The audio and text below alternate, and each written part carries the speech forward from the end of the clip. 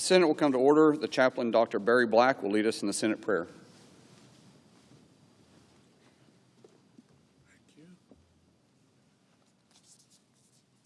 Let us pray.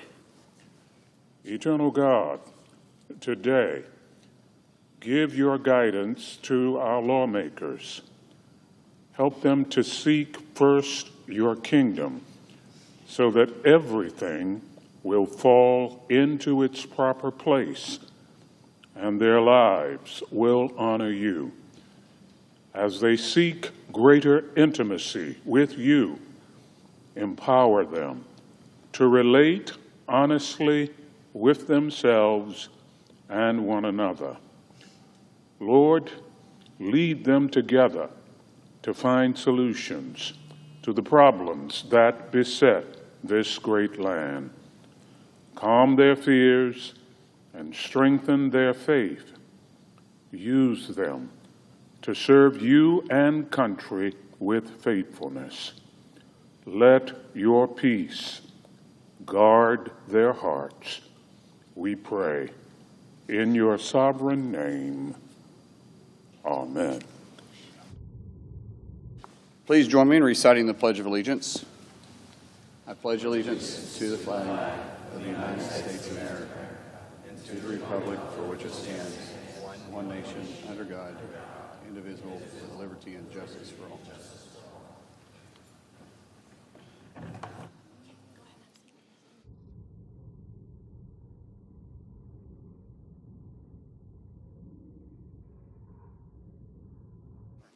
The clerk will read the communication to the Senate.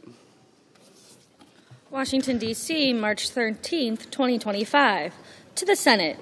Under the provisions of Rule 1, Paragraph 3 of the Standing Rules of the Senate, I hereby appoint the Honorable Markwayne Mullin, a senator from the state of Oklahoma, to perform the duties of the chair. Signed, Chuck Grassley, President pro tempore. Under the previous order, the leadership time is reserved.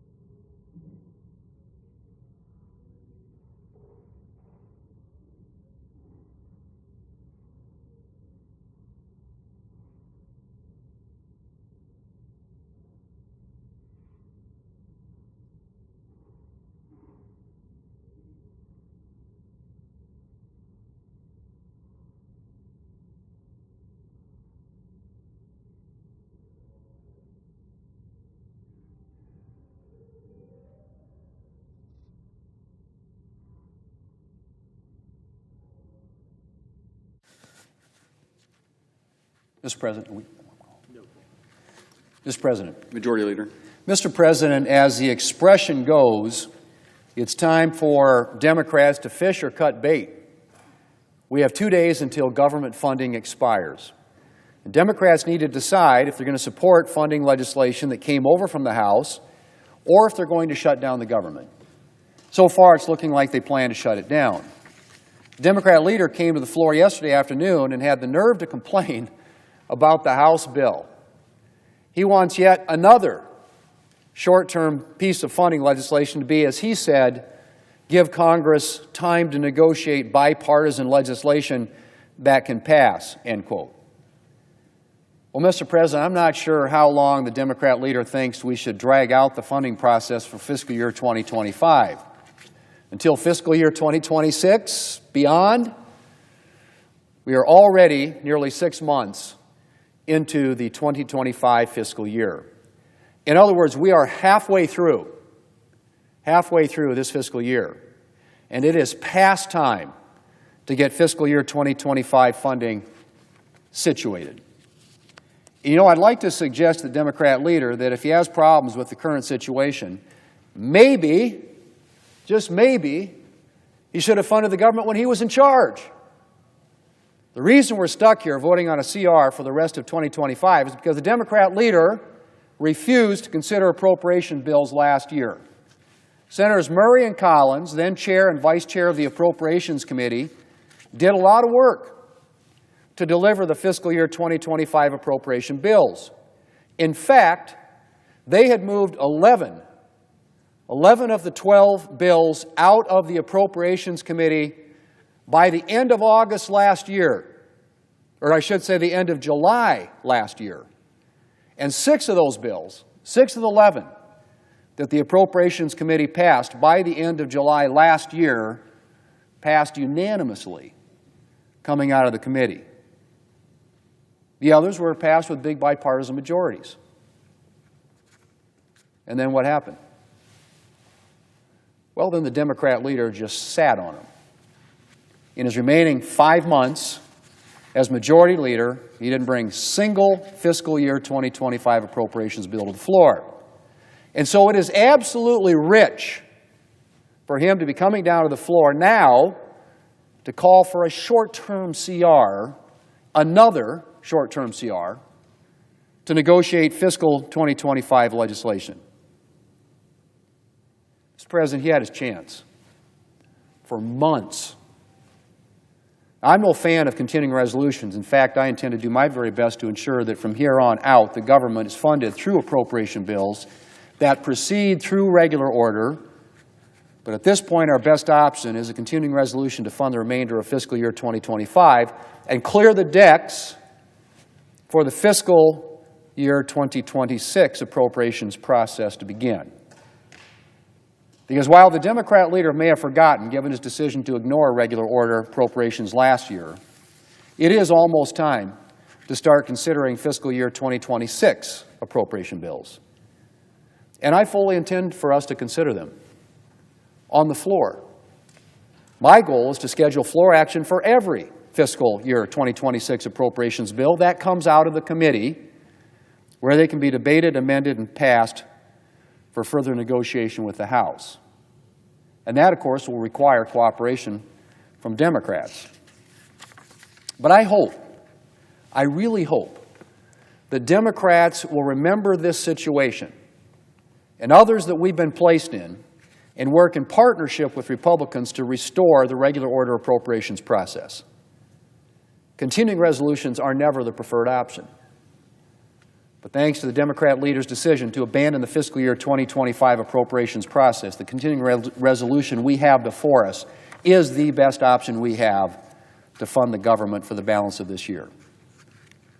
And so, Mr. President, it's time for the Democrat leader to acknowledge that it's his decisions that put us here and to urge his colleagues to accept the situation and vote to fund the government rather than to let it shut down at midnight on Friday. And if he doesn't, he'll have the American people to answer to. Mr. President, senators have been seeing a lot of each other lately. In fact, too much, some might say. The Senate is hopefully about to wrap up its 10th consecutive week in session, the Senate's longest in-session stretch in over 15 years. 10 weeks that include late nights, weekend work, and even an all-night session. And we have a lot of accomplishments to report back to our constituents when we're back in our states next week. The Senate has confirmed 21 members of President Trump's cabinet, and we've done it at the fastest pace since 2001. That's right. The Senate has gotten through hearings, markups, and floor votes on 21 cabinet nominees at a record pace. As a result, President Trump has more of his cabinet in place today than any president since George W. Bush. And we've also confirmed a lot of sub-cabinet officials and a new FBI director. And Senate committees are continuing to hold hearings and send more of the president's nominees to the floor for a vote. Mr. President, the Senate Republican majority has also been working to execute our legislative agenda. And at the top of the priority list is securing the border. And the first bill we sent to President Trump's desk was the Laken Riley Act, which ensures that criminal illegal immigrants are detained when they're arrested for certain crimes and not returned to America's streets. Senator Britt led the debate on this bill on the floor, and we had an amendment process that made this bill stronger by adding Senator Ernst's bill, Sarah's Law, and elements of Senator Budd's bill, the Police Act. Senate Republicans also passed a budget resolution to unlock the process to provide resources to carry out President Trump's border agenda. We've already seen border crossings plummet in response to President Trump's border security measures. Criminal, illegal immigrants have been arrested and deported from cities around the country. But to continue these efforts and maintain a secure border will require additional resources, and we're determined to deliver them. We're also working to address the fentanyl crisis by passing the HALT Fentanyl Act. The HALT Fentanyl Act will permanently classify fentanyl-related substances as Schedule I drugs. We provide law enforcement with a critical tool to go after the people who are bringing this poison into our country and killing Americans. And I expect that we'll pass this bill soon.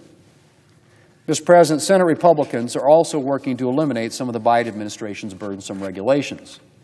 As part of our promise to unleash American energy, we passed Senator Hovind's resolution to block the Biden natural gas tax, and we also passed Senator Kennedy's resolution overturning a rule that would have stifled energy development in America's waters. To promote financial freedom, we passed resolutions from Senators Ricketts and Cruz to protect America's financial privacy. And there will be more regulatory relief to come. Mr. President, it's been a busy couple of months, and we've gotten a lot done. And we could have done even more if Democrats hadn't repeatedly chosen to use the filibuster. That's right. A few short months ago, when Democrats were in the majority, they were making plans to destroy the filibuster. Now they've been in the minority for 10 weeks. They've already used the filibuster 3 times. And what are the bills that they blocked? Well, first, there was the Born Alive Abortion Survivors Protection Act, a bill that simply requires doctors to give a baby born alive after a failed abortion the same medical care that any other baby would receive. Then there was the ICC sanctions bill, which would have supported our ally Israel and protected American service members abroad. And then just last week, every Democrat joined a filibuster against Senator Tuberville's bill to keep biological men out of women's and girls' sports. And now, Democrats are threatening yet a 4th filibuster, this time to shut down the federal government tomorrow. I have to say, it's funny how Democrats' opposition to the filibuster changes with the prevailing winds. Mr. President, I promised last year that 2025 would be a busy year. And these past 10 weeks are just the beginning. Republicans are working to deliver for the American people, and we are just getting started. Mr. President, I yield the floor. And I don't yield the floor. Mr. President, I understand that there are 2 bills at the desk due for second readings. The clerk will read the title of the bill for the second time. S1008, a bill to provide equitable treatment for the people of the Village Corporation established for the native village of Saxman, Alaska, and for other purposes. H.R. 1156, an act to amend the CARES Act to extend the statute of limitation for fraud under certain unemployment programs and for other purposes. Mr. President, in order to place these bills on the calendar under the provisions of Rule 14, I would object to further proceeding en bloc. Objection is heard. Mr. President, I move Bill to will be placed on the proceed calendar. to executive session to consider calendar number 41. The question is on the motion. All those in favor say aye. Aye. All opposed, no. The ayes appear to have it. Ayes do have it. The motion is agreed to. The clerk will report the nomination. Nomination, Department of State, Christopher Landau of Maryland to be Deputy Secretary. Mr. President, I send a cloture motion to the desk. The clerk will report. Motion to invoke cloture. We, the undersigned senators, in accordance with the provisions of Rule 22 of the Standing Rules of the Senate, do hereby move to bring to a close debate on the nomination of Christopher Landau of Maryland to be Deputy Secretary of State, signed by 17 senators as follows. Mr. President, I ask consent the reading of the names be waived. Without objection. Under the previous order, the Senate resumes consideration of the following nominations, which the clerk will report.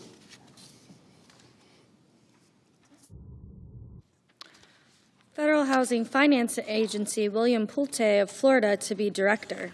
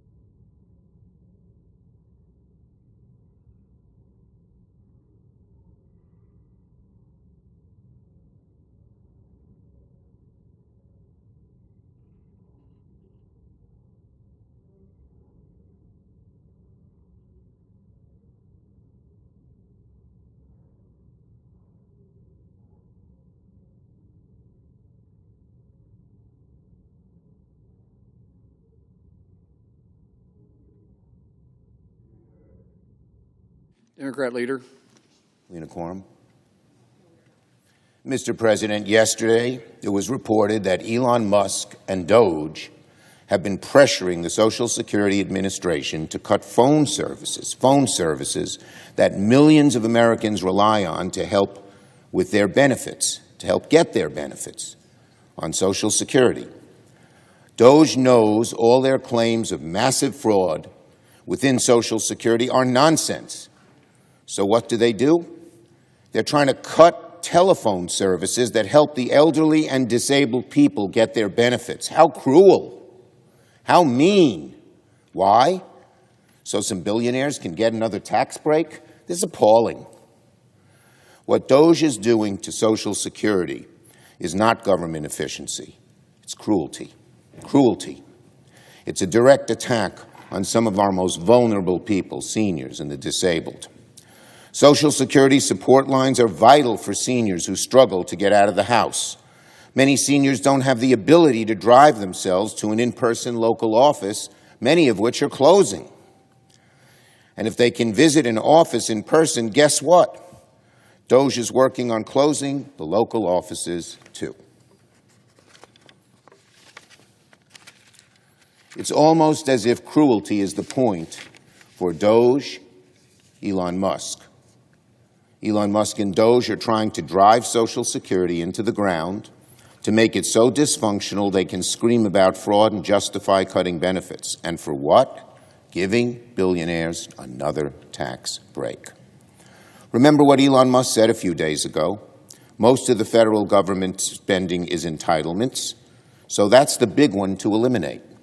Imagine the cruelty of the richest man in the world who's trying to sell his Teslas on the White House lawn, telling tens of millions of seniors that he wants to eliminate their benefits, that their checks are part of one big scam.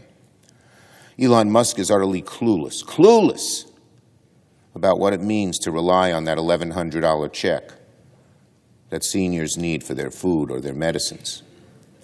He has no empathy, and that lack of empathy will create immense suffering for people who aren't as fortunate as he's been. That's why Doge has already pushed to close Social Security offices. They're getting ready to fire 7,000 Social Security employees, and this is just the beginning. If Doge keeps going, people could see their benefits disappear.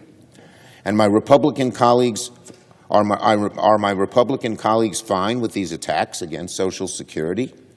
Do they support closing Social Security offices? Do they agree with Elon Musk that Social Security is a scam? Why are they silent as Elon Musk and Doge try to take Social Security apart? I yield the floor. Note the absence of a quorum. The clerk will call the roll. Ms. Alsobrooks.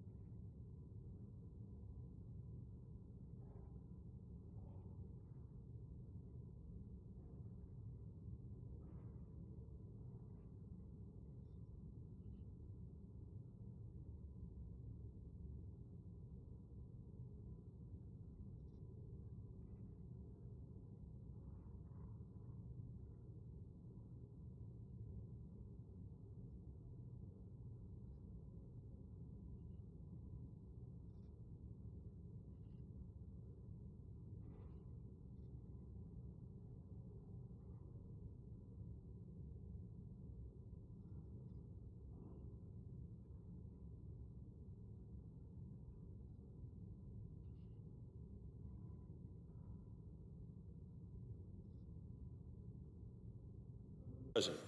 Majority Whip. Thank you, Mr. President. I ask unanimous consent that the quorum call be vitiated. Without objection.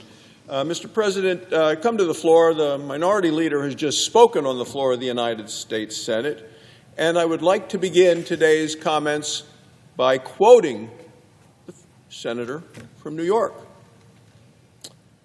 Here's a quote.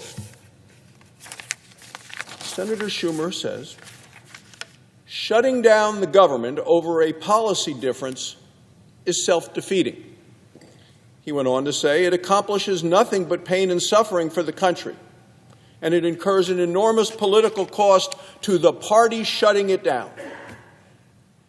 When did he say those things? Well, he said them in 2019.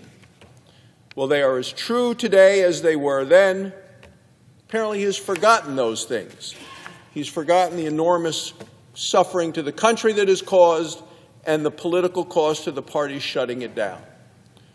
So who would be the party shutting down the government if we shut down at midnight tomorrow night? Well, according to this morning's, and as I say, Mr. President, and you know this, I come to the floor often with a newspaper article, today's Washington Post, Democrats prepare to reject a bill to avert a shutdown. It's the Democrats who would be shutting down the government. Now, that's the Washington Post, clearly someone that so often sides with the Democrats. What about the liberal New York Times? What are they saying this morning?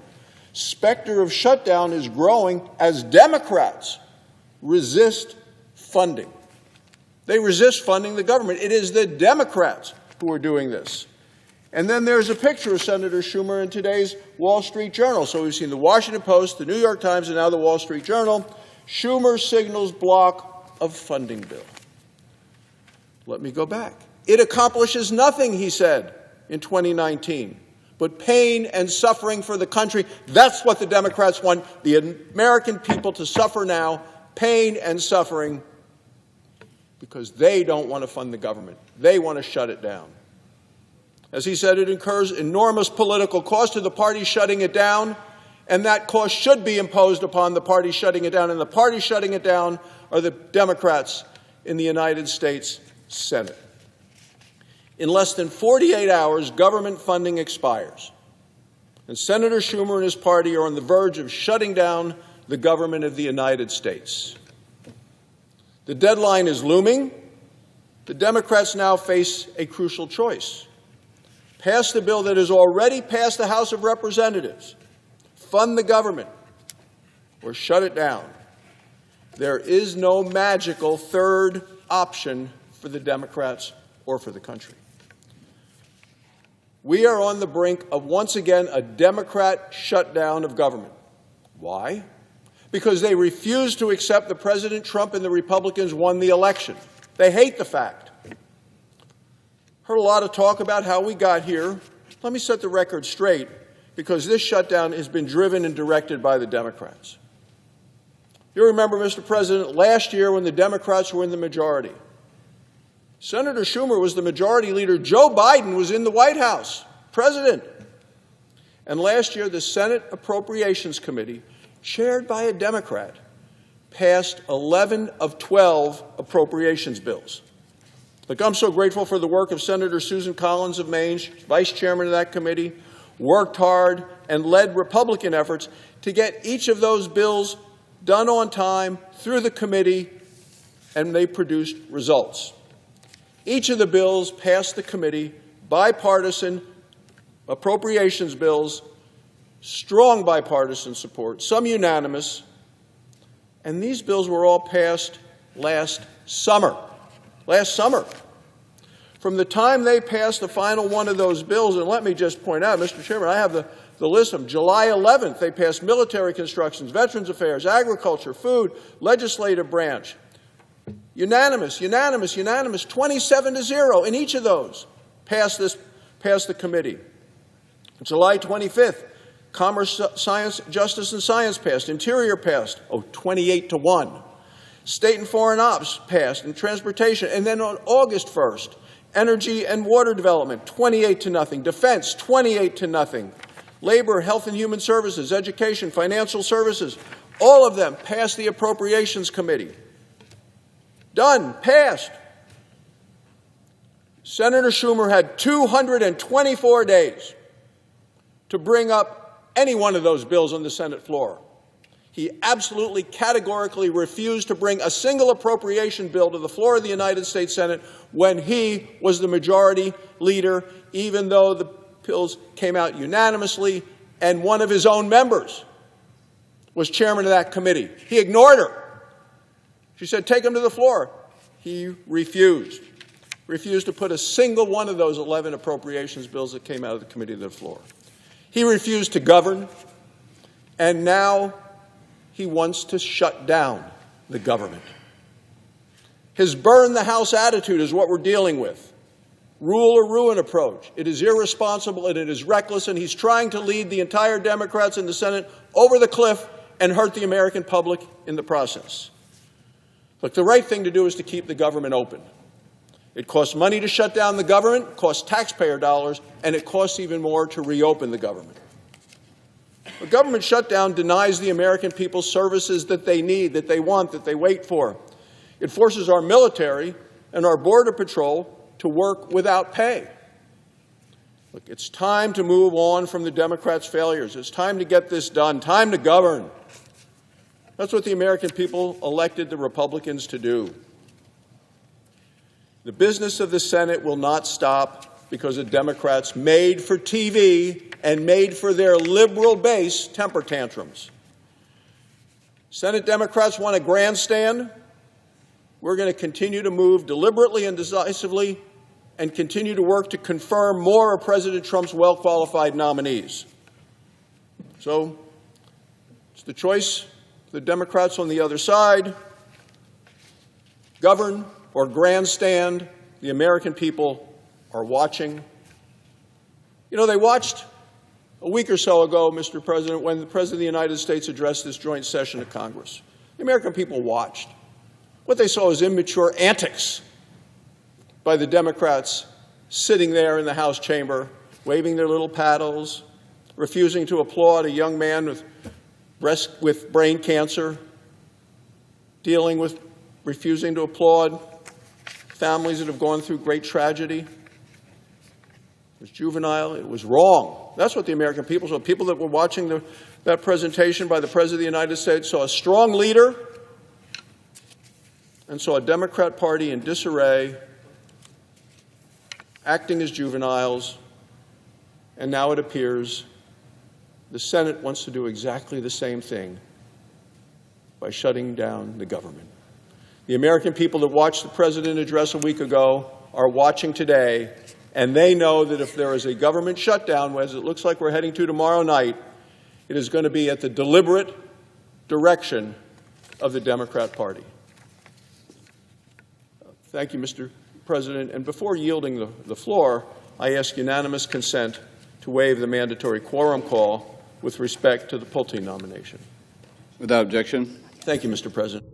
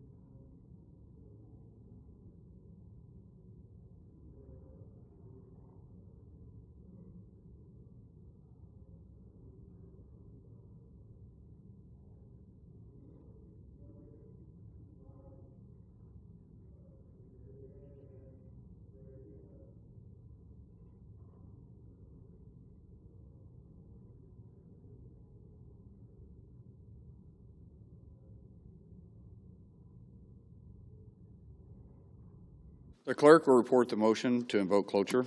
Cloture motion. We, the undersigned senators, in accordance with the provisions of Rule 22 of the Standing Rules of the Senate, do hereby move to bring to a close debate on the nomination of William Pulte of Florida to be director of the Federal Housing Finance Agency, signed by 17 senators.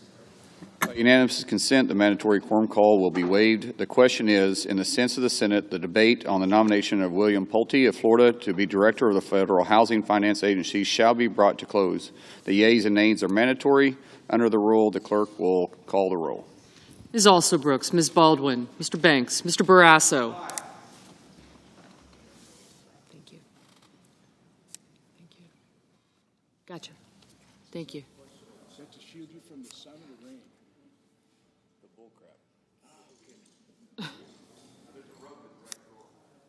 Mr. Bennett. Mrs. Blackburn. Mr. Blumenthal. Ms. Blunt Rochester. Mr. Booker. Mr. Bozeman. Mrs. Brett. Mr. Budd. Ms. Cantwell.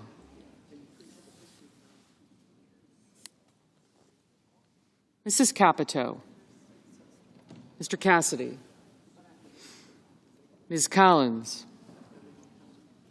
Mr. Coons. Mr. Cornyn. Ms. Cortez Masto. Mr. Cotton. Mr. Kramer. Mr. Crapo. Mr. Cruz. Mr. Curtis. Mrs. Blackburn.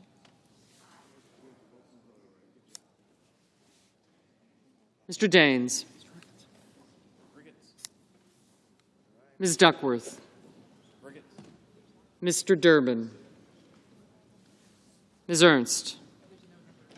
Mr. Fetterman. Mrs. Fisher.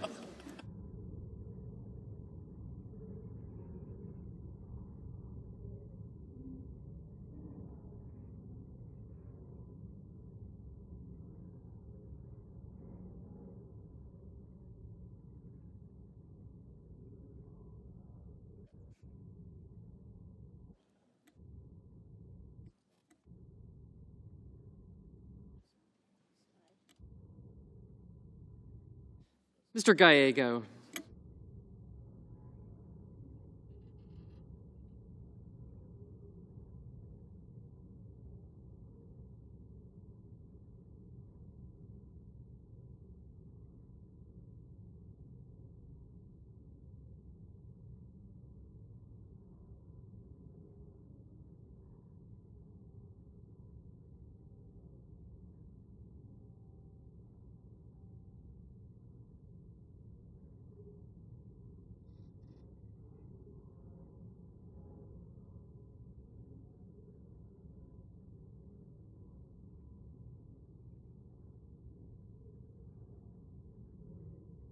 Mrs. Gillibrand. Mr. Graham.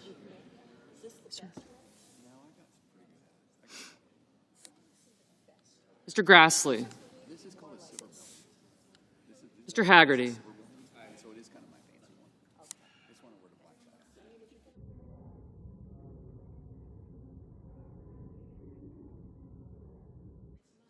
Ms. Hassan. Mr. Hawley. Mr. Heinrich.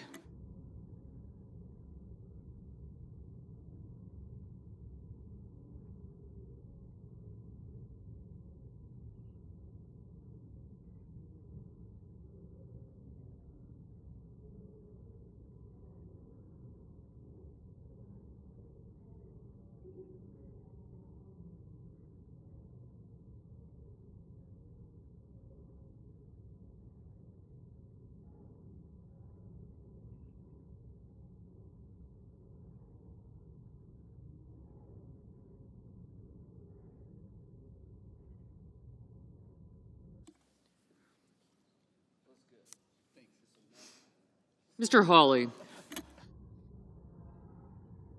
Mr. Heinrich. Mr. Hickenlooper. Ms. Hirono.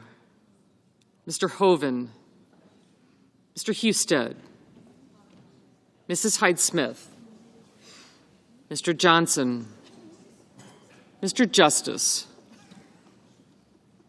Mr. Kane, Mr. Kelly, Mr. Kennedy, Mr. Kim, Mr. King, Ms. Klobuchar, Mr. Langford, Mr. Lee, Mr. Lujan, Ms. Lummis, Mr. Markey, Mr. Marshall,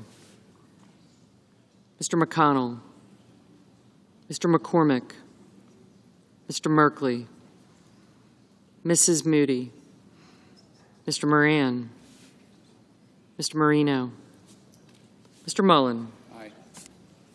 Ms. Murkowski, Mr. Murphy, Mrs. Murray, Mr. Ossoff, Mr. Padilla, Mr. Paul, Mr. Peters, Mr. Reed, Mr. Ricketts, Mr. Risch, Ms. Rosen, Mr. Rounds,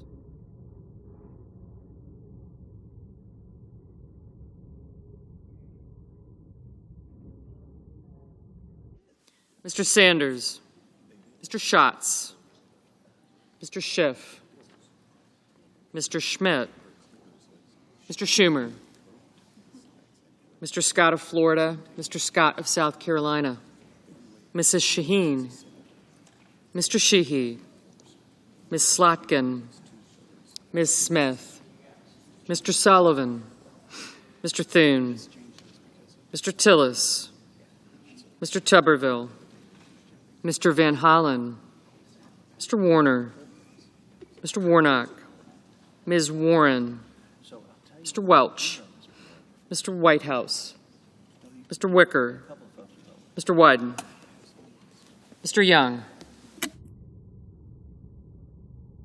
Senators voting in the affirmative: Banks, Barrasso, Blackburn, Britt, Budd, Crapo, Cruz, Fisher, Graham, Johnson, Kennedy, Langford, Lee, Mullen, Ricketts, Rounds, and Thune.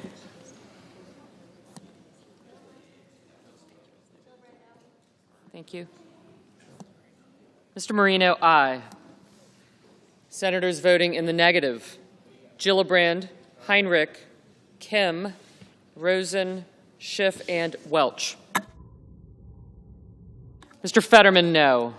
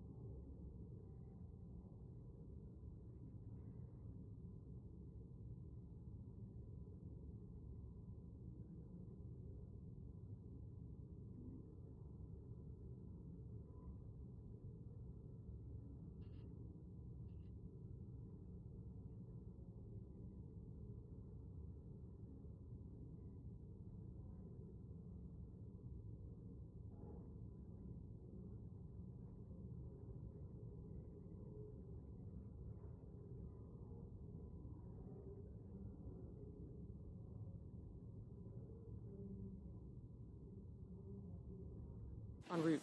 Mr. Warnock, no. Mr. Scott of Florida, aye.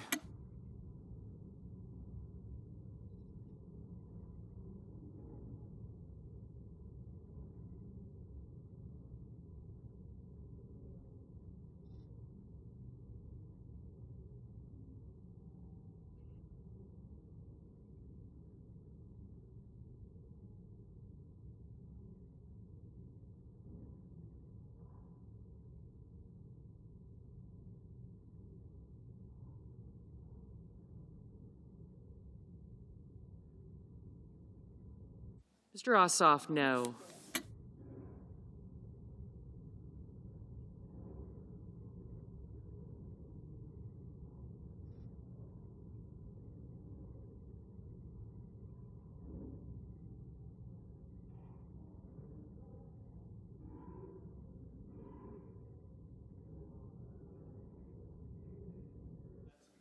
Mr. Coons, no.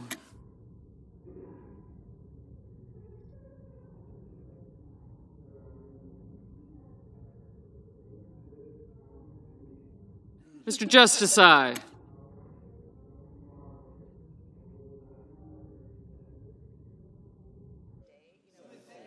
Ms. Cantwell, no.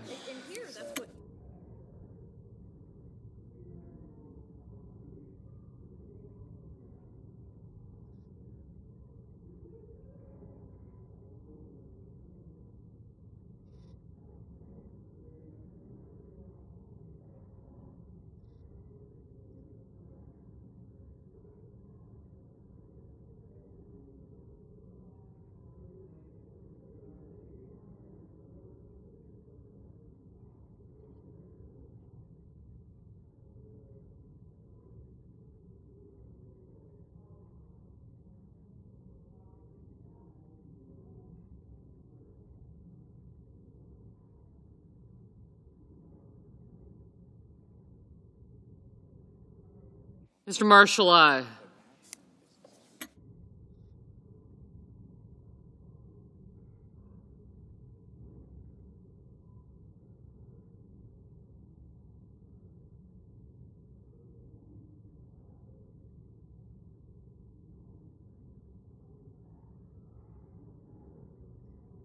Mr. Durbin, no.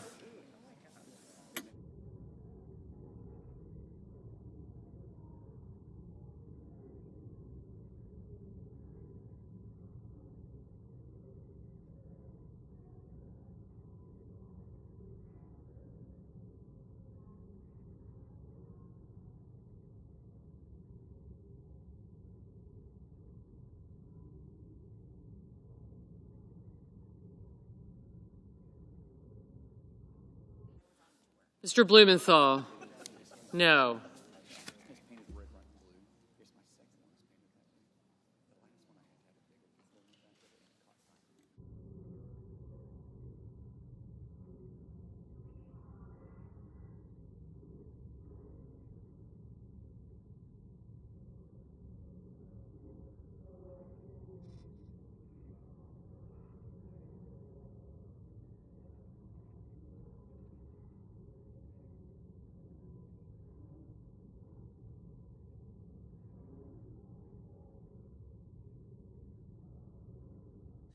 Mr. Hickenlooper, no. Mr. Sheehy, aye. Mr. Cotton, aye.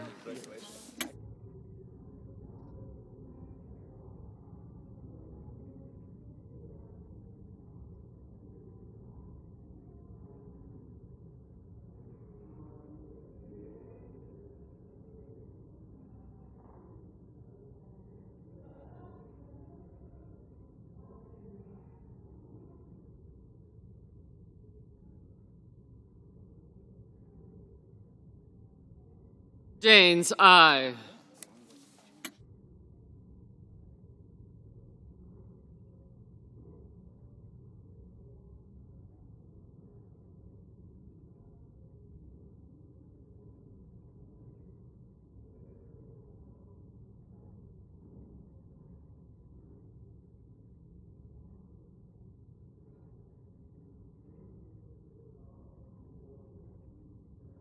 Ms. Hassan, no.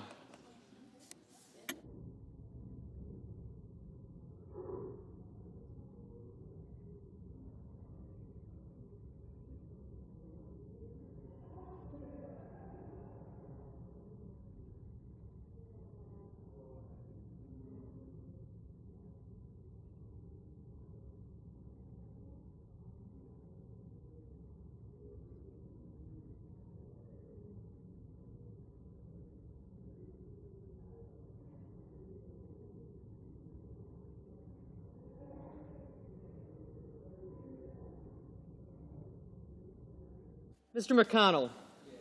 Aye.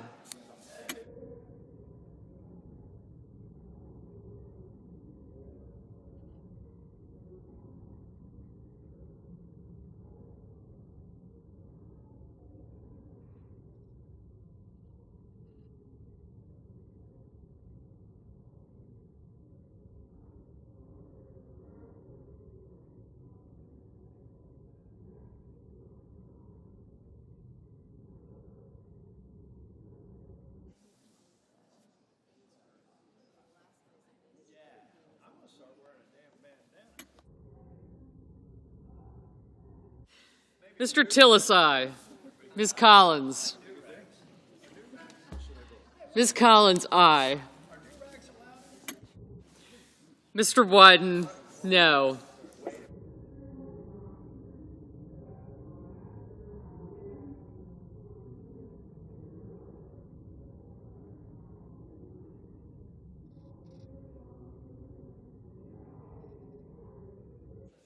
Mr. Curtis, aye.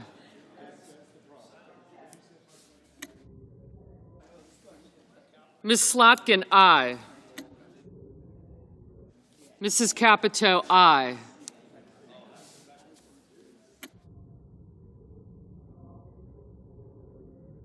Mr. Grassley, aye.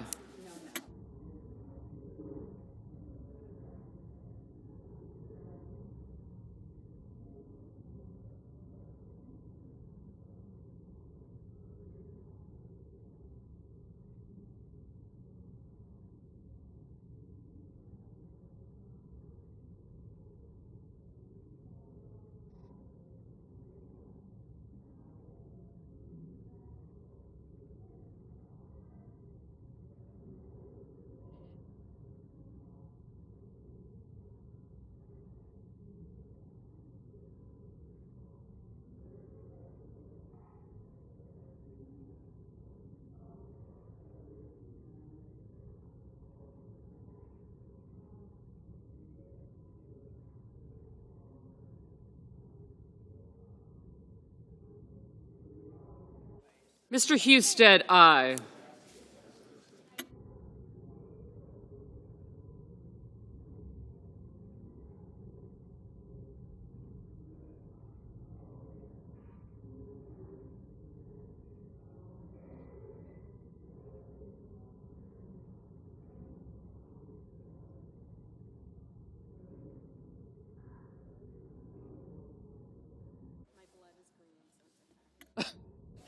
Mr. Tuberville, aye. Mr. Merkley, no. Mr. McCormick, aye. Mr. Warner, no.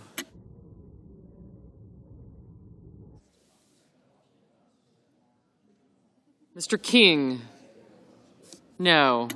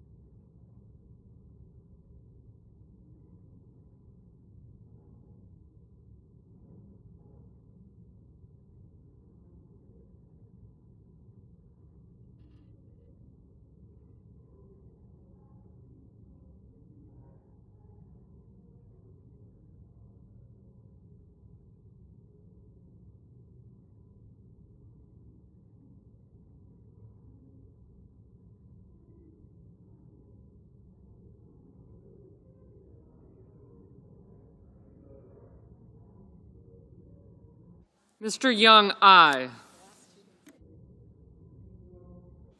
Mr. Schatz, no. Mrs. Moody, aye.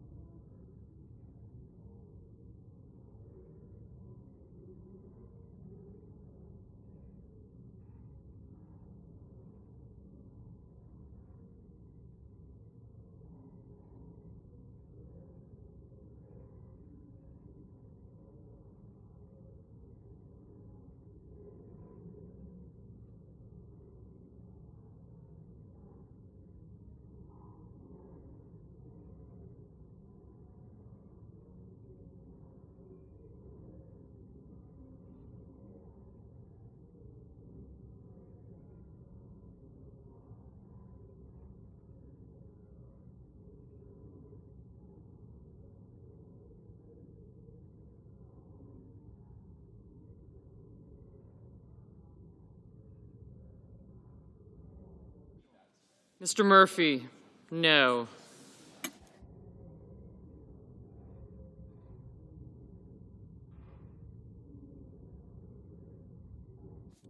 Ms. Baldwin, no.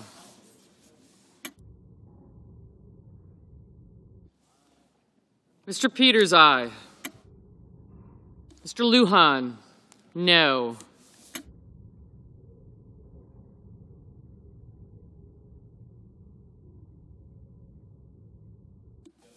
Mr. Bennett, no.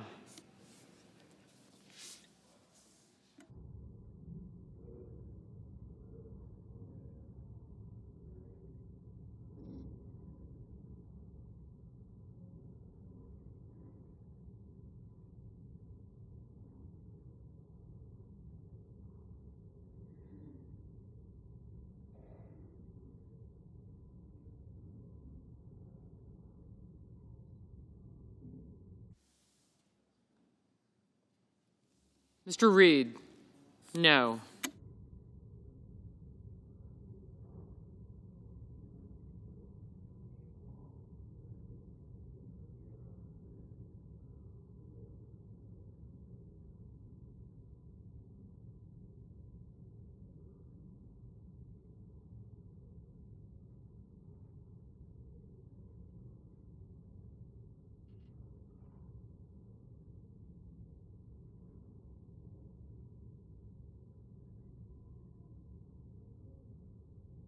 Ms. Ernst, aye.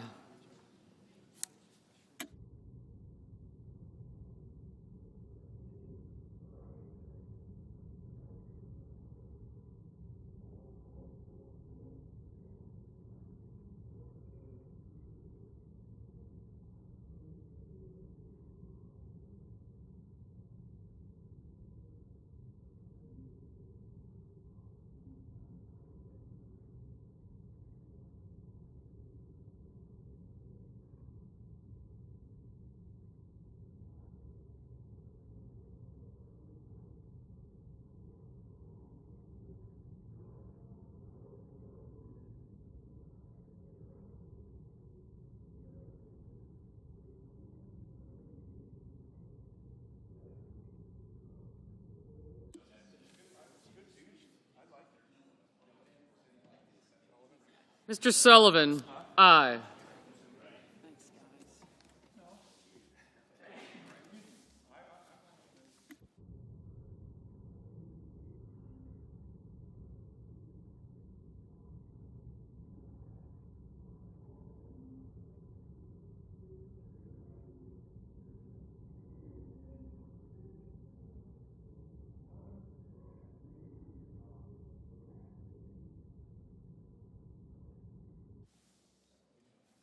Mr. Van Hollen, no.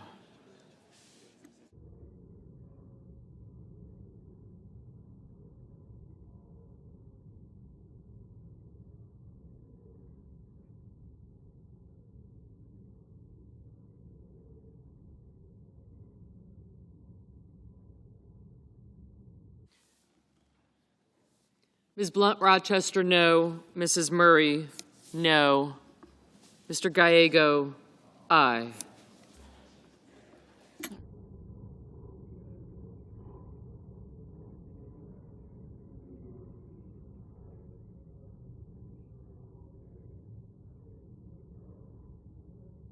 Mr.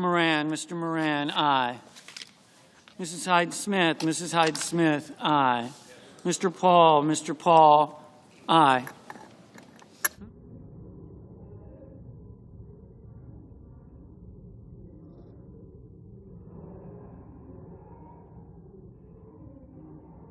Mr.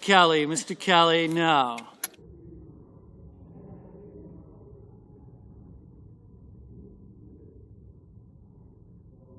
Mr. Kane, no. Mr. Whitehouse, no. Mr. Hoven, aye.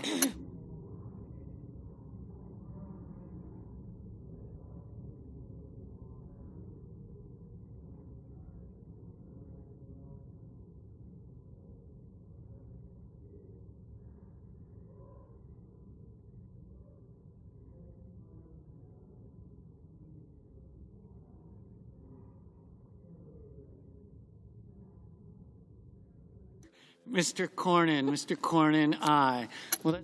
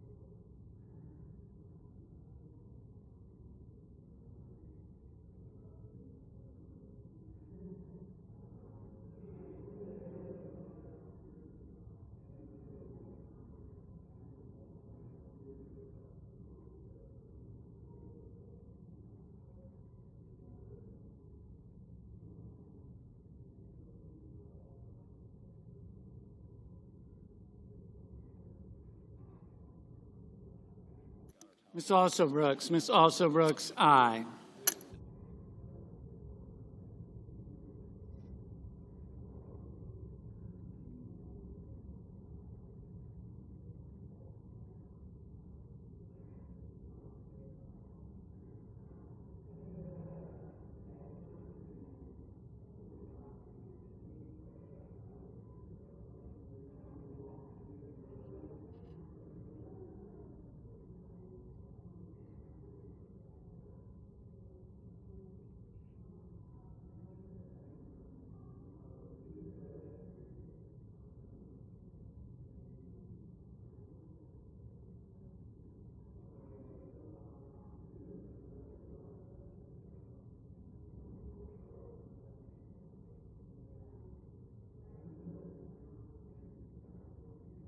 Mr. Bozeman, My 5-year-old already had it. aye.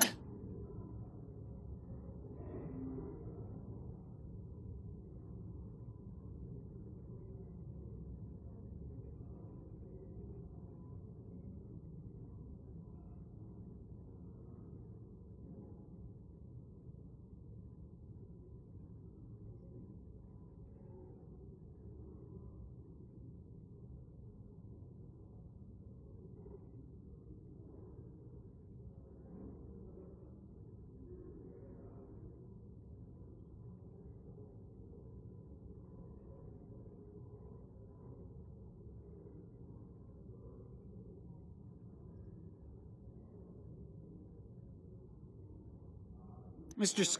Scott of South Carolina, aye. I see. Ms. Warren, no. So it felt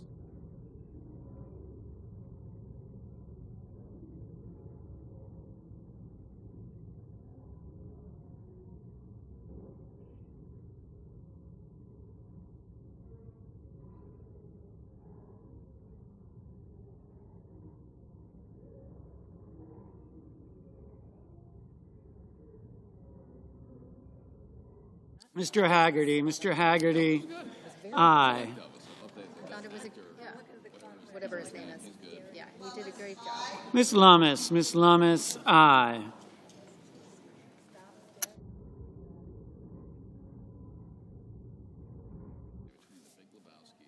Ms. Cortez Masto, no.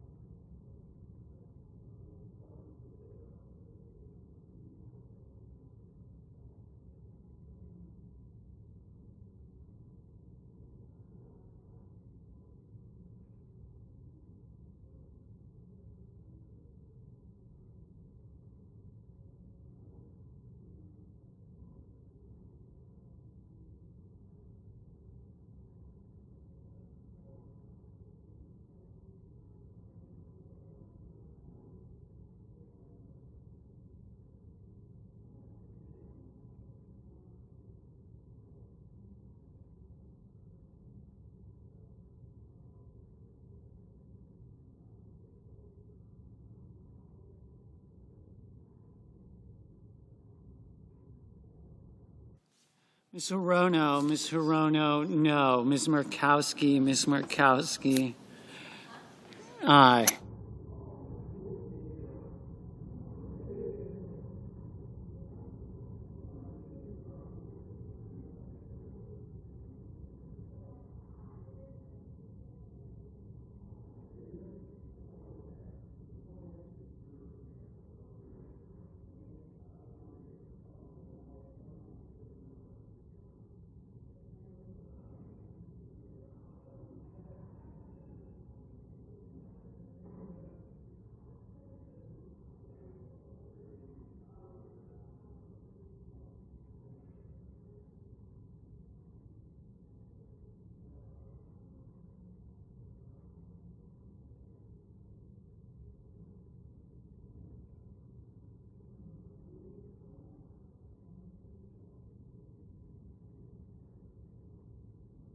Mr. Cassidy, aye.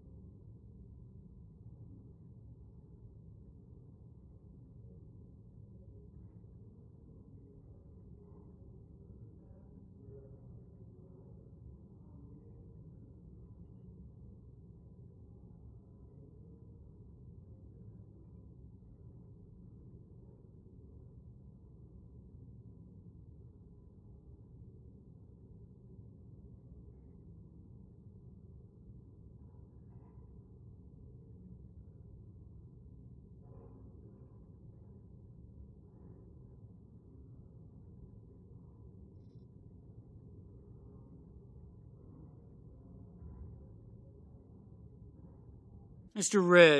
Risch, aye. Mr. Padilla, no.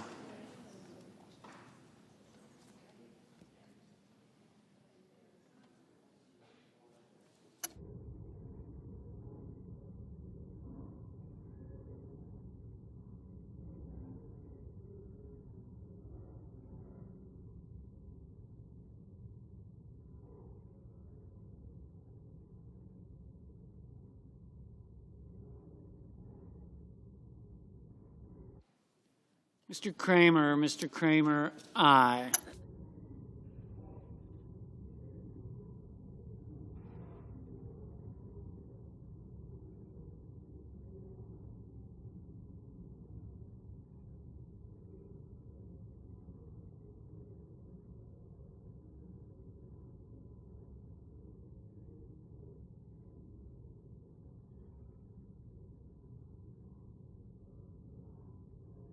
Mr. Wicker, aye.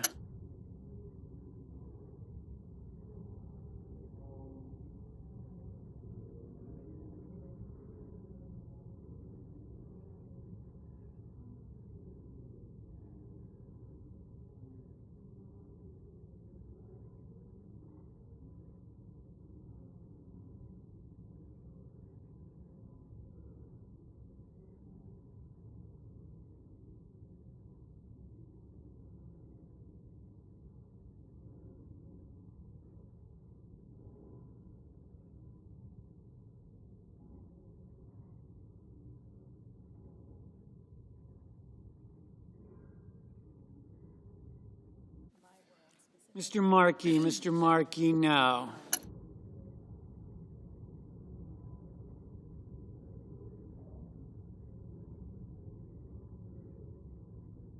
Ms. Smith, no.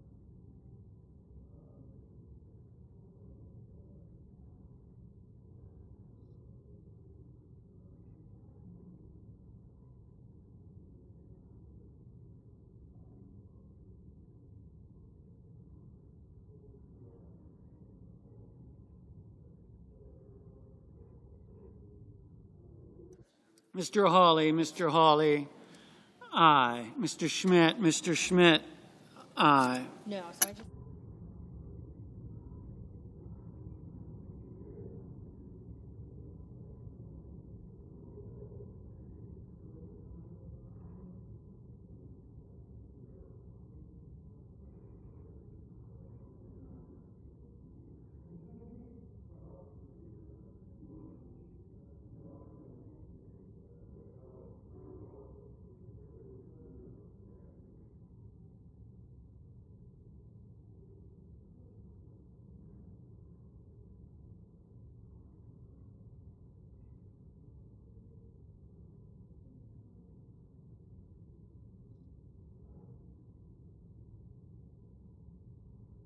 Ms. Klobuchar, no.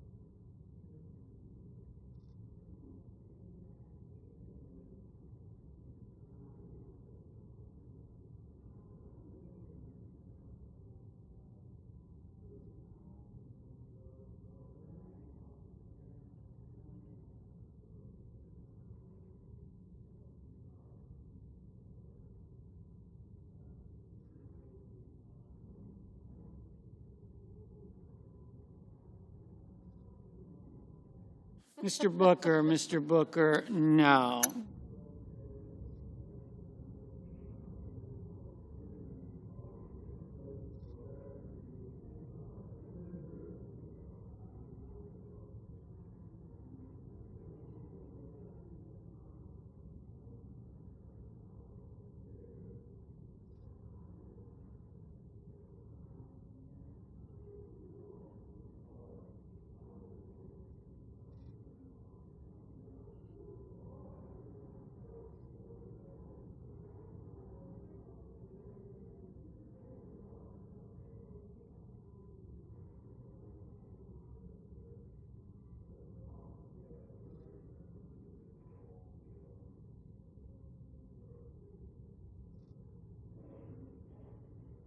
Mrs. Shaheen, no.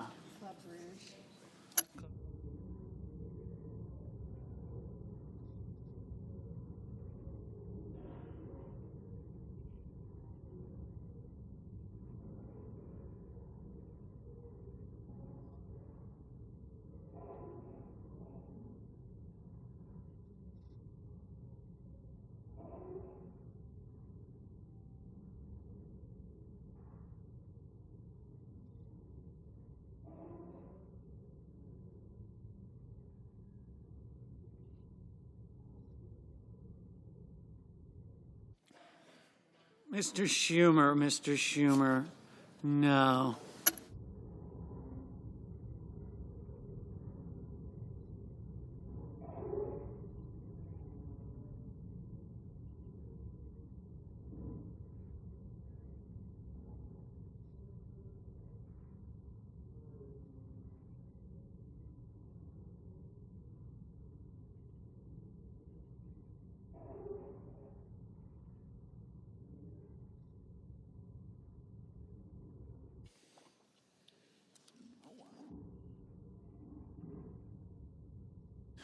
Yeas are 57, nays are 41. Motion is agreed to.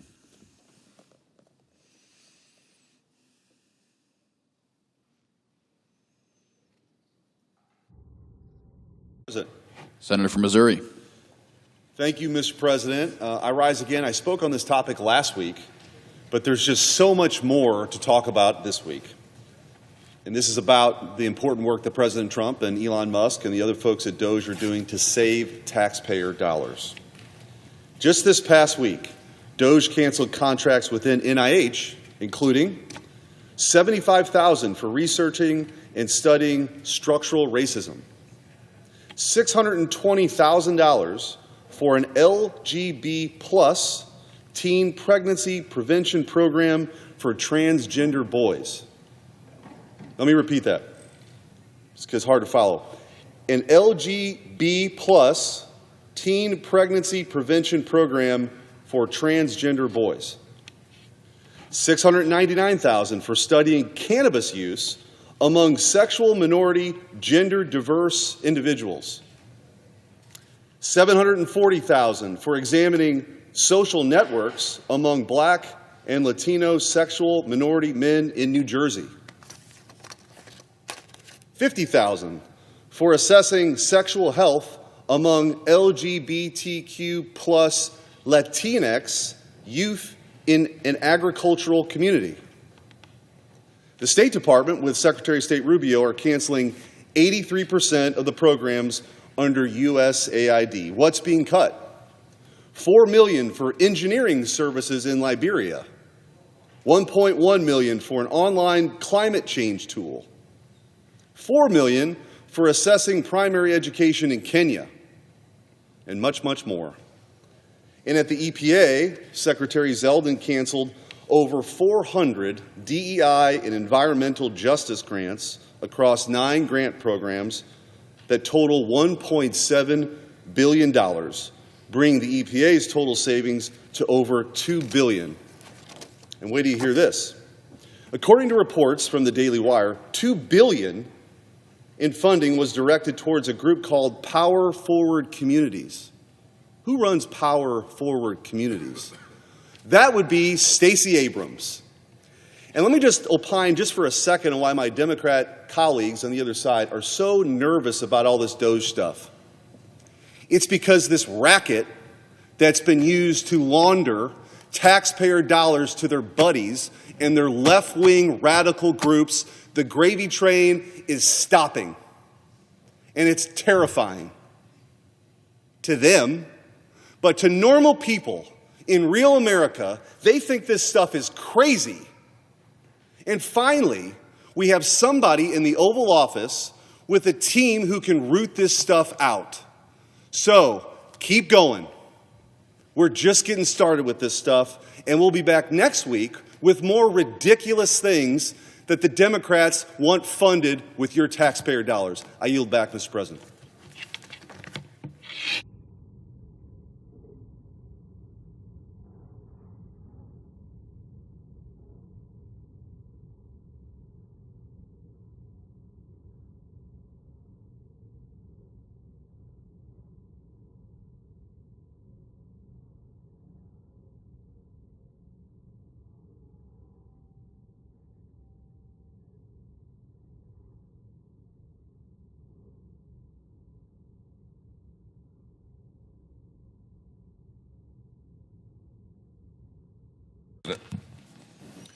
The distinguished coach, Senator from Alabama. Thank you, Mr. President.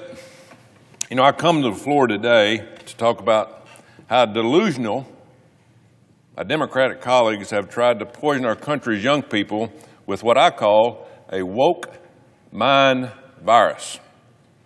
You know, before I got in politics, I spent 40 years working with young people from the high school level to the college level. Higher education, we call it. I coached, recruited, and mentored young people all over the country, thousands of them. I saw firsthand how hard work and a quality education can change a person's life, no matter where they come from, what they look like, or how much money they have. I used to tell my players that if they work hard, there's no limit to what they can achieve. It's called the American dream. Our founders came here because they envisioned a country where the sky is the limit and people aren't bound by the circumstances that they were born in. But, unfortunately, the Biden administration and the Democrats have spent the last 4 years communicating a much darker message to our young people. You know, this country was founded on merit.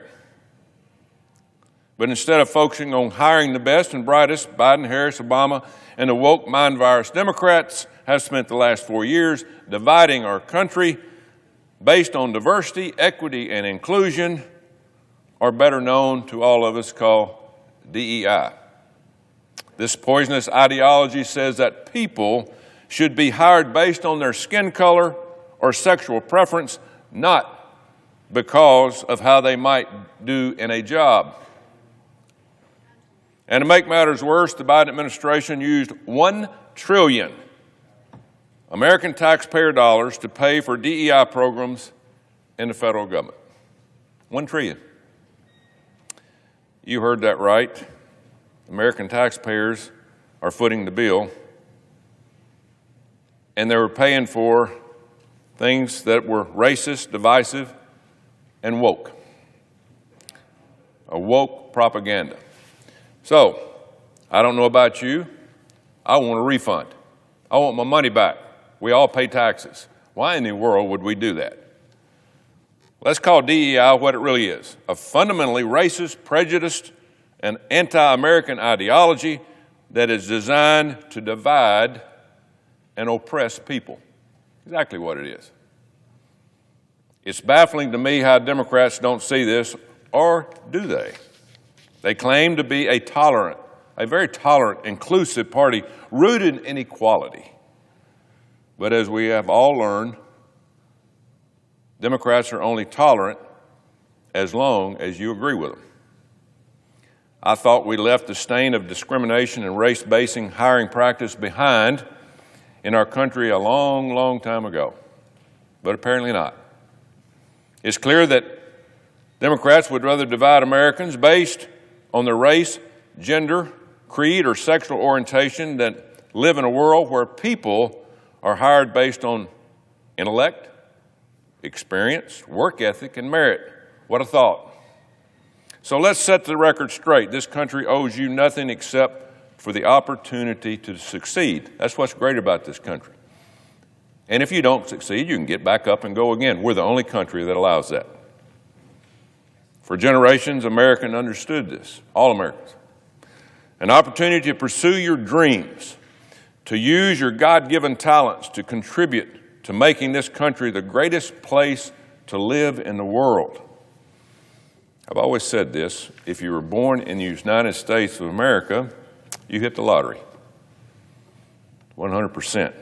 And I guarantee you, the other 7 billion people in this world would give anything to take the place of any of us, from the poorest to the richest. My new granddaughter of just 2 weeks, Rosie Grace, if there's any one thing I can teach her as a grandfather, it's the value of hard work and determination. There's nothing that takes the place of that. Nothing. With a strong work ethic and a commitment to excellence, opportunities will open up for her or anybody to live a happy, successful life, and that's all a grandfather like me now can ask for.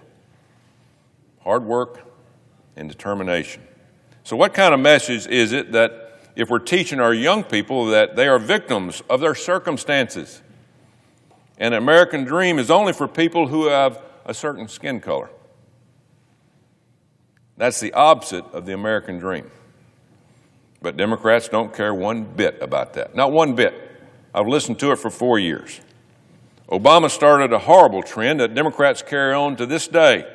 He used racism to divide the Americans and politically enrich themselves. Look at the money they've made. The woke mind virus has taken hold of them. They've lost their ever-loving mind. They'd rather promise racism and promote it, sexism, divisiveness, than support solutions that empower, unify, or uplift our country and our people. Democrats are obsessed with hating this country and tearing it apart. They want a different United States of America. Doesn't matter if it is anything that's pro-American or pro-traditional values. It doesn't matter. Democrats will attack it, demonize it, and demonize us for supporting it. These people have zero respect for human life. They have known their true colors in the past. They have shown their true colors in the past few years, ever since Roe Wade was overturned, which sent abortion back to the states where it could be voted on by the people instead of politicians. They have raised Cain. Since then, Democrat politicians have said the quiet part out loud, admitting that they think there should be no limits to abortion. How can you believe that? That means that they're okay with aborting a baby at 9 months of pregnancy. Former Virginia Governor Ralph Norman, a Democrat, said that he supports post-afterbirth abortions. Are you kidding me? And other Democrats, like Minnesota Governor Tim Walz, remember him? Flash in the pan, signed a law to allow abortions after birth. Signed a law in Minnesota, abortions after birth. What do they do with that? They cut these babies up and sell the body parts. It's never talked about too much, is it? Can you believe that this is who the Democrats picked as their vice presidential candidate? I can believe it. That means that in Minnesota, a doctor can kill a baby after he or she is born right there on the delivery table. It's evil, and it's absolutely sick. But it isn't just babies Democrats have no respect for. They also have gone out of the way to attack women and girls. Just last week, every single Democrat in this body voted against my bill to protect women and girls in sports. Oh, we've got to give these transitional boys an opportunity to participate, really? How about giving fairness to young girls and women the opportunity to compete at a level that they're in? Give them an opportunity, not to play for second or third, but play for first. How about that? The woke mind virus has struck again.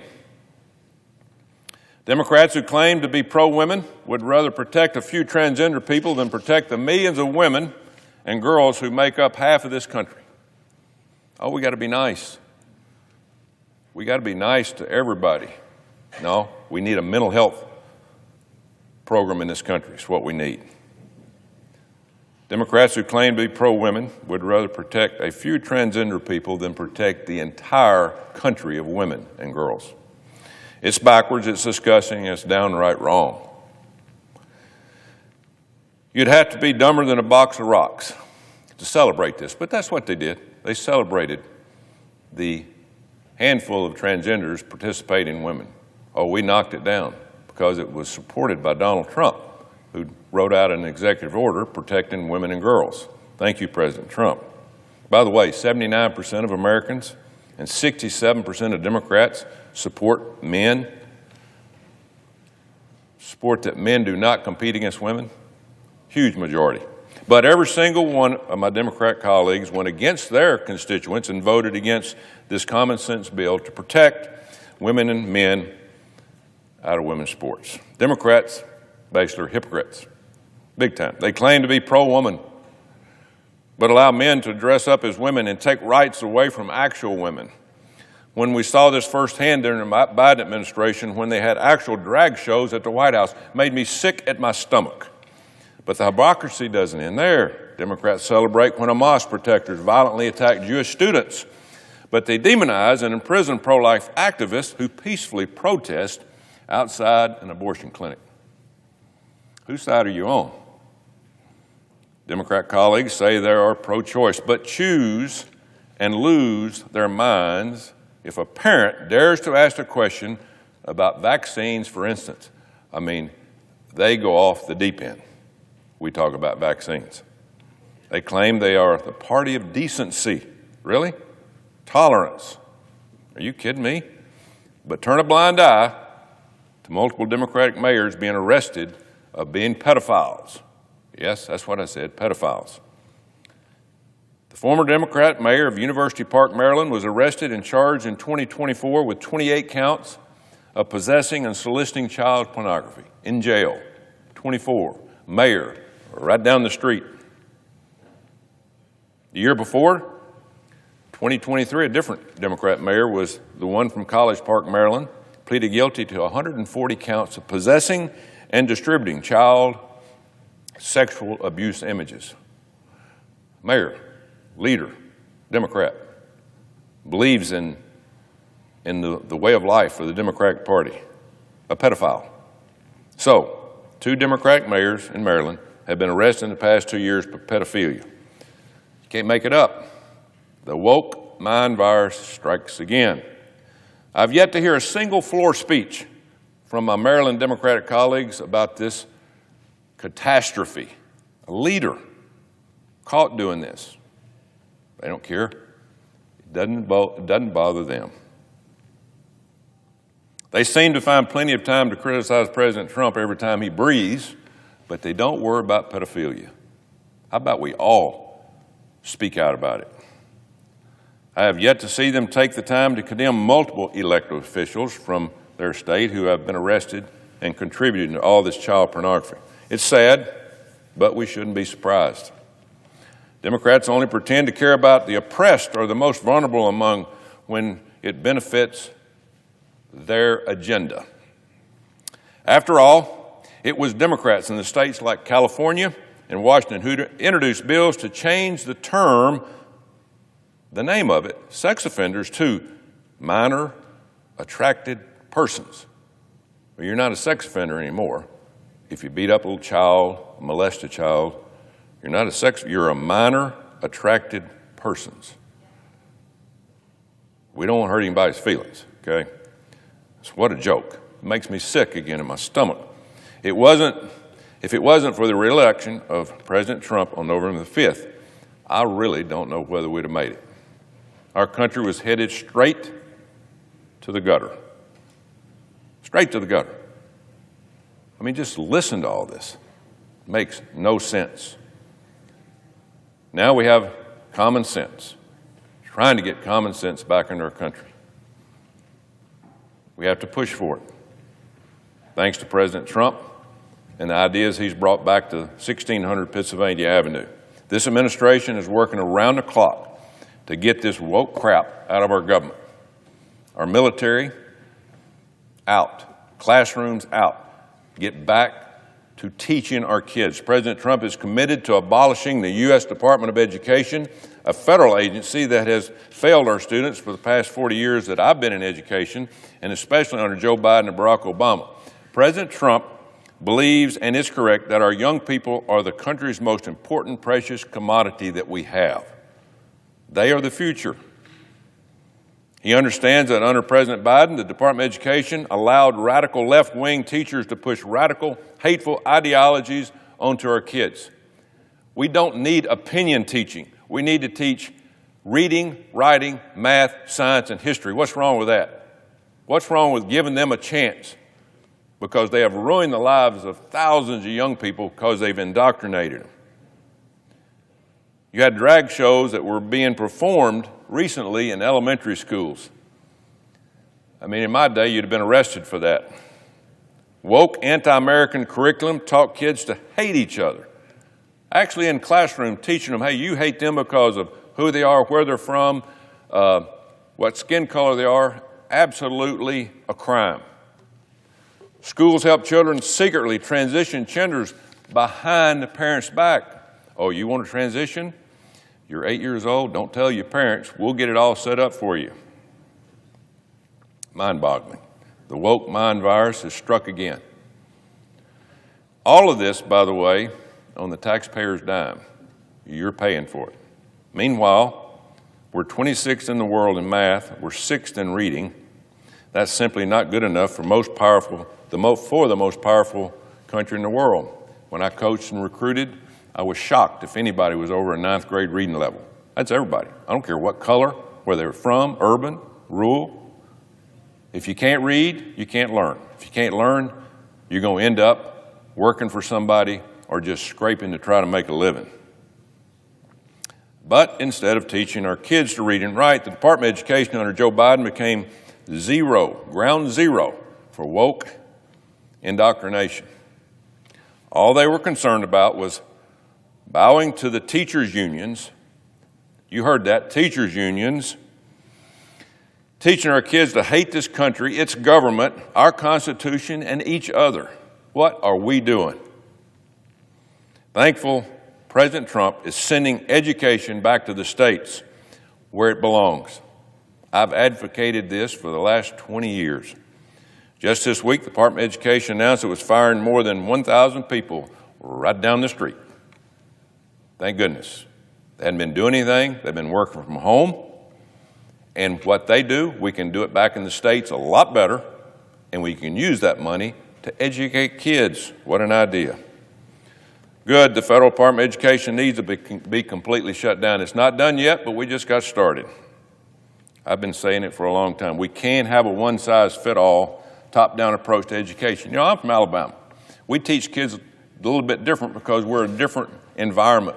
Rural areas, 60%, farmers, agriculture, all those things.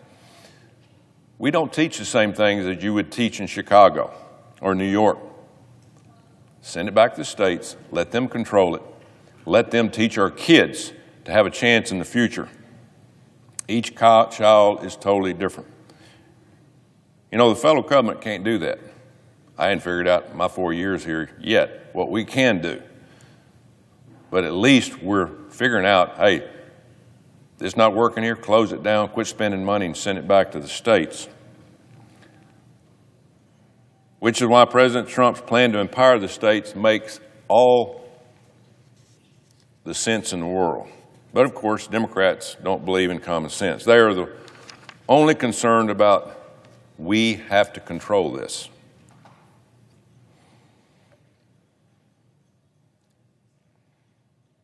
Because they know that if they don't control education, education is the number one thing we have in this country going for us. If you take that away, everything else goes. If they can't control education, they won't be able to infect the minds of all these young kids across the country. They want them to think that the Constitution's bad, that government is really bad, that their parents are bad, that you ought to listen to us. You know, a spoonful of common sense goes a long way. So let me sum this up for you. Merit-based hiring is the only way to make a business successful. Merit-based. When I coached, I had to win games or I was gone. I didn't care who they were when they played for me. I didn't care whether rich, poor, rural, urban, black, white. It didn't make me a dime of difference. Put the best ones on the field. They were going to earn it. That's how this country should be run. But that's the difference between my Republican side and my colleagues on the left. They want everything given. It ain't going to work, folks. We're not going to have the country we had the opportunity to grow up in if we continue down that path. So merit-based, men are men, women are women. Men cannot get pregnant, by the way. And they can tell you that all they want, but I learned that very, very young in life, but evidently my Democratic colleagues didn't learn that. Protecting women and girls in sports is the right thing to do. Allowing elementary schoolers with undeveloped brains to get irreversible sex change procedures makes absolutely no sense. It's evil and sadistic. Teaching kids to hate each other based on what they look like, folks, that's racist. And that's exactly the direction that the Biden administration was going. Children shouldn't be forced to watch drag shows.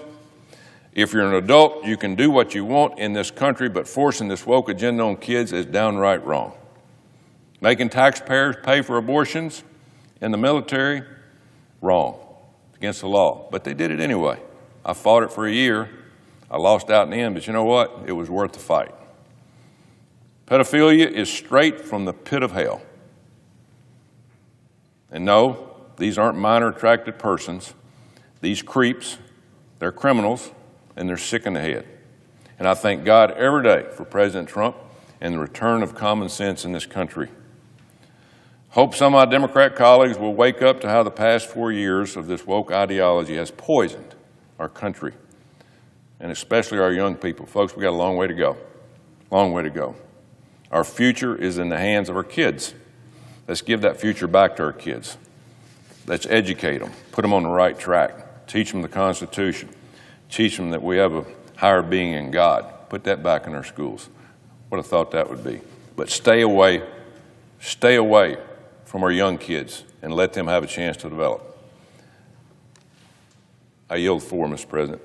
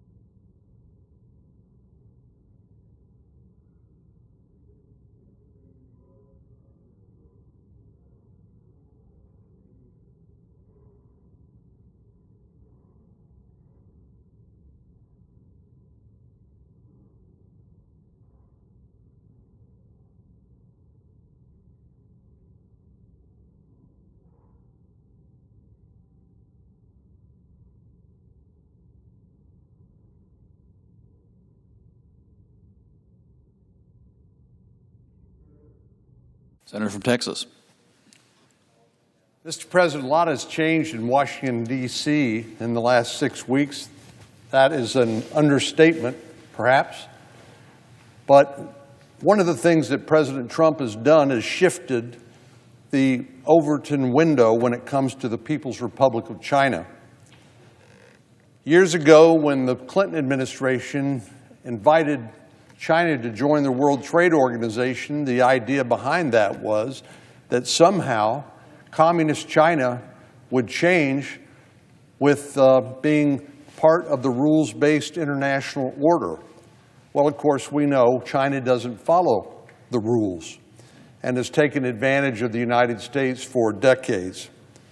But under President Trump, that will no longer be the case. For example, last month the White House announced its America First investment policy, which will be critical for holding China to account. One of the avenues that China has exploited to gain the upper economic hand is through both inbound and outbound flows of capital. By investing in U.S. companies, the People's Republic of China and the Chinese Communist Party can obtain access to intellectual property and know-how. And, of course, they have no shame.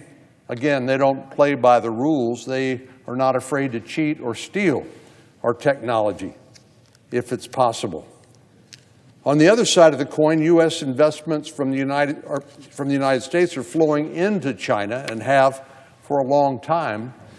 In 2020, one estimate was that the market value of U.S. investments in China were valued at more than $1 trillion. Now, the reason why that's important is that China has used that investment to build their economy and their military. It's allowed them to advance technologies that one day might be used against the United States. So I'm very glad that President Trump, by his executive order, has brought this issue from the back burner to the front. It's no secret to any of my colleagues that I've been working on this issue for a while now. I was proud to partner with President Trump during his first administration to update CFIUS, the Committee on Foreign Investment in the United States. This interagency committee reviews foreign investments and real estate transactions to determine whether they pose any security risks for the United States. Through the Foreign Investment Risk Review Modernization Act, or what was known as FIRMA, we strengthened and modernized CFIUS to rise to the occasion of new threats coming from the People's Republic of China. The President's first American investment policy builds on this by directing CFIUS to restrict PRC investments in U.S. tech, agriculture, energy, raw materials, and more. But as Chinese companies get richer and richer from American investment, it's clear restricting inbound investment is not enough. We need to prevent the People's Republic of China from using capital investments by the United States to gain access to and copy our technological advances, and most importantly, in certain critical sectors. As of 2023, the United States and investors were investing close to $2 billion in Chinese critical technology sectors, including semiconductors, quantum computing, and artificial intelligence.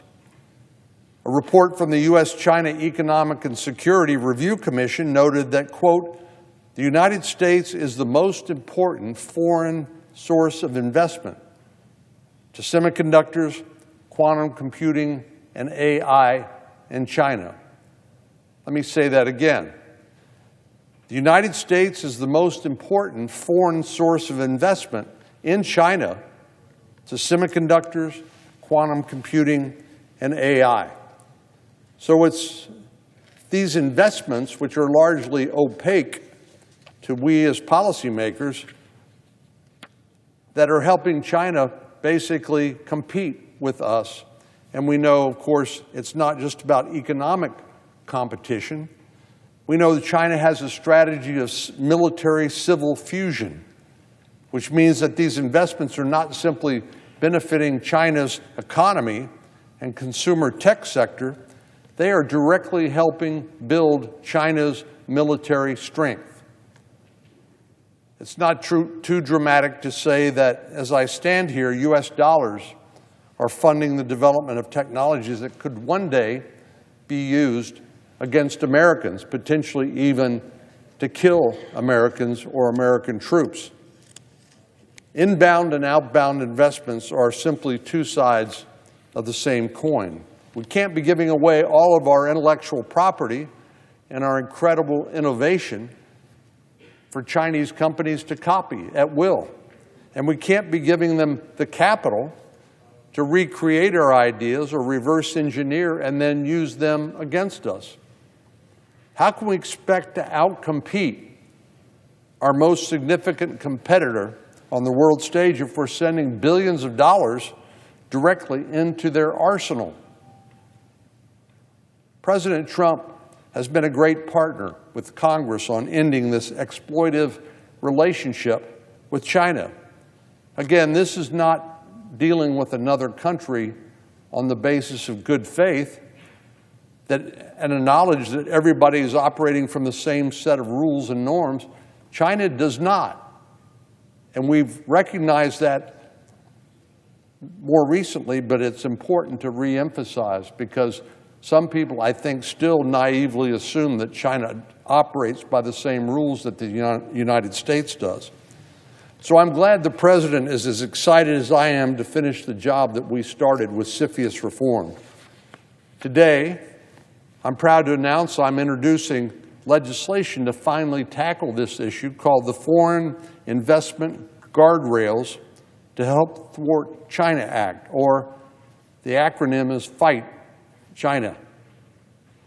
2 years ago, I sponsored an amendment to the NDAA requiring transparency for these outbound investments.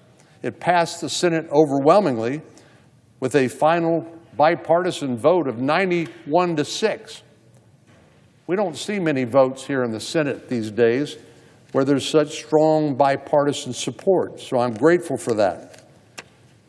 Regrettably, even in the face of such overwhelming consensus, this amendment did not make its way into the final version of the bill for reasons I won't dwell on now. But as my colleagues can attest, I'm not one to give up easily, and this issue is simply too important to American national security to take no for an answer.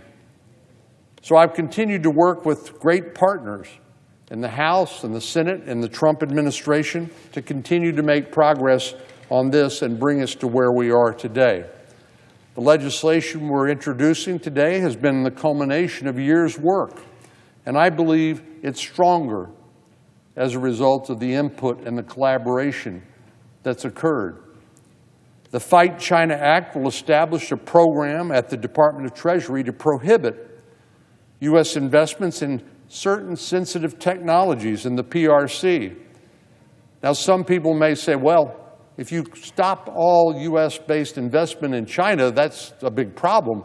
But we're not talking about that. I could care less how many Starbucks or Burger Kings are built in China.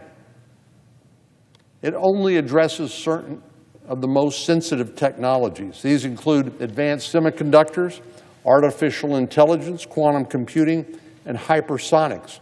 And of course, all of these have a military application. So this is not just an economic question, this is a national security issue. We know all of these critical industries directly support the Chinese military.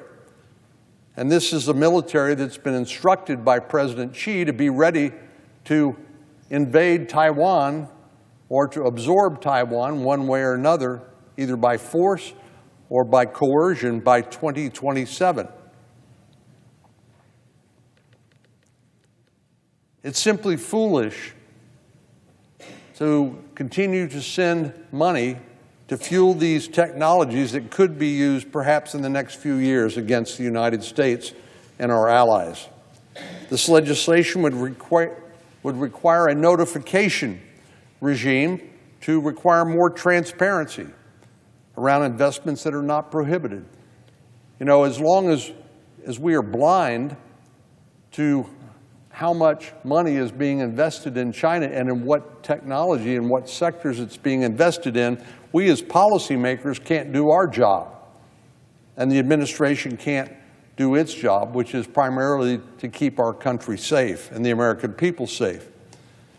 This legislation will authorize the President to impose sanctions against any PRC entity that engages in PRC military or intelligence sectors. I want to express my gratitude to our colleagues, people like Senators Cortez Masto, Warren, Banks, Slotkin, Ricketts, Bennett, Hagerty, Kim, McCormick, Schumer, Sullivan, and Fetterman, and others for their partnership on this legislation. I especially want to recognize the chairman of the Banking Committee that has principal jurisdiction over this subject matter, Senator Tim Scott, and thank him for working with me and co-sponsoring this legislation. Last but not least, President Trump has been a great partner to see this project to the finish line. Everything we are doing here is working hand in glove with the administration to ensure that the People's Republic of China is not allowed to meddle with the United States under the guise of simply doing business.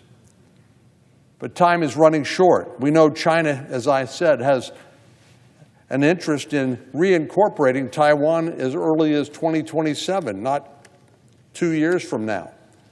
Now is not the time to continue to allow them access to copy all of our work, and particularly the most sensitive areas. Nor is it a time to allow them to continue to benefit from U.S. investment dollars now that they are no longer a developing country, but they are one of the most advanced economies in the world and certainly a rising military power. We know that China, Iran, and Russia have conducted joint naval drills in the Middle East called the Maritime Security Belt 2025. These exercises took place in the Gulf of Oman near the strategic Strait of Hormuz, the narrow mouth of the Persian Gulf, through which a fifth of all crude oil traded in the world passes. This is an ominous sign. And we know that they're strengthening their cooperation together in a way to undermine and challenge the West, including the United States. The last thing the United States should be doing is to join this cooperation by investing in the Chinese military. And that includes not just the government of the United States, but all Americans and American businesses and investors.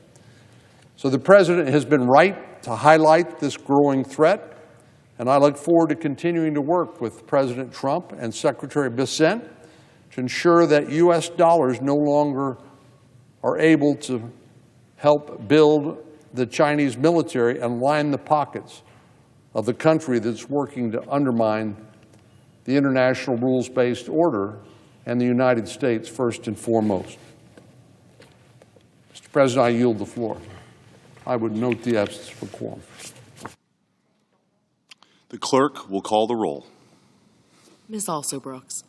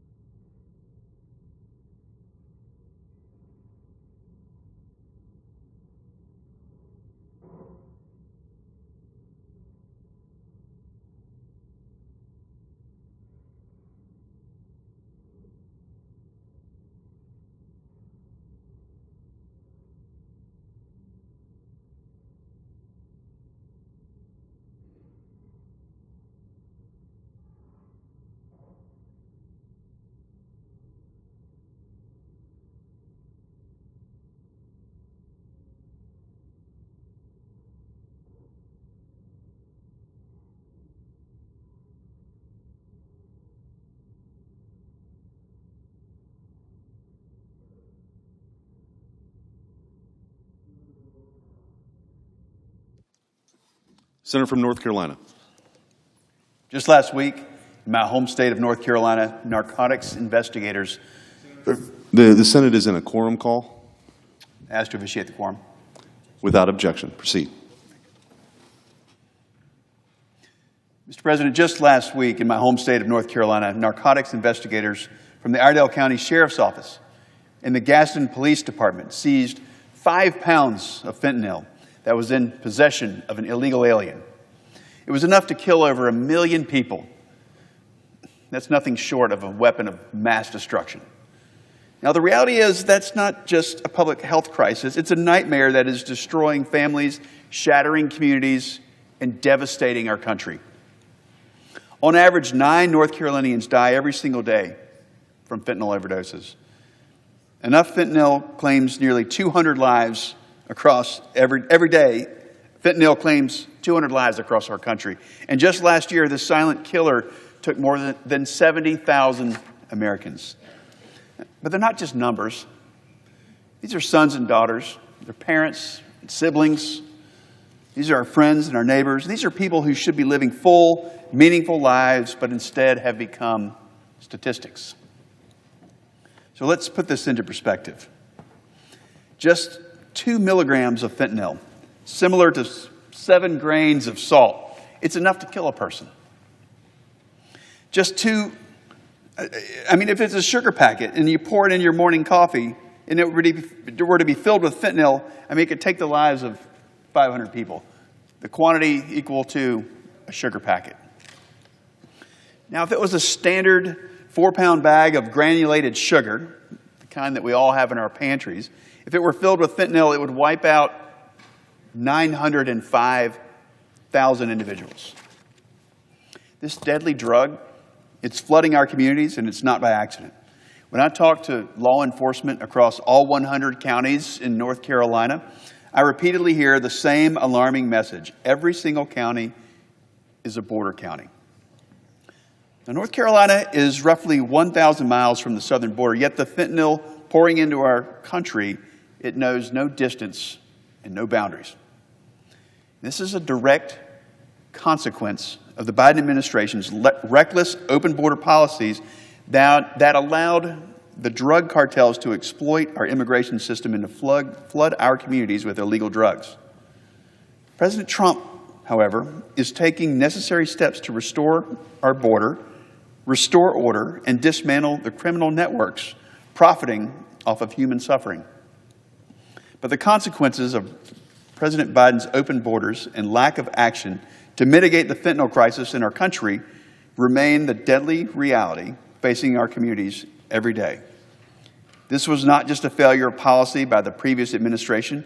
It was a betrayal of the American people to put political agendas over our public safety.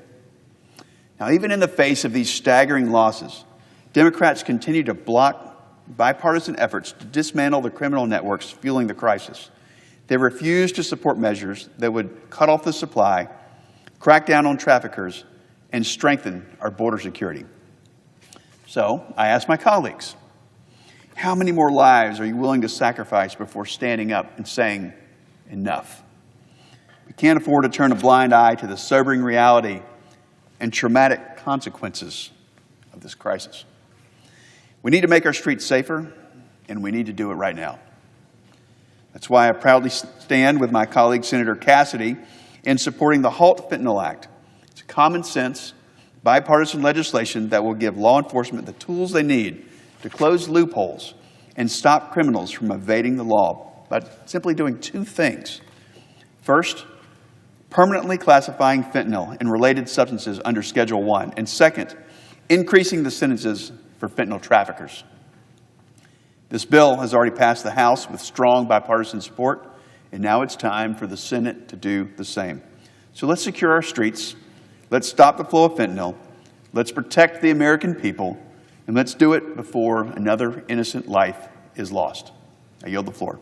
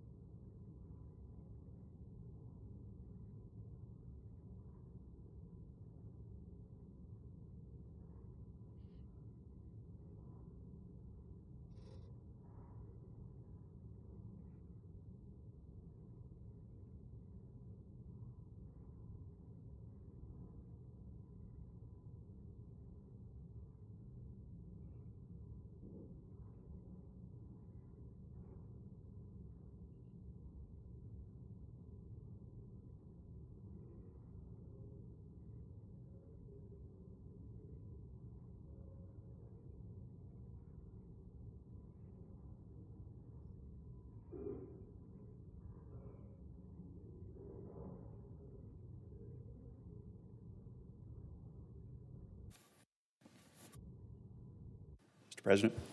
Senator from North Carolina. Ask unanimous consent to waive the mandatory quorum call with respect to the Kessler nomination. Without objection.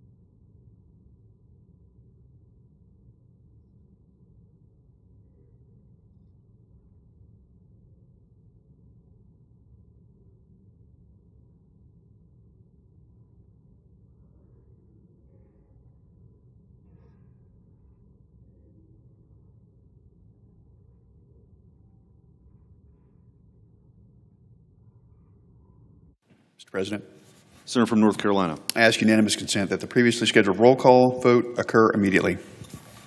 Without objection. Question is on the nomination.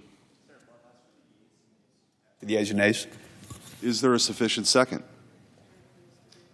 There appears to be. The clerk shall call the roll.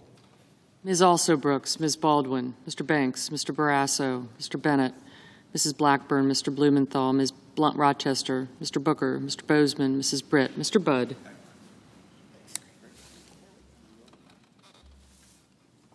Ms. Cantwell.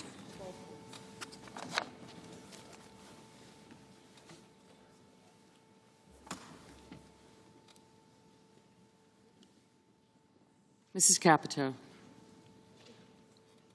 Mr. Cassidy.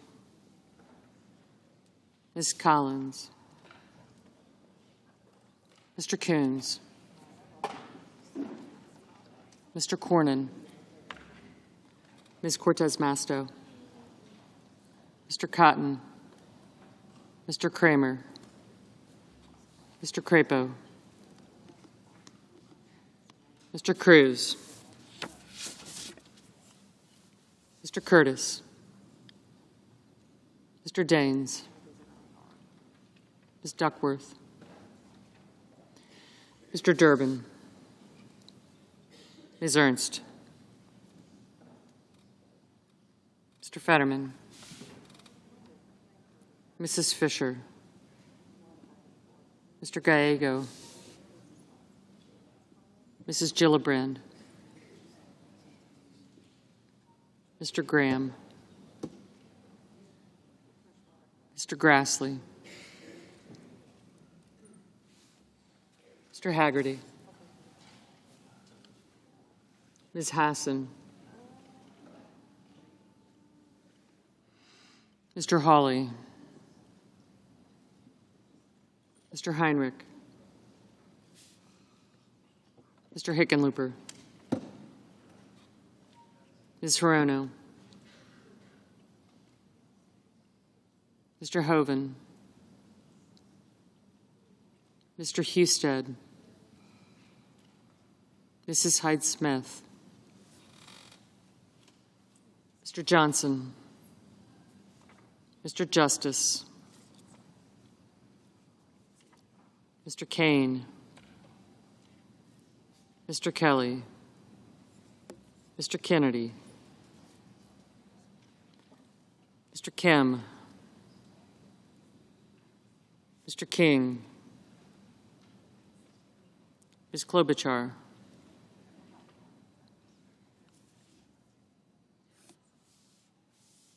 Mr. Langford.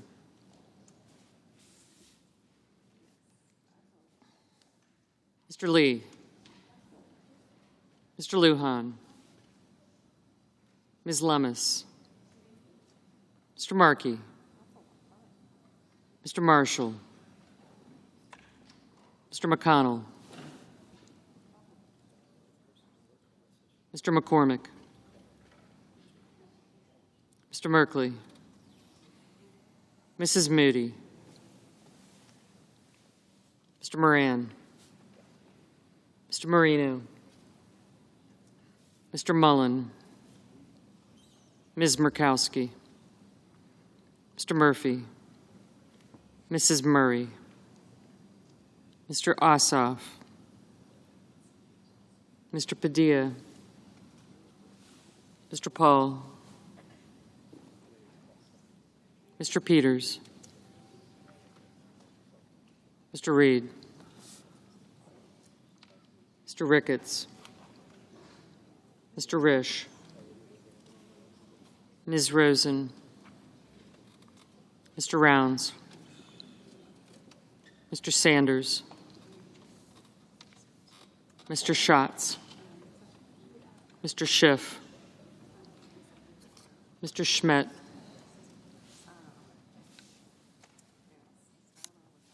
Mr. Schumer. Mr. Scott of Florida. Mr. Scott of South Carolina. Mrs. Shaheen. Mr. Sheehy. Ms. Slatkin, Ms. Smith, Mr. Sullivan, Mr. Thune, Mr. Tillis, Mr. Tuberville, Mr. Van Hollen, Mr. Warner, Mr. Warnock, Ms. Warren, Mr. Welch, Mr. Whitehouse, Mr. Wicker, Mr. Wyden, Mr. Young,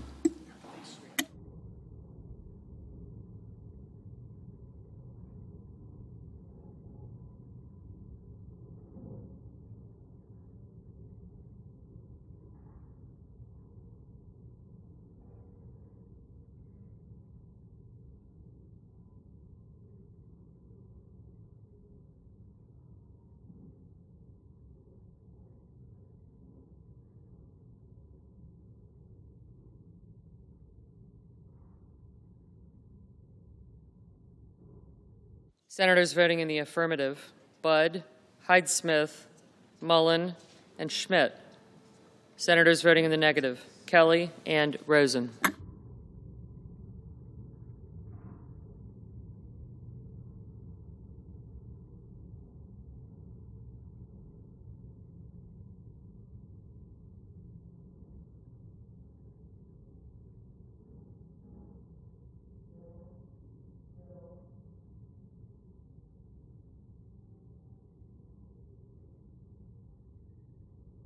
Mrs. Murray, no.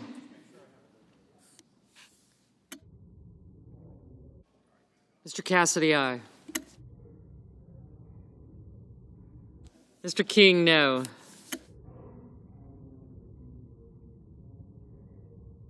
Mr. Schumer, no.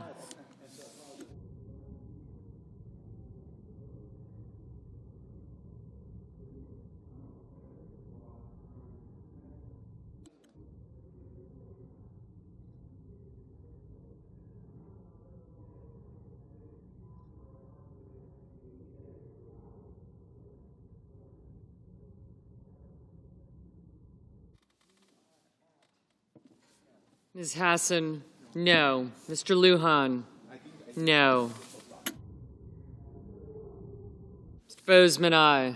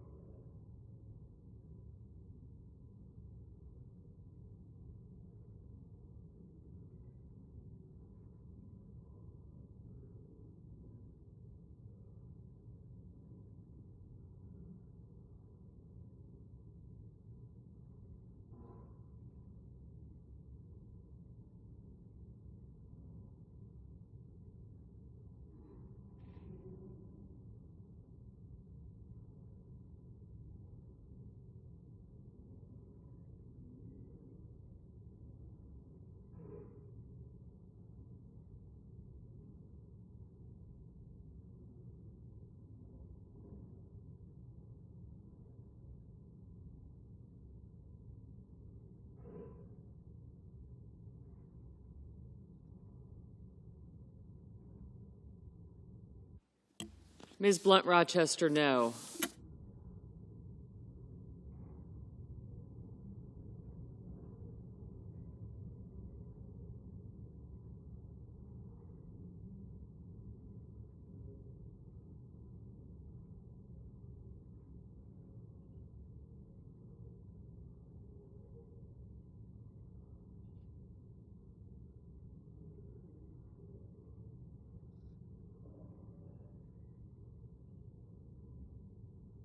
Mr. Tuberville, aye.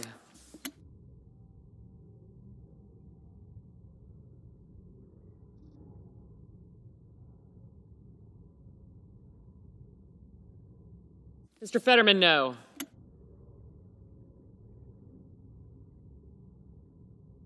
Ms. Collins, aye.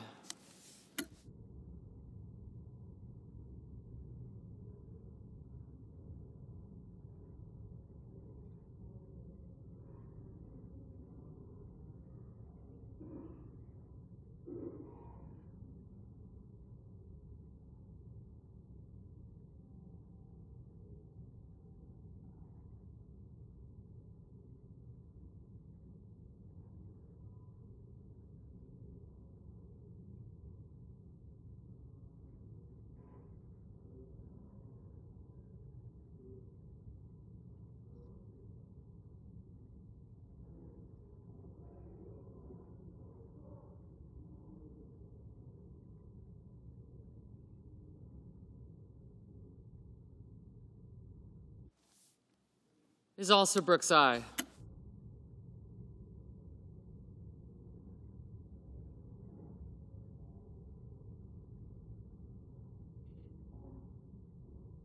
Mr. Ossoff, no.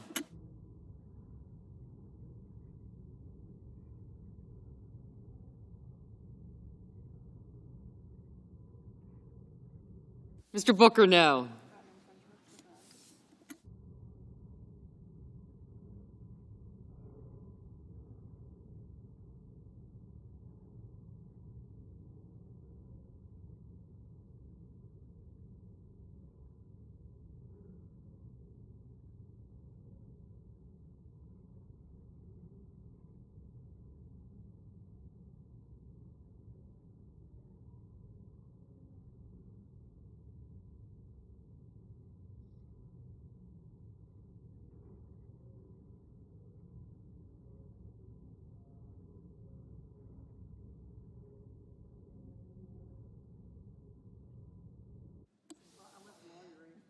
Mrs. Moody, aye. Mr. Cornyn, aye.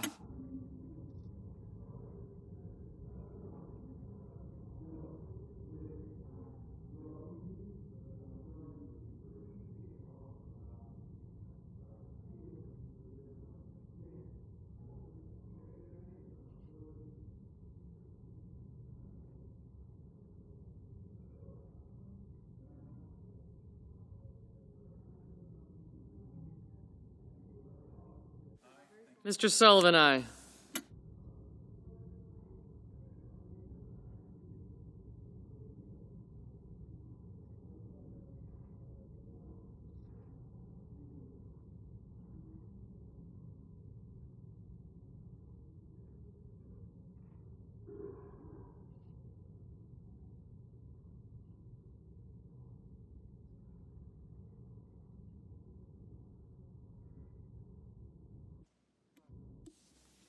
Mr. Peters, no.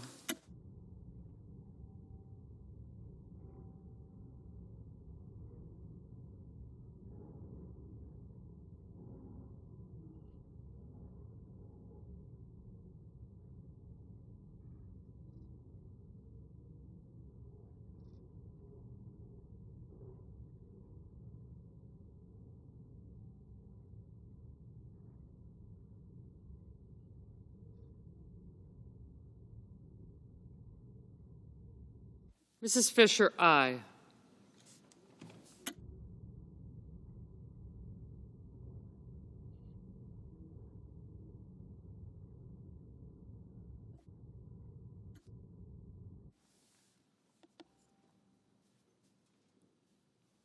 Mr. Durbin, no.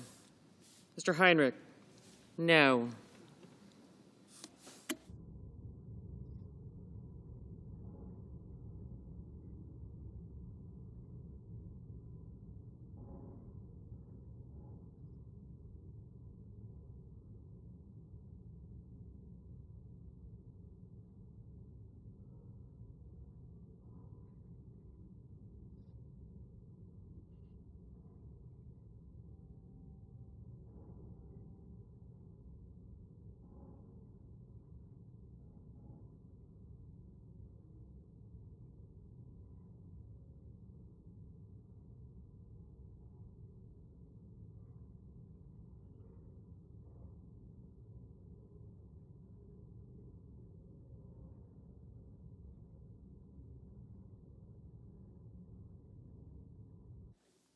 Mr. Lee, aye.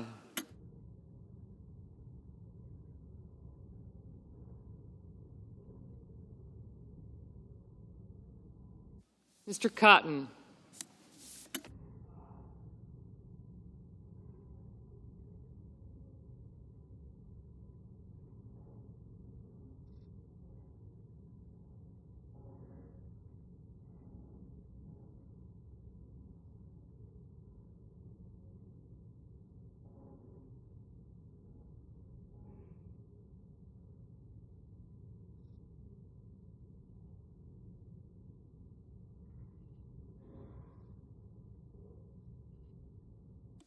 Mr. Sheehy, aye.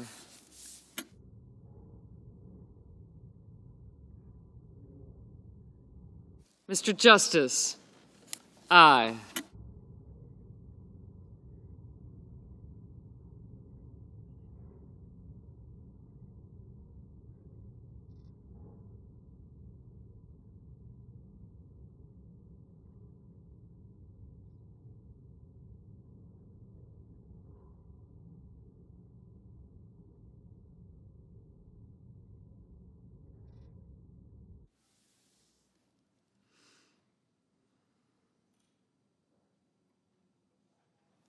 Mr. Reed, no.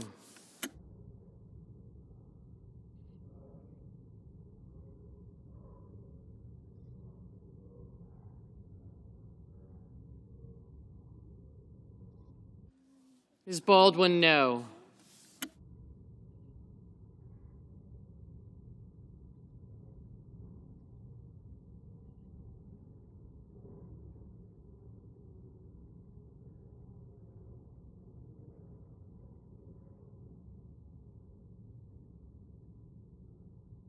No. Ms. Hirono, no.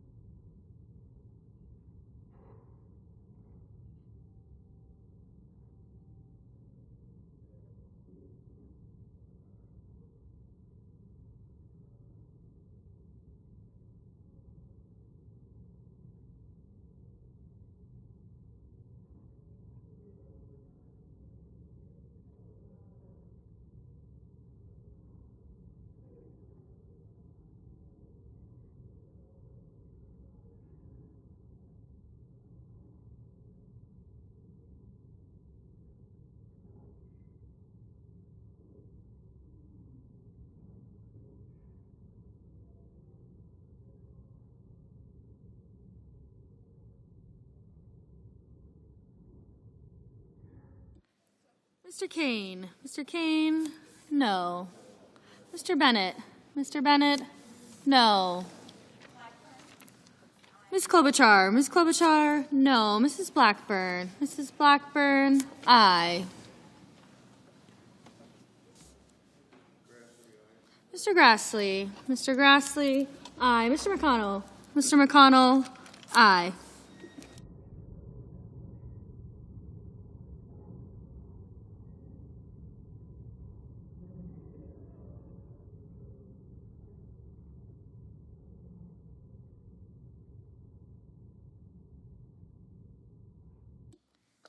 Mr. Markey. Mr. Markey, no.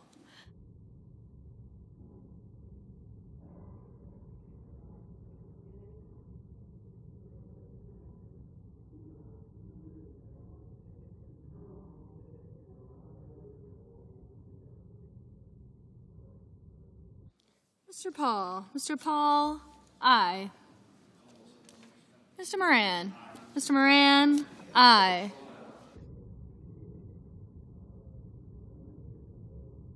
Mr. Husted. Mr. Husted, aye.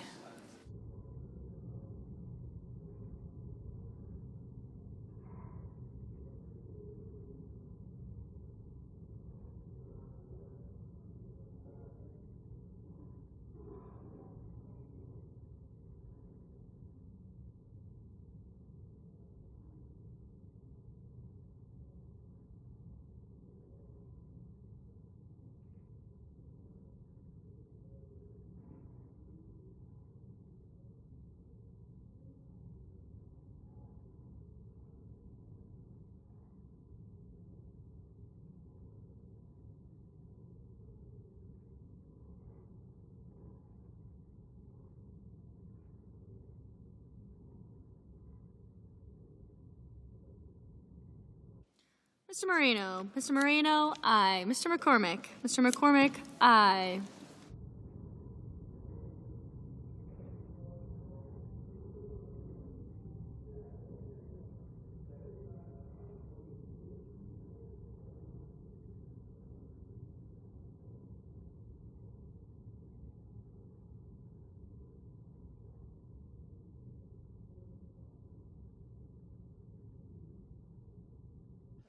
Mr. Marshall. Mr. Marshall, aye. Mr. Tillis. Mr. Tillis, aye. Mr. Ricketts. Mr. Ricketts, aye. Mr. Schatz.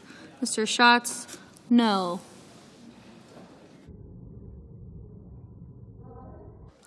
Ms. Lummis. Ms. Lummis, aye. Mr. Wyden. Mr. Wyden, aye. Mrs. Gillibrand. Mr. Wyden. Mr. Wyden, no. Mrs. Gillibrand. Mrs. Gillibrand, no.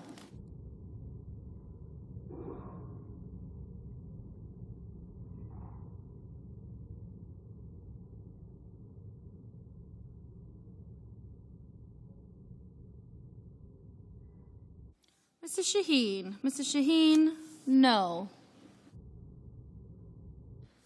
Mr. Merkley. Mr. Merkley, no.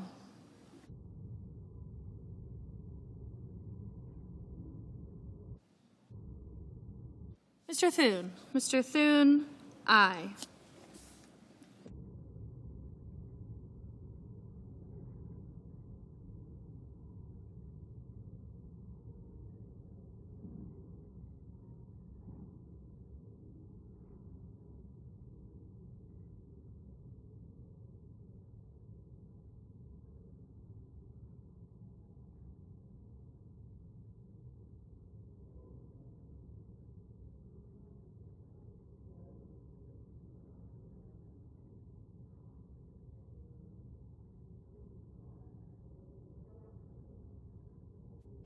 Mr. Kennedy. Mr. Kennedy, aye. Mr. Coons. Mr. Coons, no. Miss Smith. Miss Smith, Have been going to golf camp. no.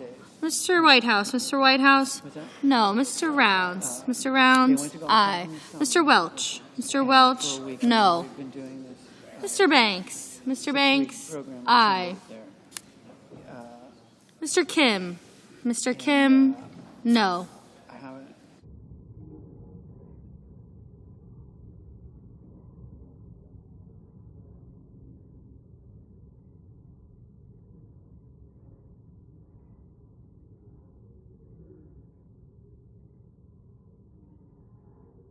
Mr. Wicker. Mr. Wicker, aye. Mrs. Britt. Mrs. Britt, aye.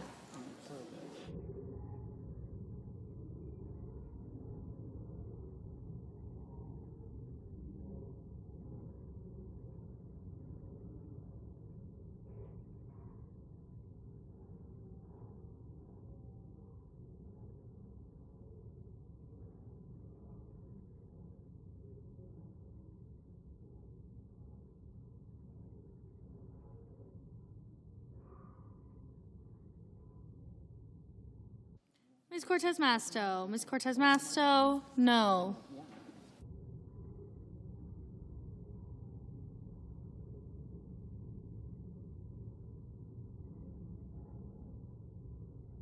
Mr. Crapo. Mr. Crapo, aye.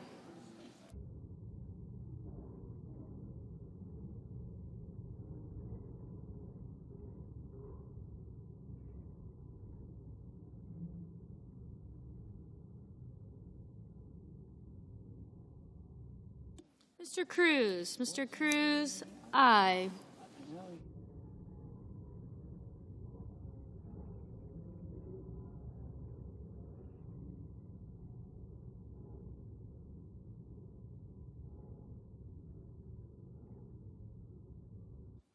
Mr. Hickenlooper. Mr. Hickenlooper, no.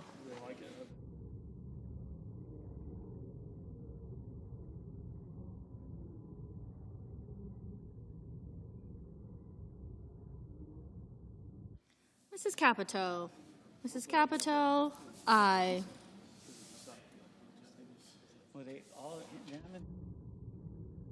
Ms. Warren. Ms. Warren, no.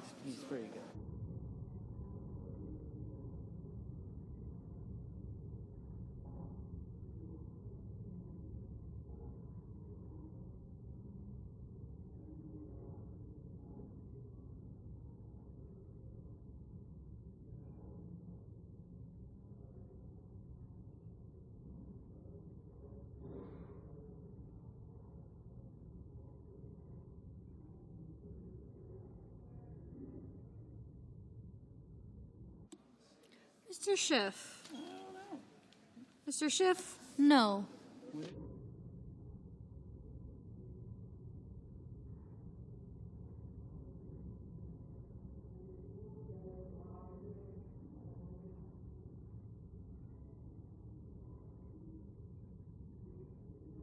Mr. Padilla. Mr. Padilla, no. Mr. Risch. Mr. Risch, aye.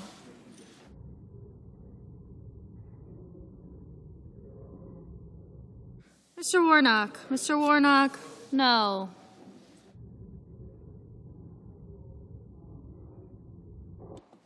Mr. Scott. Mr. Scott of South Carolina, aye.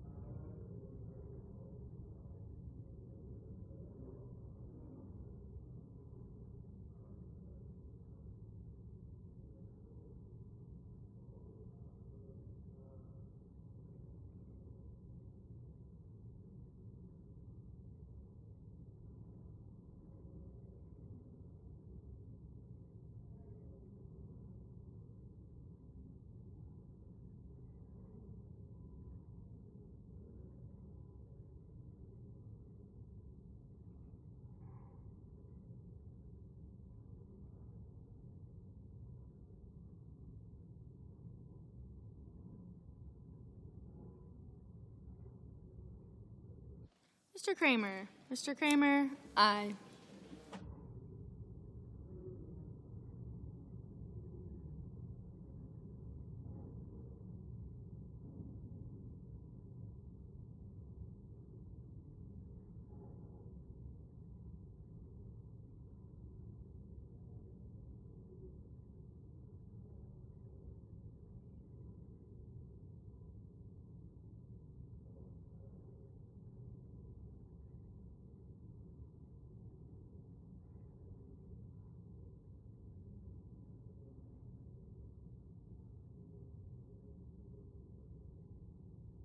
Mr. Murphy. Mr. Murphy, no.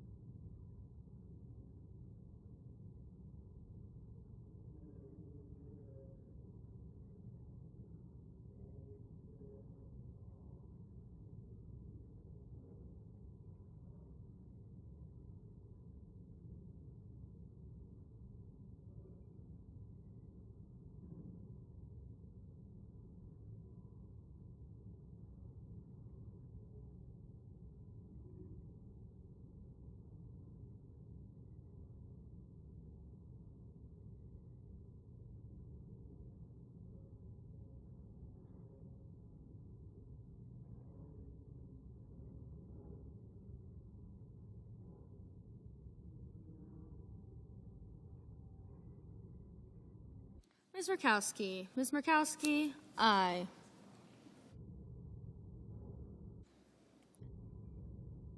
Ms. Slotkin. Ms. Slotkin, aye.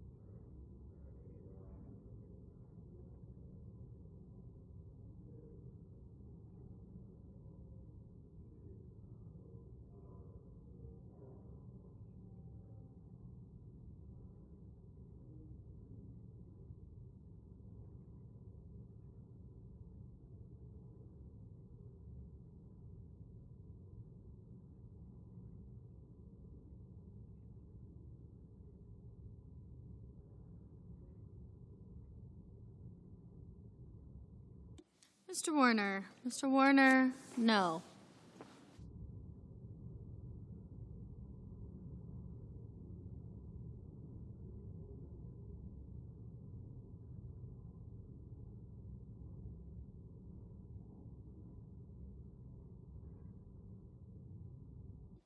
Ms. Cantwell. Ms. Cantwell, no.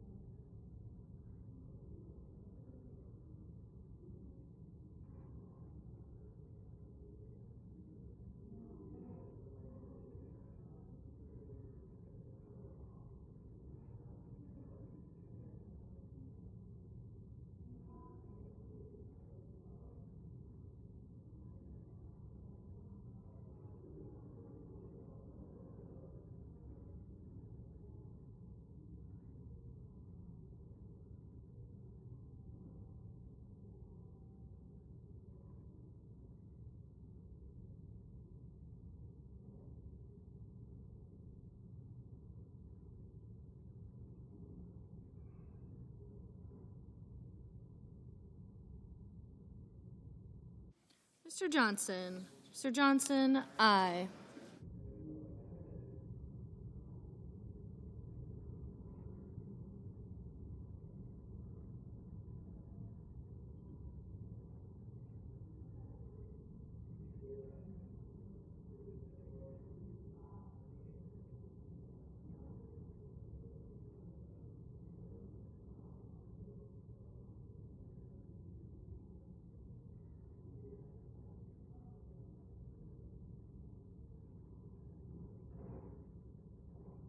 Mr. Haggerty. Mr. Haggerty, aye.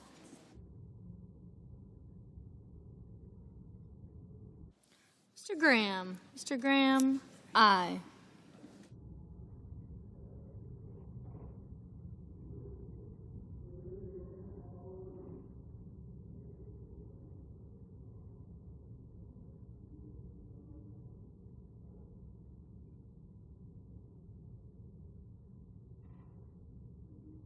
Mr. Blumenthal. Mr. Blumenthal, no.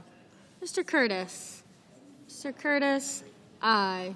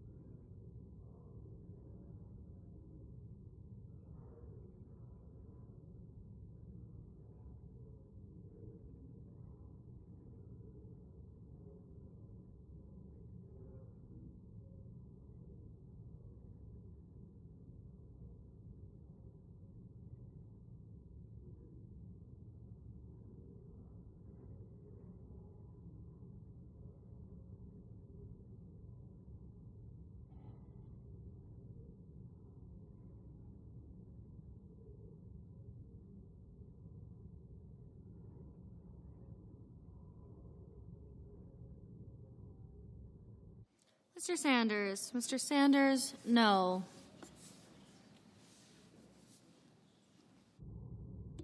Mr. Barrasso. Mr. Barrasso, aye. Ms. Ernst. Ms. Ernst, aye. Mr. Hawley. Mr. Hawley, aye.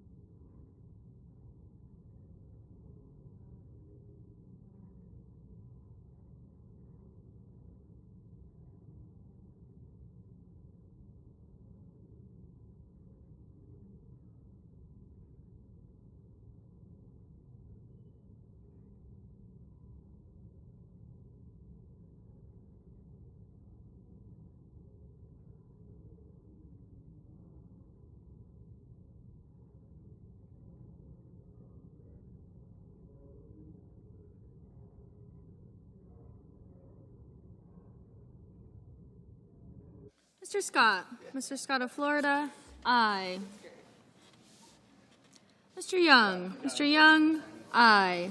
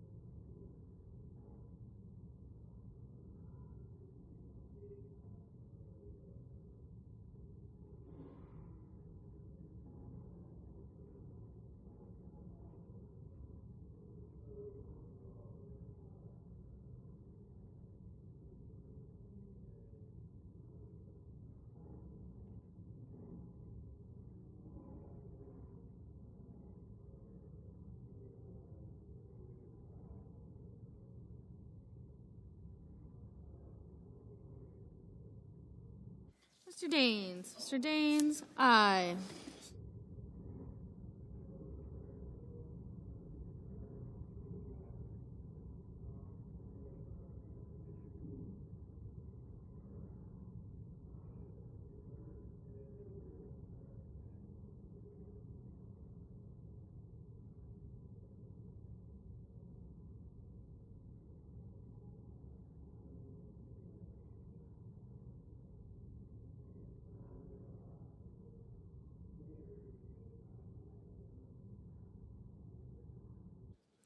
Mr. Van Hollen. Mr. Van Hollen, no.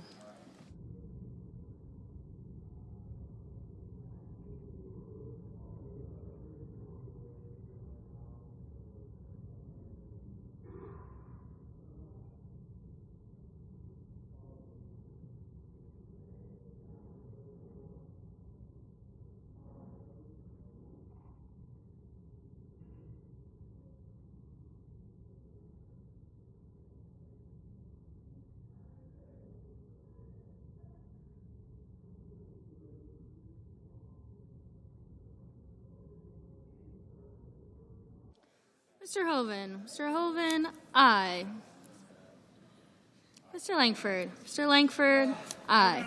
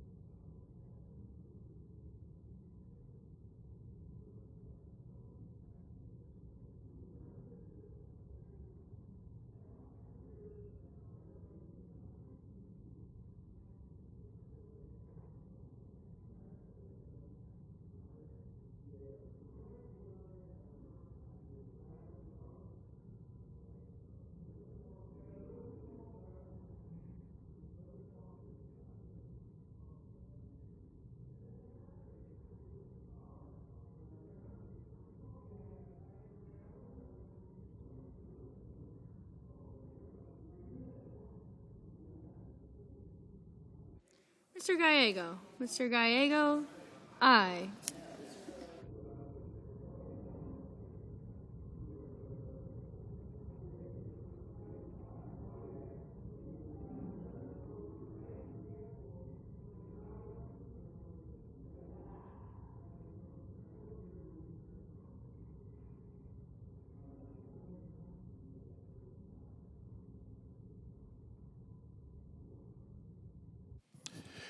On this vote, the yeas are 56, the nays are 43, and the nomination is confirmed.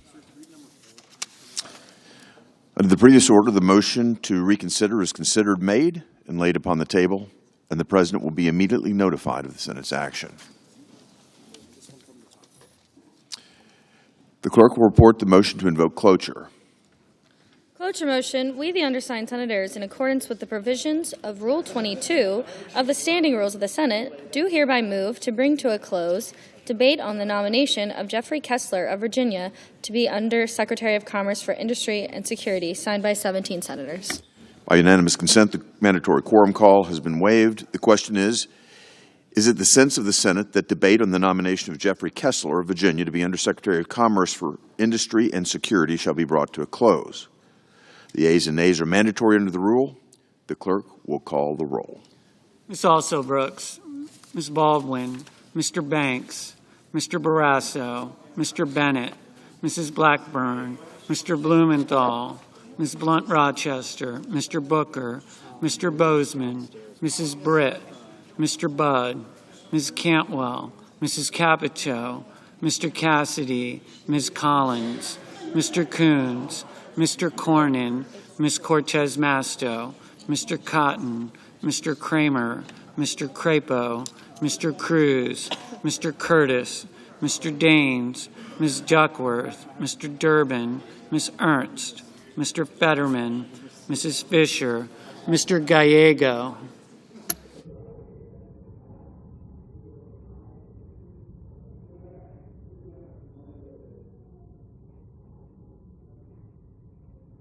Mrs. Gillibrand.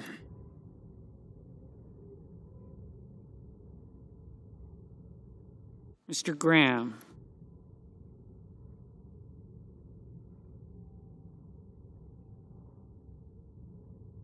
Mr. Grassley. Mr. Haggerty.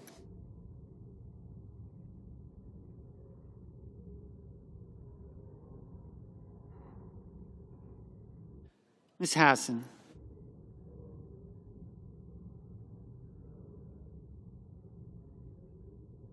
Mr. Hawley.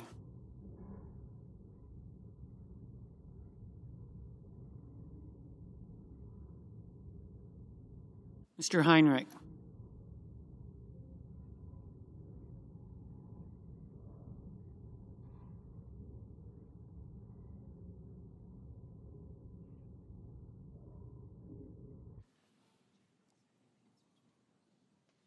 Mr. Hickenlooper.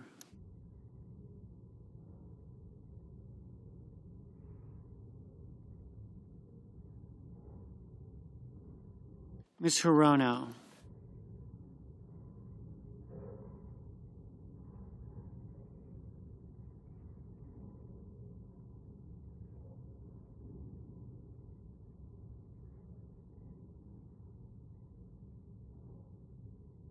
Mr. Hoven.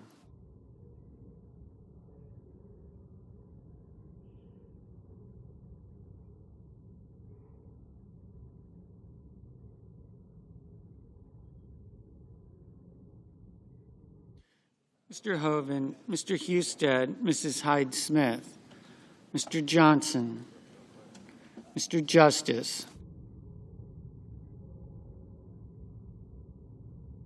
Mr. Kane,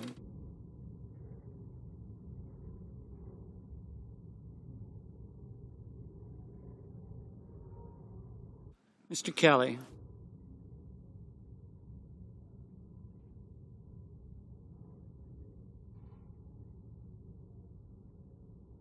Mr. Kennedy,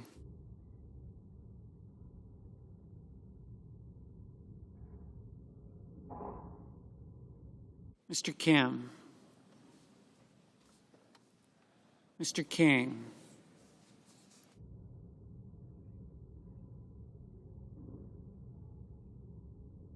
Ms. Klobuchar, Mr. Lankford,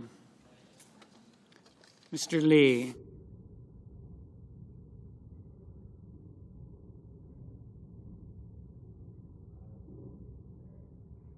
Mr. Lujan, Ms. Lummis,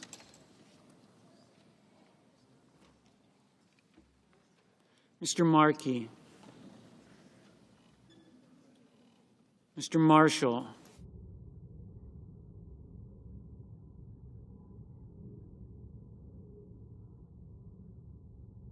Mr. McConnell, Mr. McCormick,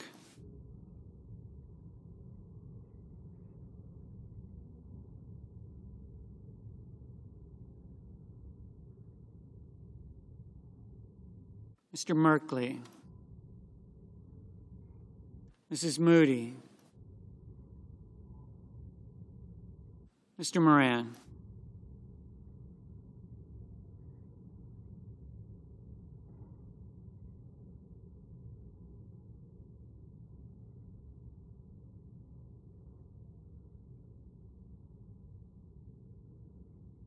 Mr. Moreno, Mr. Mullen, Ms. Murkowski, Mr. Murphy, Mrs. Murray, Mr. Ossoff, Mr. Padilla,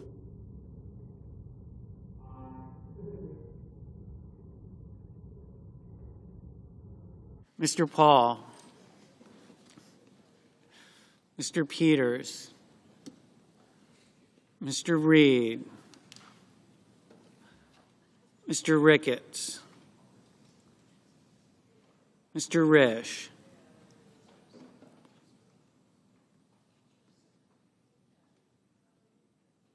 Ms. Rosen, Mr. Rounds, Mr. Sanders, Mr. Schatz, Mr. Schiff, Mr. Schmidt,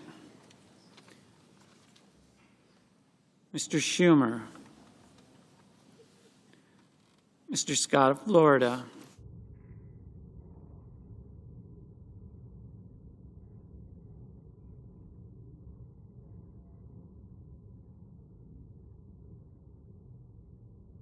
Mr. Scott of South Carolina, Mrs. Shaheen, Mr. Sheehy, Ms. Slotkin, Ms. Smith, Mr. Sullivan, Mr. Thune,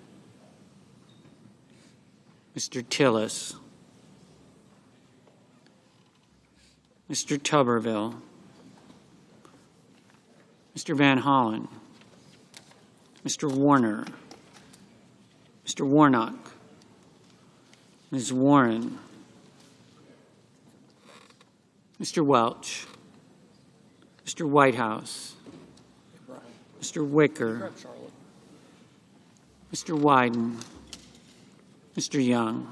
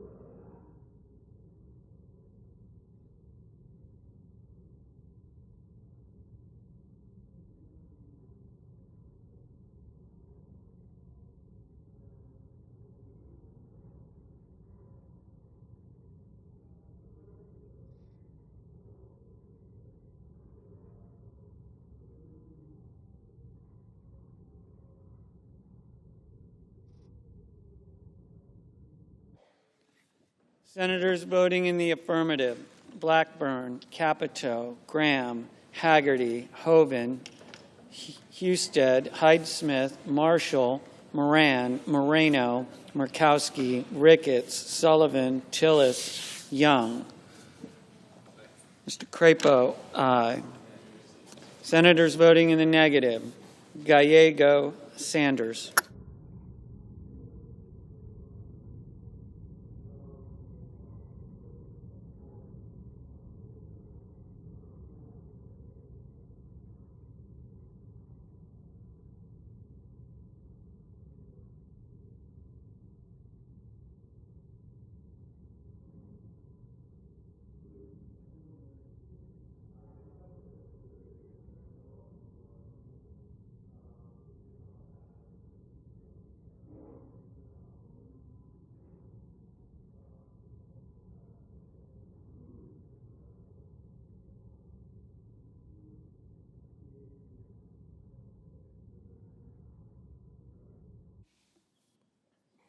Mr.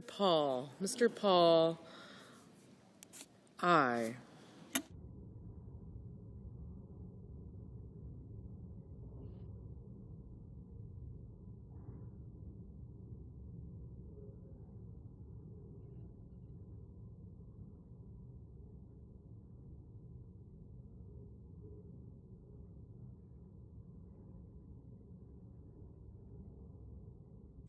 Mr. Cotton, aye. Mr. Mullen, aye.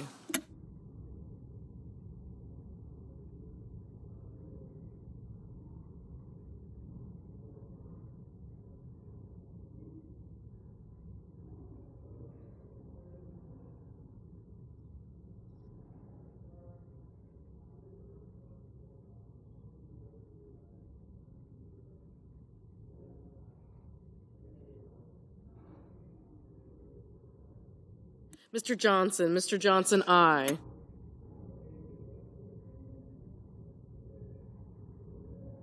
Mr. Banks, aye.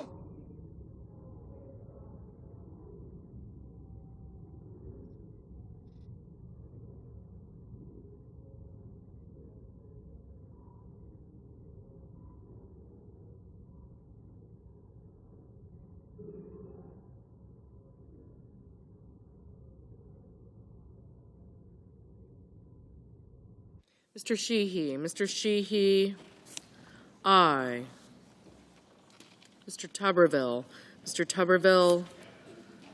aye.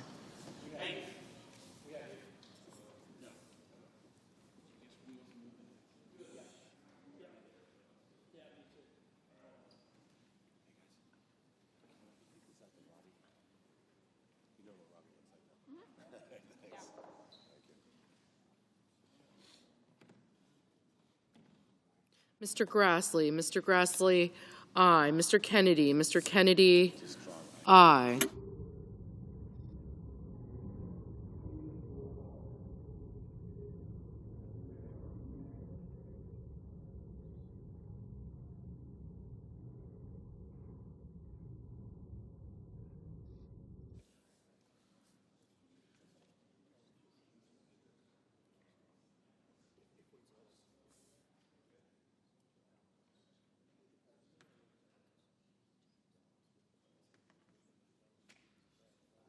Mr. Wicker,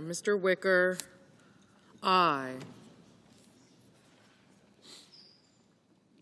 Mr. McCormick, aye. Mr. Langford, aye.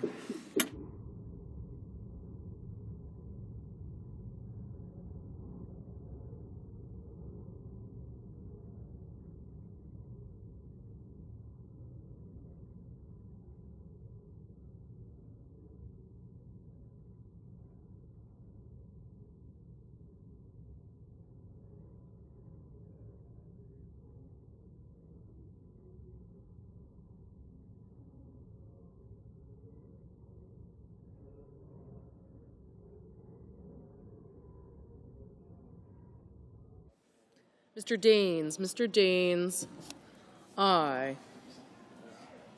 Mr. Schmidt. Mr. Schmidt. Aye. Mrs. Moody. Mrs. Moody. Aye. Mr. Cornyn. Mr. Cornyn. Aye. Mr. Scott. Mr. Scott of Florida. Aye.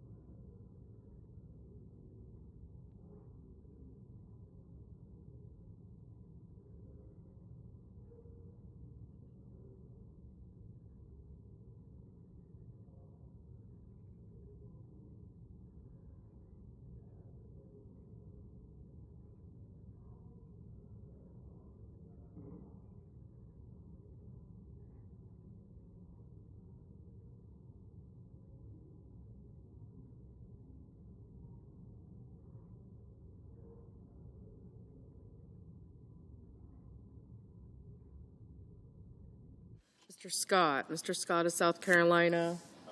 Aye. Mr. Budd. Mr. Budd. Aye.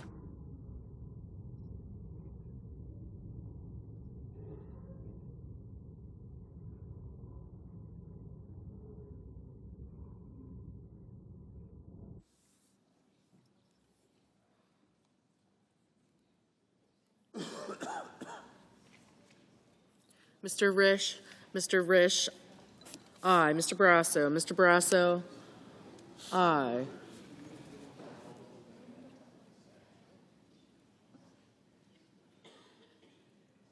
Mr. Cassidy. Mr. Cassidy.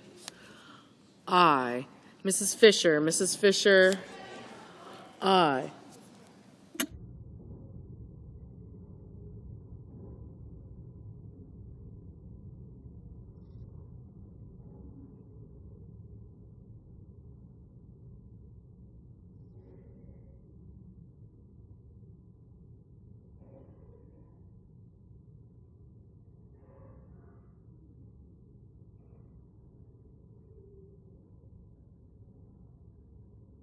Mr. Hawley. Mr. Hawley. Aye.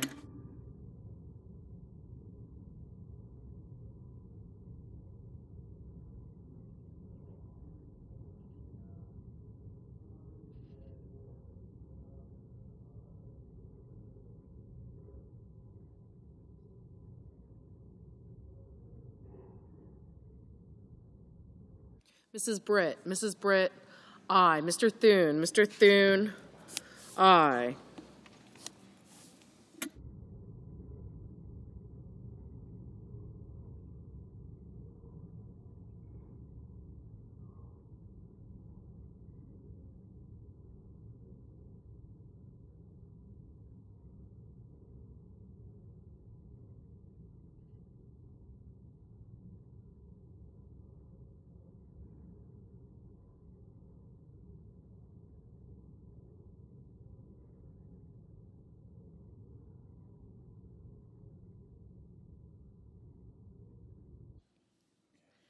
Mr. Justice. Mr. Justice.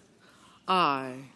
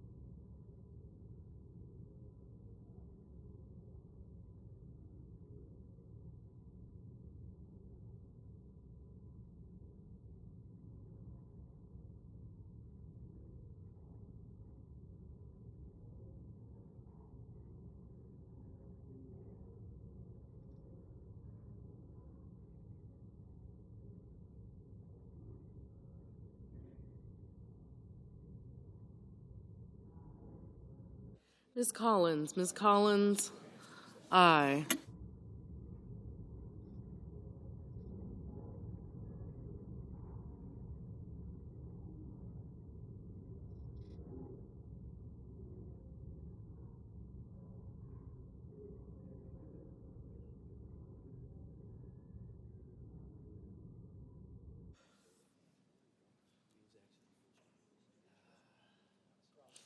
Mr. Rounds. Mr. Rounds, aye.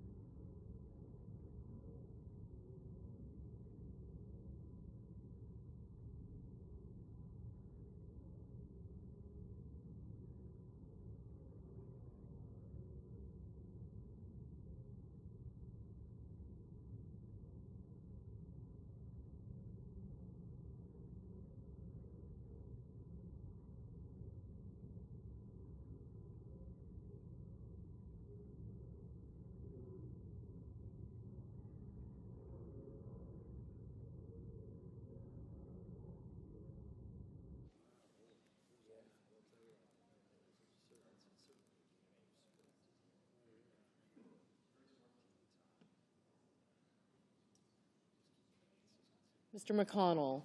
Mr. McConnell, aye.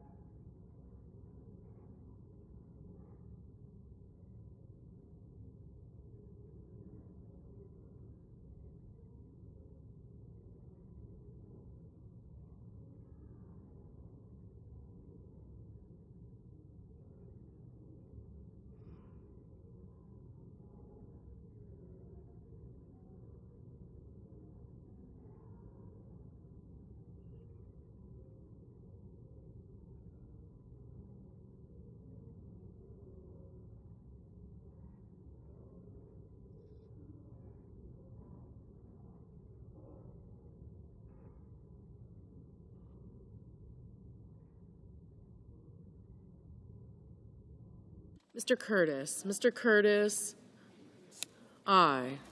Sir Curtis, are you on this for Mr. Kelly. Mr. Kelly, no.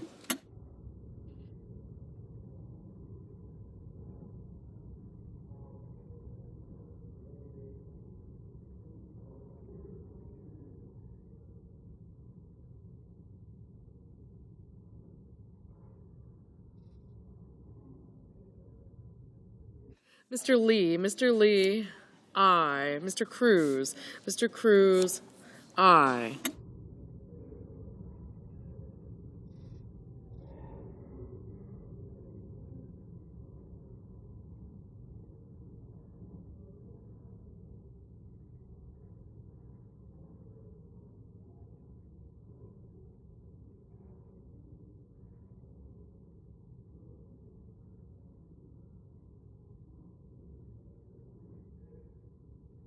Mr. Bozeman, aye.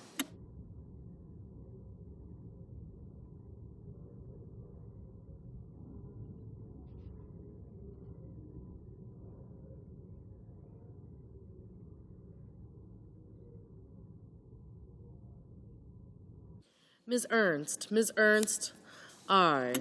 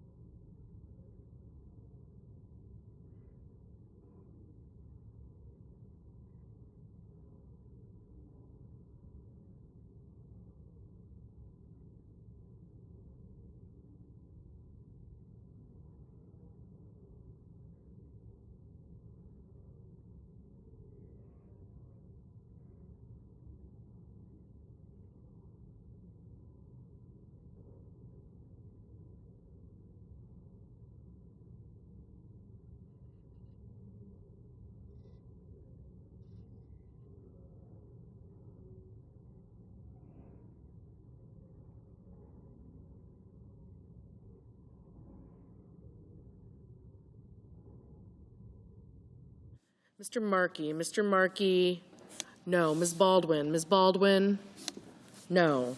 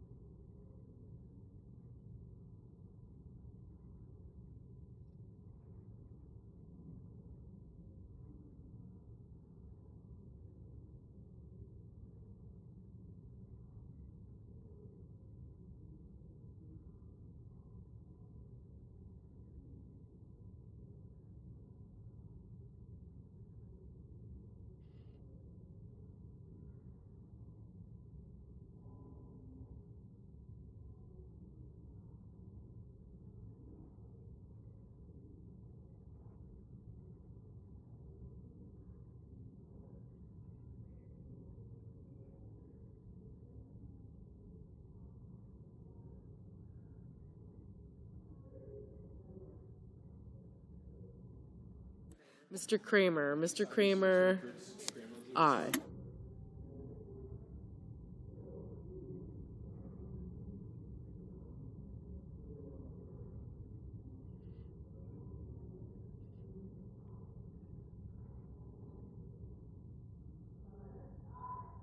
Ms. Lummis. Ms. Lummis, aye.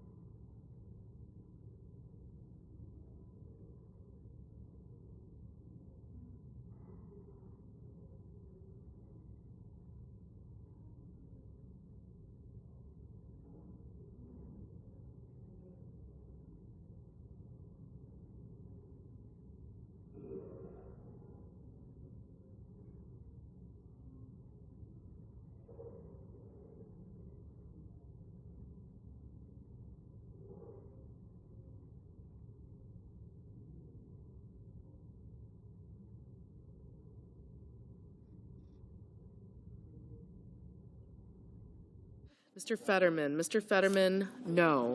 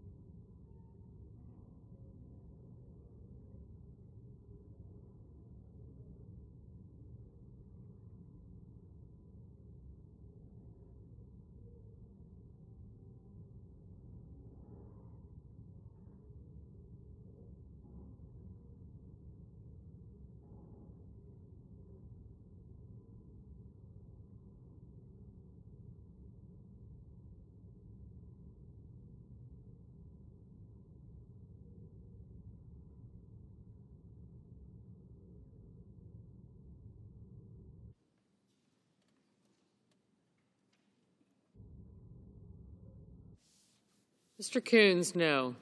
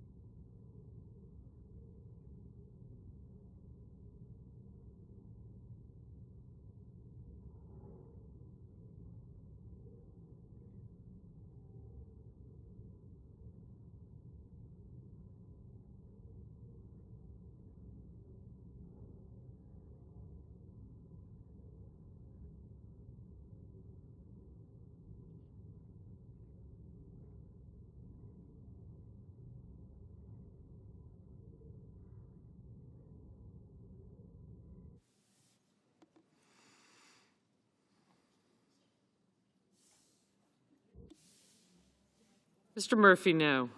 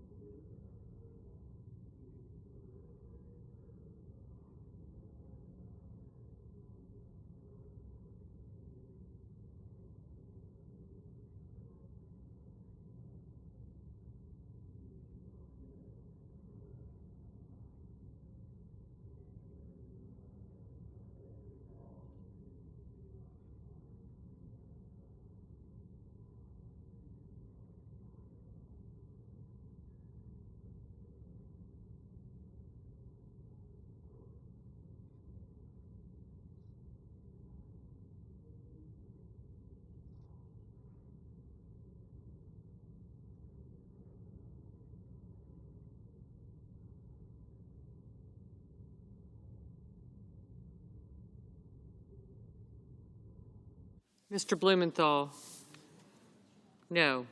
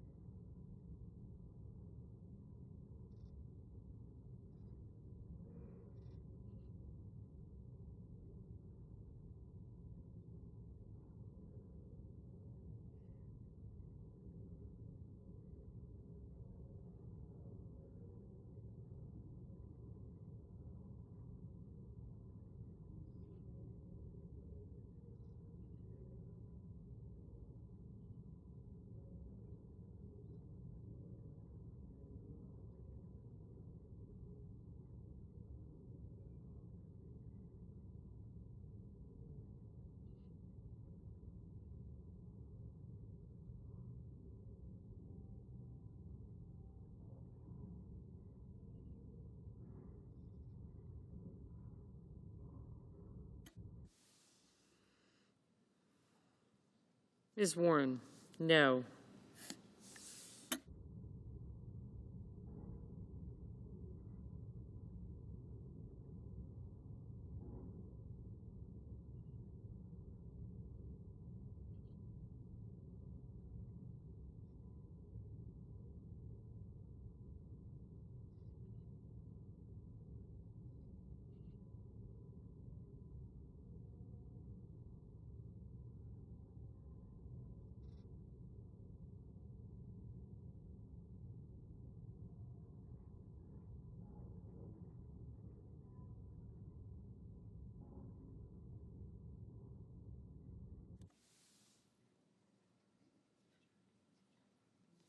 Mr. Reed, no.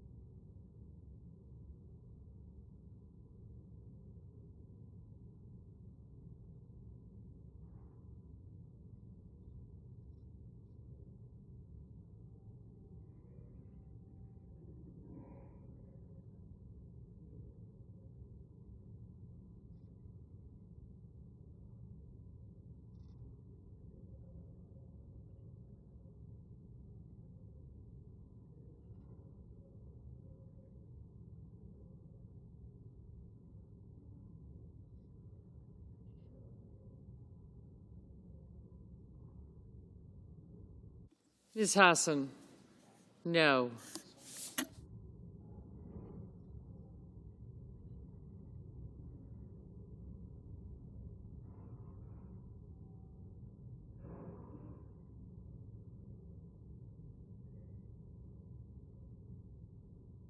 Ms. Cortez Masto, no.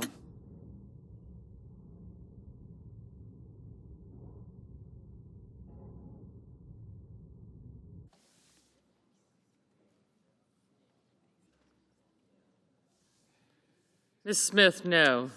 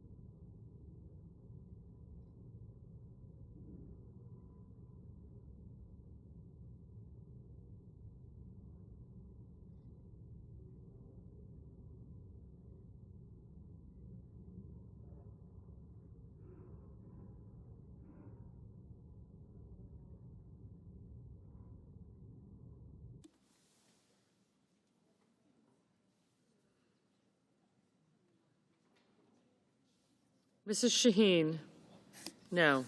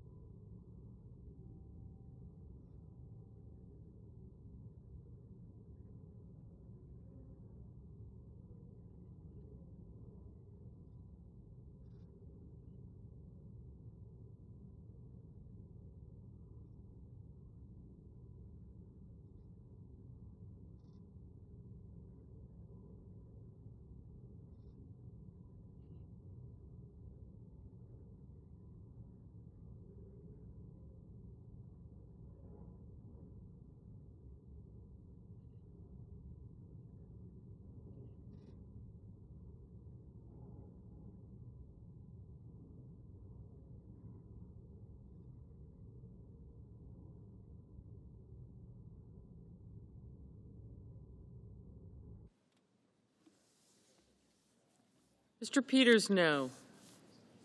Mr. Kim, no. Ms. Slotkin, aye.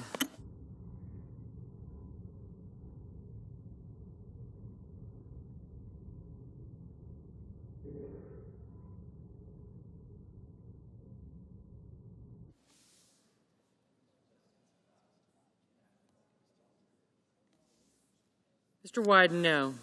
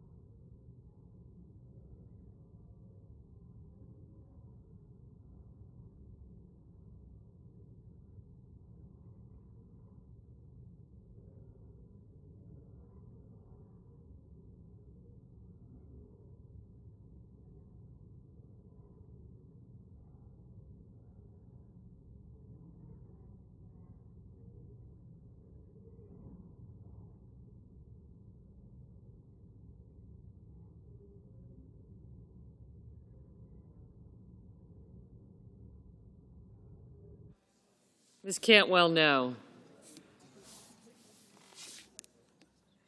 Mr. Welch, no.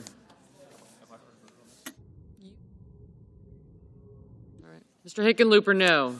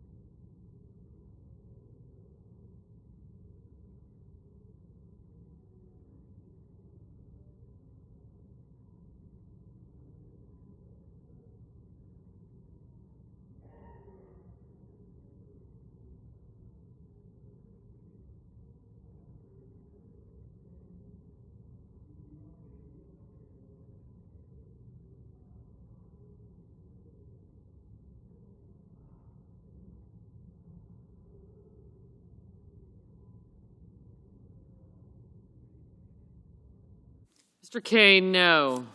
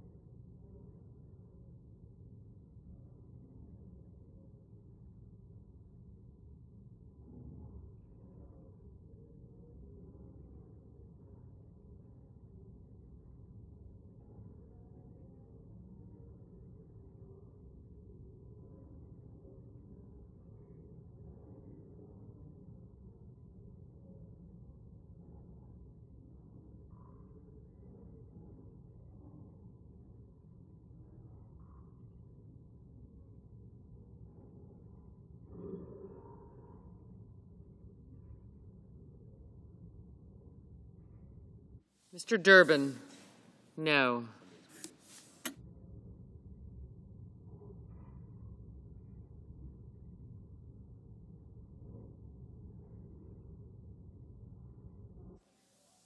Mr. Schatz, no.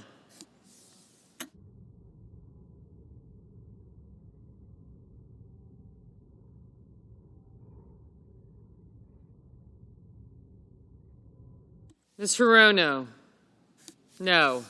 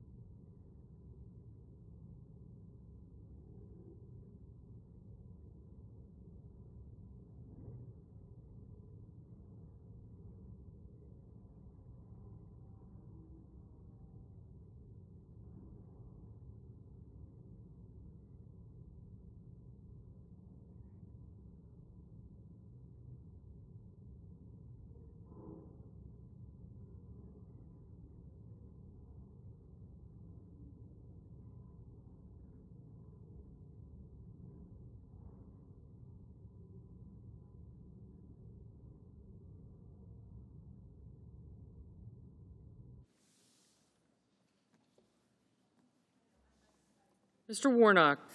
No. Ms. Rosen? No. Ms. Alsobrooks? No. Mr. Van Hollen? No. Mrs. Murray? No. Mr. Schiff? No.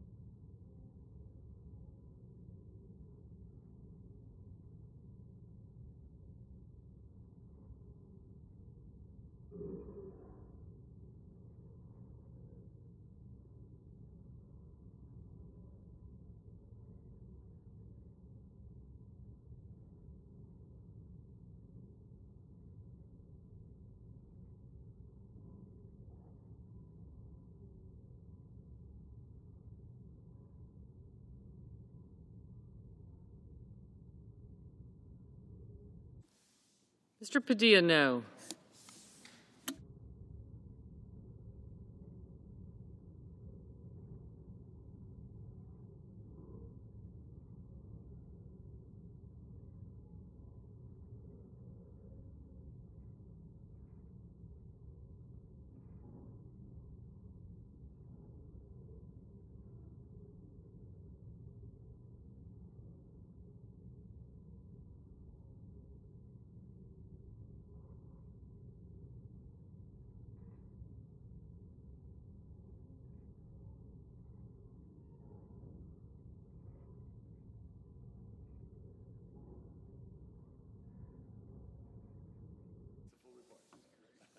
Mr. Ossoff, no.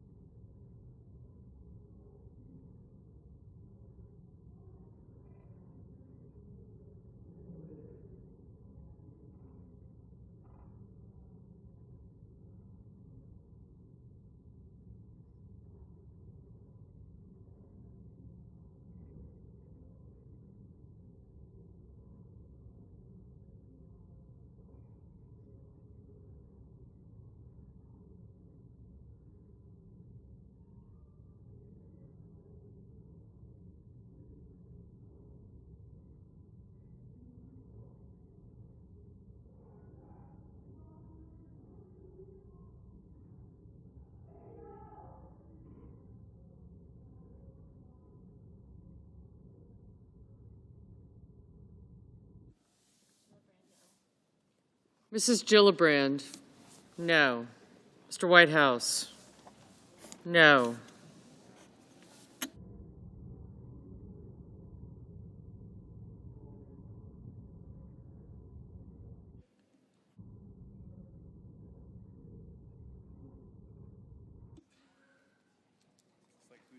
Mr. King, no.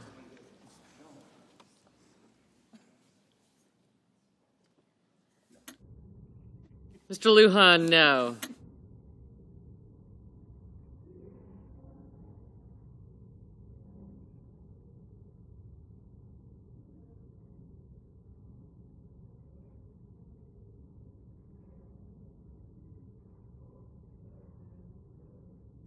Mr. Bennett. Mr. Bennett, no.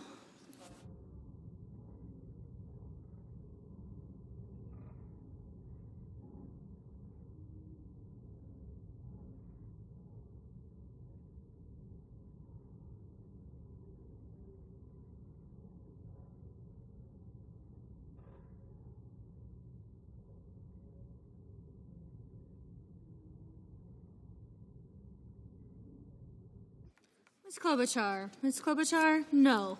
Mr. Booker. Mr. Booker, no.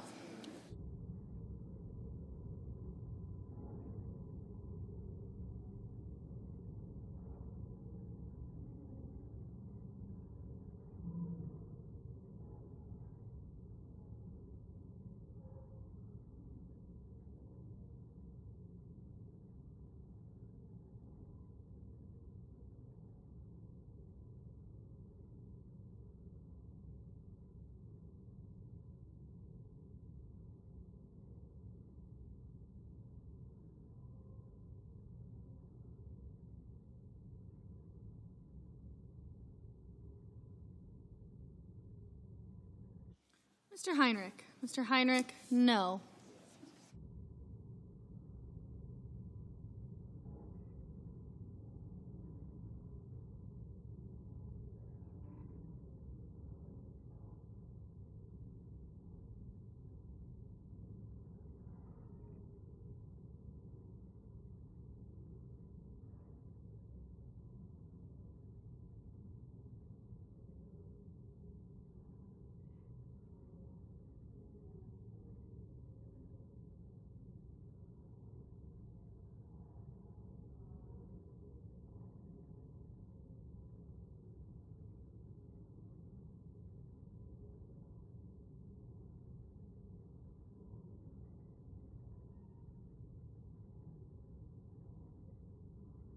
Ms. Blunt Rochester. Ms. Blunt Rochester, no. Mr. Merkley. Mr. Merkley, no.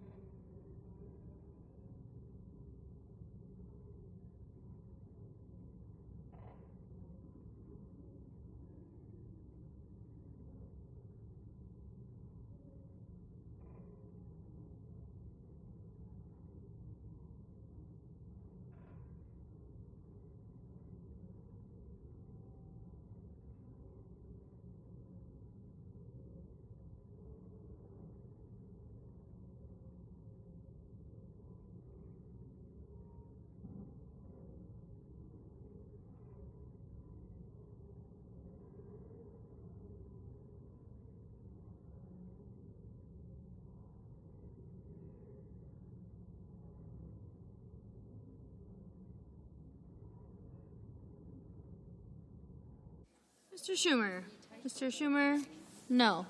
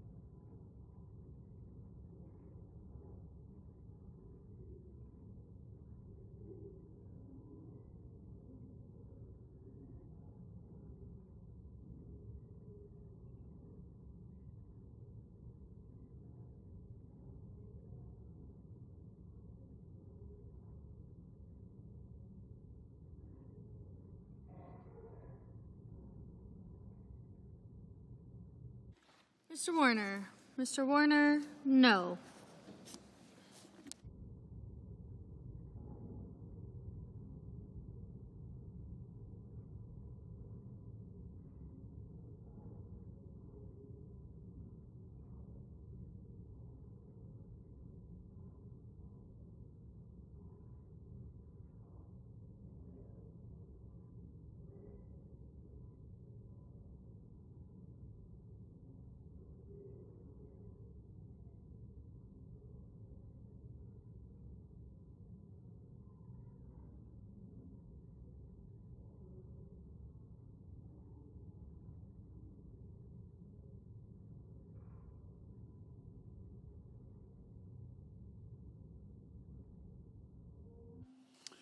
On this vote, the yeas are 54, the nays are 45, and the motion is agreed to.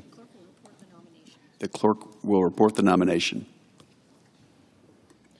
Nomination, Department of Commerce, Jeffrey Kessler, Virginia, to be Undersecretary for Industry and Security.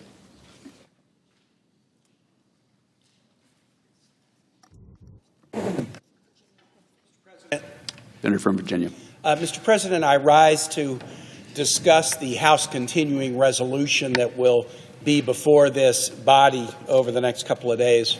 And I want to begin by talking about a Senate Armed Services Committee meeting that we had yesterday morning at 9:30 a.m. So for all paying attention, the House acted on a continuing resolution on Tuesday night. The budget deadline is at the end of the day Friday, and it takes two houses to do a budget. But what happened is when the House acted on their portion of it, they decided to leave town. They thought it would just be great if they just left town before the budget was even done. And they sent us a, quote, continuing resolution that would be unprecedented because it would mean that the government of the United States would have operated not under a traditional appropriations bill, but instead under a CR for the entire year. To those who don't do the Washington speak, what's the difference between a CR and a real appropriations budget? The way I describe it is this. If you're driving a vehicle, you want to drive by looking through the windshield. Where you are going, that's what the budget does. You budget for the year ahead of you based upon the facts on the ground, the realities in the world, the priorities that you've embraced, the challenges that you'll face. That's what a budget is supposed to do. When you operate under a continuing resolution, you're driving by looking in the rearview mirror. You're instead embracing decisions that were made a while ago and just saying, well, we can't even reach an accord about going forward, so let's instead let's do what we did last month, let's do what we did last year, because we are unable to reach an agreement. A continuing resolution has been somewhat normal for a couple of months. If we don't reach a budget deal by September 30, it's pretty normal that we do a CR through the end of the calendar year. But in every year that I've been here, Congress has been able to, at some point, find not the backward-looking CR, but the forward-looking appropriations bill, put it in place so that we are spending money based on the priorities that are important right now. What's pending before the Senate now is not that forward-looking budget. Instead, it's this vehicle that has come over from the House that would, for the first time, have us not budgeting based on the windshield, but instead driving by what's in the rearview mirror. We had a Armed Services Committee hearing yesterday, and it was a hearing that was called by the Readiness Subcommittee, on which I sit. Readiness looks at this very important metric: how ready are the different branches of the American military to fight tomorrow if we need to? And we have this hearing every year, and we usually invite to the hearing the vice service chiefs of each of the service branches. So instead of the service chief of the Navy, the deputy, Vice Admiral Kilby, we'll invite the deputy of all the branches, and they come and they talk to us about how they measure readiness and where we stand. And they were all before us yesterday in a hearing that was chaired by Alaska Senator Sullivan, with the ranking member, Hawaii Senator Hirono, and a number of others there at the hearing. Now remember, it had just been 12 hours before that the House had passed the continuing resolution. And so folks were aware of what was on the table in this hearing yesterday morning. And what did our military leadership say to us about the continuing resolution that we are going to be asked to vote on in the next day or so? Well, let me just read a couple of quotes from the military leaders. Admiral Kilby: consistent and predictable funding is foundational to our improvement efforts. The Navy will need to make hard choices this year if we are operating under a full-year continuing resolution. And so I asked him this question. I'm just going to read the exchange that I had to him. Admiral Kilby, I think you testified in your open testimony that under a CR, 1/5 of our ships will miss their maintenance schedule. Did I hear that right? Admiral Kilby said, specifically 11 ships, those maintenance availabilities are at risk. I followed up. Okay, so we want to get to 80% ready on ships and subs. Where are we now? Admiral Kilby said, depending on the day, around 67%. I then said, what will 1/5 of ships missing their maintenance schedule under the CR, what will that do to our quest to get to 80% readiness for ships and subs? Admiral Kilby, it'll certainly be a setback. We'll take a penalty there. And all of the other vice service chiefs said the same thing on behalf of the Marines and the Air Force and the Space Force and the Army. Operating under a full-year CR will hurt readiness, will hurt our national security. This is what the Pentagon is telling us about the bill we're going to be voting on in the next day or so. But it wasn't just the military leaders who said that. The chairman of the Readiness Subcommittee, Senator Sullivan, the CR from a readiness standpoint, I think that none of this is helpful. He described the frequent use of CRs as, quote, a failure on the part of Congress. And then my friend and colleague, who was the chairman of the Senate Armed Services Committee, Senator Wicker, here is what he said about the bill that we're going to vote on in the next couple of days. I will say this about the fact that this is the first year-long CR for the Department of Defense. This is a shame on our process, and it is not in keeping with what the founders intended. This is the chairman, the Republican chairman of the Senate Armed Service Committee's opinion about what a year-long CR will do to our national security. So why are we going to vote for it? Why are we taking it up and rushing to pass it? When our military leadership says it's a bad idea, and when the chairman of the Armed Services Committee says it's a bad idea, why would we contemplate it? Well, Senator Sullivan sort of hinted at it when he said it's better than a shutdown, but those are not the options. This was a hearing Wednesday morning at 9:30 in the morning. The budget deadline is not till the end of the day Friday. We don't have to accept that it's either a security damaging continuing resolution or a shutdown, because we're the Senate of the United States. There is an attitude among senators here that because the House came up with a partisan bill and sent it to us and then decided to skip town Tuesday night, that we just have to go along. I thought the Senate was an independent branch of Congress. I thought the Senate was the greatest deliberative body in the world. I don't think the Speaker of the House is the czar of the Senate. And when he sends us a continuing resolution 3 days before a budget deadline and then leaves town, I don't think the Senate of the United States is bound to follow his wishes. Instead, we should do our own jobs and do the right thing for the country. If the Armed Services Chair says this hurts defense, then let's get it right. If the chairman of the Readiness Subcommittee says the CR hurts defense, then let's get it right. And the good news, Mr. President, is we have an opportunity to get it right.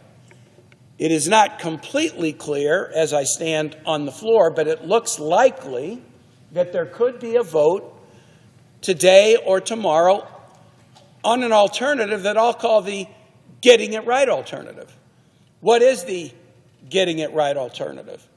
We would extend the current spending level for 30 days and then finish the budget. We would decide we don't want to drive looking in the rearview mirror. We want to drive looking in the windshield. And we would get an appropriations deal that wouldn't hurt our readiness. And I'm just talking about one priority. I could have other colleagues stand here and talk about how this CR hurts education priorities, health priorities, mental health priorities, transportation priorities, emergency response. We don't have to accept that. And frankly, to earn the label U.S. Senator, we shouldn't accept it.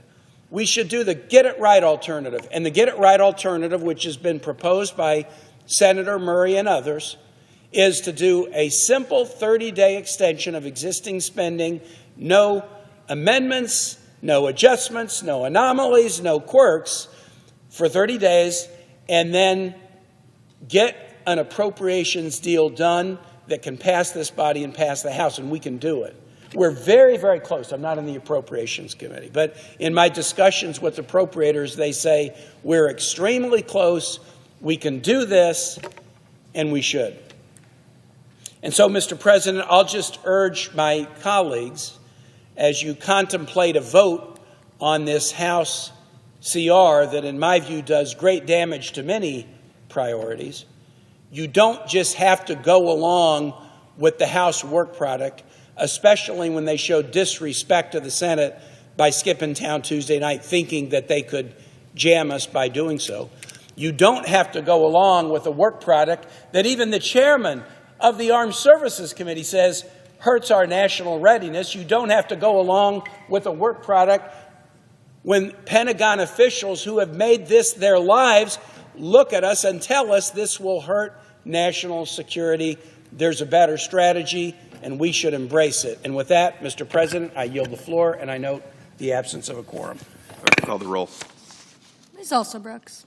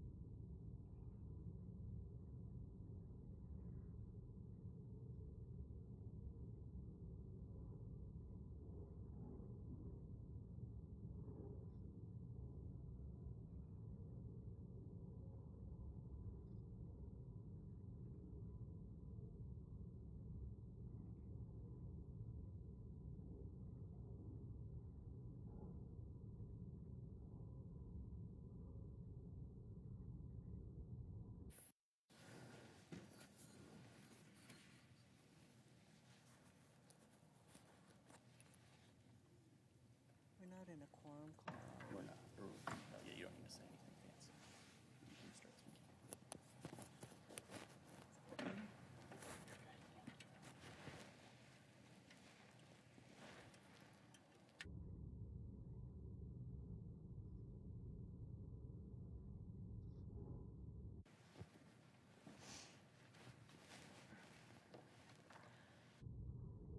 President. Senator from Hawaii. Mr. President, over the past 2 months, we have seen... Senate is in a quorum call. Mr. President, I ask unanimous consent to vitiate the quorum call. Without objection. Mr. President, over the past 2 months, we have seen chaos unleashed across our country as Donald Trump and Elon Musk take a chainsaw to our federal government, firing thousands of federal workers en masse with no explanation. More firings to come. I suspect by the time they're through, if they are ever through, hundreds of thousands of federal employees will be fired. Rather than making government more efficient, these indiscriminate cuts are gutting our government from the inside out, effectively eliminating crucial programs and offices. And while Republicans shamefully paint hardworking federal workers as faceless bureaucrats, we know that our federal workers do important work. From ensuring Social Security checks go out to providing care for veterans and so much more. And ever since, and every state has individual federal employees doing critical work, often work that goes unseen. In Hawaii, for example, Fish and Wildlife Service employees are responsible for keeping invasive species out of our state. Once invasive species arrive in our islands, it is often impossible to eradicate them. That is why the work of these employees are so important. Last month, the Trump administration fired a Fish and Wildlife Service employee whose job was to keep one particular invasive species, the brown tree snake, out of our state. You can see, Mr. President, it is pretty ferocious. This picture depicts a brown tree snake eating a bird whole. Native to Australia, Indonesia, and Papua New Guinea, the brown tree snake was accidentally introduced to Guam during World War II and has been wreaking havoc on that island ever since. One of the most destructive invasive species in the world, the brown tree snake is responsible for the extinction of at least a dozen animal species in Guam, including many of the island's forest-dwelling birds and native lizards. But the snake didn't stop at birds and lizards.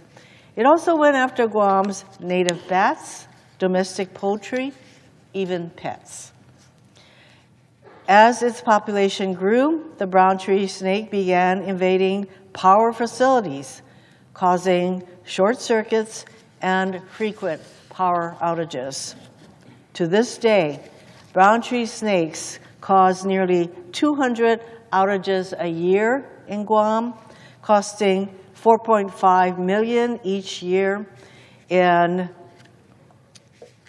what they're doing in repairs. I mean, you can imagine what kind of havoc, lost productivity by the millions. And despite years of various attempts to control the brown tree snake, as of 2024, Guam's population of brown tree snakes is estimated to be in the millions. Sadly, it is highly unlikely that this invasive and destructive species will ever be fully eliminated from Guam. Thankfully, the snake does not yet exist in Hawaii or anywhere in the continental U.S., but that is not by accident or chance.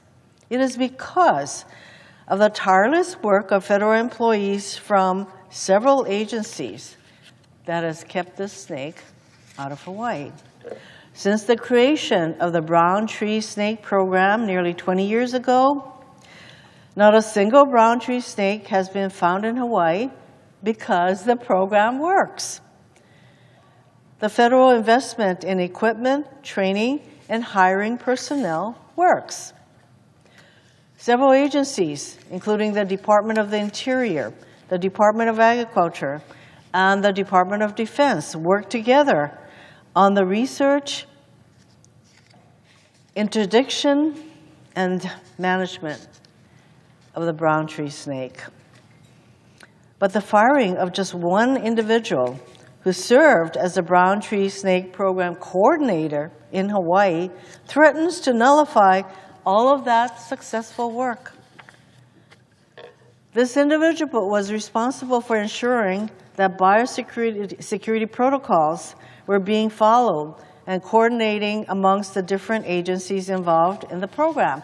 And he has been doing this for a number of years. He has the expertise to do this well, to keep this snake out of Hawaii. He oversaw the implementation of the brown tree snake program for the entire Pacific region. And as I give this speech today, his position, eliminated for no good reason by Musk and Trump, his position to this day remains vacant. And as we know, there is a hiring freeze imposed by the president also. So if he is not reinstated, the likely scenario will be that it will not be a matter of if brown tree snakes are introduced to Hawaii, but when. And let's be clear, if this snake makes it to Hawaii, I fear it is only a matter of time before it reaches the rest of our country. Trump and Elon Musk think they can just take a chainsaw to our federal workforce and budget, hacking away with no consequences. But in 10 years, when brown tree snakes have decimated Hawaii's ecosystem and wreaked havoc in other states across our country, it will obviously be too late. Mr. President, the brown tree snake is a real threat that Hawaii takes seriously. And in every state across our country, red and blue alike, there are federal workers doing critical, often unseen work to protect the health, safety, and well-being of our communities. Critical federal employees. Firing these employees will inevitably make our country and our communities less safe, less prosperous, and more vulnerable to outside threats, from foreign governments to invasive species and everything in between. I stand ready to work with anyone serious about making our government more efficient, but these cuts are having the opposite effect. I urge my Republican colleagues to join me in standing up for the critical federal programs in these states, in our states, and to the well-being of the American people. By rejecting this administration's attacks on our government and the people who keep it working and who protect our communities. Mr. President, I yield back. Absence of a quorum. Clerk will call the roll. Ms. Alston-Brooks.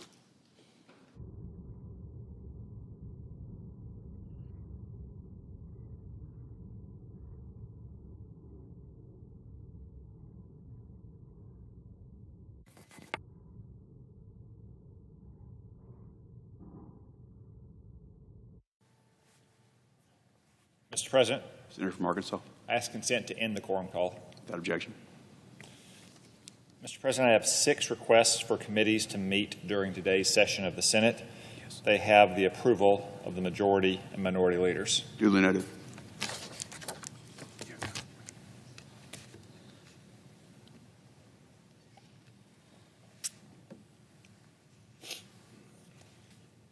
Mr. President, Senator Franco Self. here we go again. In just a little over 24 hours, federal funding will run out and the government will shut down. Let me state for the record that my Republican colleagues and I are ready to get on with matters and ready to fund the government for the rest of this year. And we all know that the faster we move it over the finish line, the faster our federal government can get to work on behalf of the American people and implement the agenda that the American people elected us to get done. But after our Democratic friends had a nice long lunch on Capitol Hill yesterday, Senator Schumer took to the floor to announce that their caucus will not support funding the government because, as he put it, Republicans chose a partisan path. But here's what Senator Schumer is really saying. Democrats would rather shut down the government than pass the funding bill just to shift blame to Republicans for our current funding predicament. Democrats are going to shut down the government to protect the government. In the next 24 hours even, Democrats are planning to use the very same filibuster that they have opposed and tried to abolish to shut down the government. In the last administration, former Vice President Kamala Harris said that Joe Biden and the Democrats are, quote, kind of done with those archaic Senate rules, end quote. But here they are using those archaic Senate rules to shut down the government. There's nothing that could explain such a drastic, colleagues, other than rank hypocrisy. Democrats are quick to criticize Republican efforts to eliminate waste, fraud, and abuse in our bureaucracies on behalf of hardworking American taxpayers. Yet in the same breath, Democrats are fighting to withhold the paychecks of air traffic controllers, our troops, federal custodial staff. They can't be serious. The level of hypocrisy displayed by the minority leader and my Democratic colleagues is appalling to the office they hold and the constituents they serve. A government shutdown, of course, doesn't just affect the federal workforce. For instance, food inspectors would be forced to stop their work, interrupting our food supply chains. It's as if the Democrats are trying to finish Joe Biden's job of driving up prices at the grocery store. So let me remind everyone of why we are on the verge of a government shutdown. Just a few months ago, Senator Schumer and my Democratic colleagues held the majority here. During that time, Republicans joined with Democrats to vote 11 out of 12 government funding bills from committee. 11 out of 12. 6 of them were unanimous. The other 5 passed with overwhelming bipartisan support. That would seem to be a great accomplishment in a too often divided Washington. 11 out of 12 bills, 6 unanimous, 5 with overwhelming bipartisan support. But even though we had all those spending bills ready to go last summer on a bipartisan basis, then Majority Leader Schumer failed to bring a single bill to the floor from August through the end of last year. Not a single bill. Even though, yet let me say it again, 11 out of 12 passed out of committee, 6 were unanimous, and the other 5 were overwhelmingly bipartisan. Not a single one. Senator Schumer had 224 days to bring those bills to the floor for a vote. 224 days. What did we do instead? He chose to prioritize election year stunts, trying to distract voters from Joe Biden's disastrous border crisis. He had a vote on mandating government-funded fertility treatments for biological men, more important than funding the government. We also confirmed a whole host of unqualified Biden nominees you've never heard of for jobs you didn't know existed. not to mention a whole host of unqualified judges in states with 2 Democratic senators who couldn't have gotten confirmed for the first 4 years and were only jammed through in a lame duck session, when we also could have been passing those spending bills to fund the government so we wouldn't be in this position. Senator Schumer claims to care about the livelihoods of federal workers, but as leader, he seemed more preoccupied with putting on a big political show. And yet, here's Senator Schumer claiming that Republican partisanship is the reason for shutting down the government. Spare me. It continued this year. Since Republicans took over, he blocked negotiations that would have made this funding bill a bipartisan effort from the start. Senator Collins, the chair of the Senate Appropriations Committee, and Congressman Cole, the chair of the House Appropriations Committee, made multiple offers to their Democratic counterparts to negotiate on a bipartisan basis government funding bills just like we did last summer.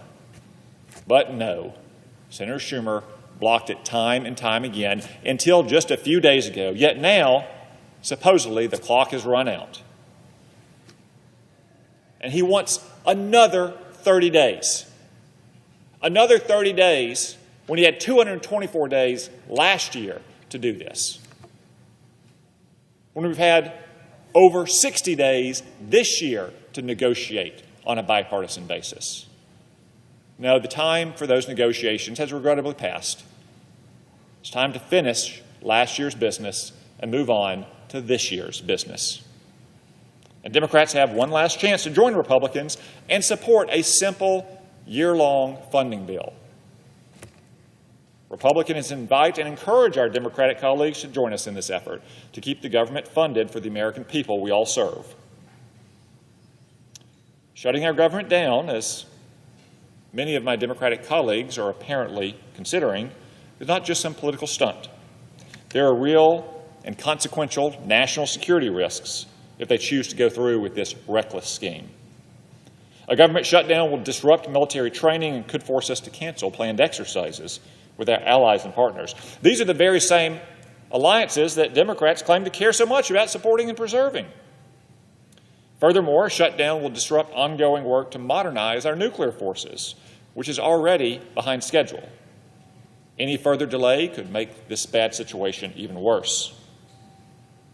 And the potential Schumer shutdown will hurt military preparedness by slowing recruiting, creating uncertainty in our defense supply chains, and impacting our ability to produce badly needed munitions.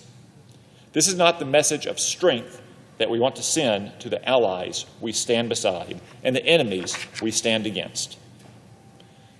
To my Democratic colleagues who still believe that shutting down the government is the principal choice, that you need to, again, it's hard for me to explain their position, shut down the government to protect the government, let me ask you simply, what does voting no accomplish?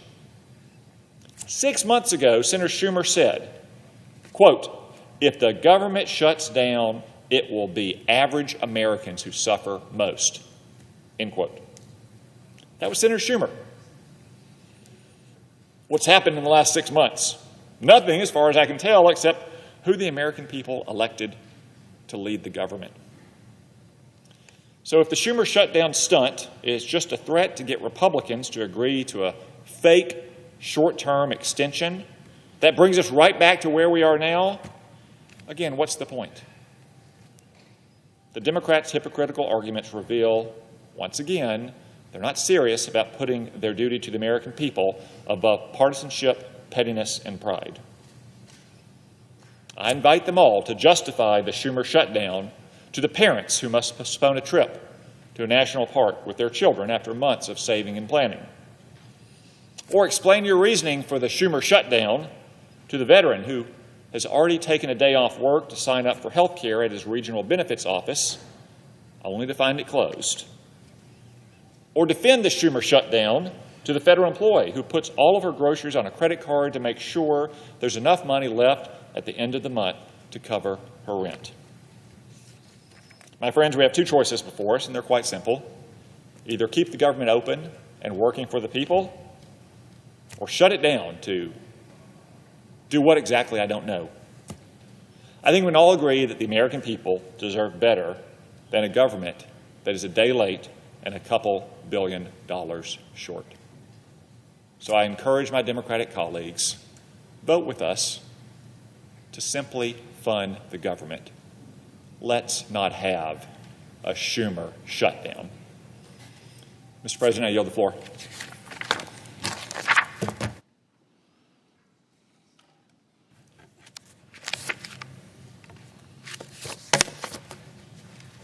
Mr. President. Senator from Vermont. Thank you. Mr. President, as people all over this country understand, we are a nation today that faces enormous crises. Sadly, the continuing resolution passed Tuesday in the U.S. House, and which will come to this body very shortly, not only does nothing to address these crises, but in fact, it makes a bad situation much worse. Today, at a time when we have more income and wealth inequality than we have ever had in the history of this country, 60% of our people are living paycheck to paycheck. And what that means, Mr. President, I grew up in a family living paycheck to paycheck.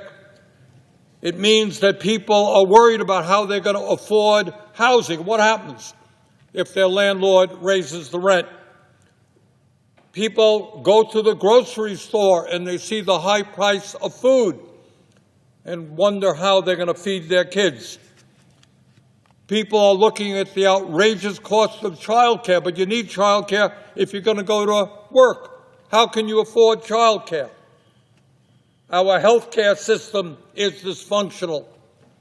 People worry about how they can afford health care if they are lucky enough to be able to find a doctor. That is the reality of what's going on in our country today. Rich are getting richer. Working people are struggling. And 800,000 Americans are sleeping out in the streets. So given that reality, what does this bill do? The bill written by the right-wing extremists in the House of Representatives without any bipartisan discussion at all. What does this bill do? Well, let me count the ways that it makes the financial struggles of working people even more difficult than they are today. And it does all of that, Mr. President, to lay the groundwork for massive tax breaks for Elon Musk and the billionaire class. For a start, some 22% of our seniors in this country are trying to survive on $15,000 a year or less, which to me is really quite incredible. I don't know how anybody, let alone a senior, survives on $15,000 a year or less. Half of our seniors are trying to survive on $30,000 a year or less. So what does the Trump-Musk administration do to address the terrible economic pressures on seniors all over America? Well, they got a brilliant idea. They illegally fire thousands of workers at the Social Security Administration with plans to cut that staff in half. Mr. President, in America today, 30,000 people die each year waiting to receive their Social Security disability benefits because of a grossly understaffed and under-resourced Social Security Administration.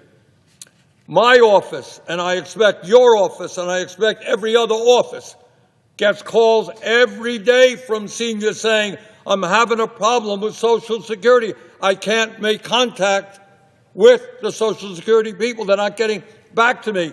And that is because today they are understaffed. If Musk and Trump get their way and the Social Security Administration staff is cut in half, nobody can deny that that is a death sentence for many thousands of seniors who desperately need their benefits.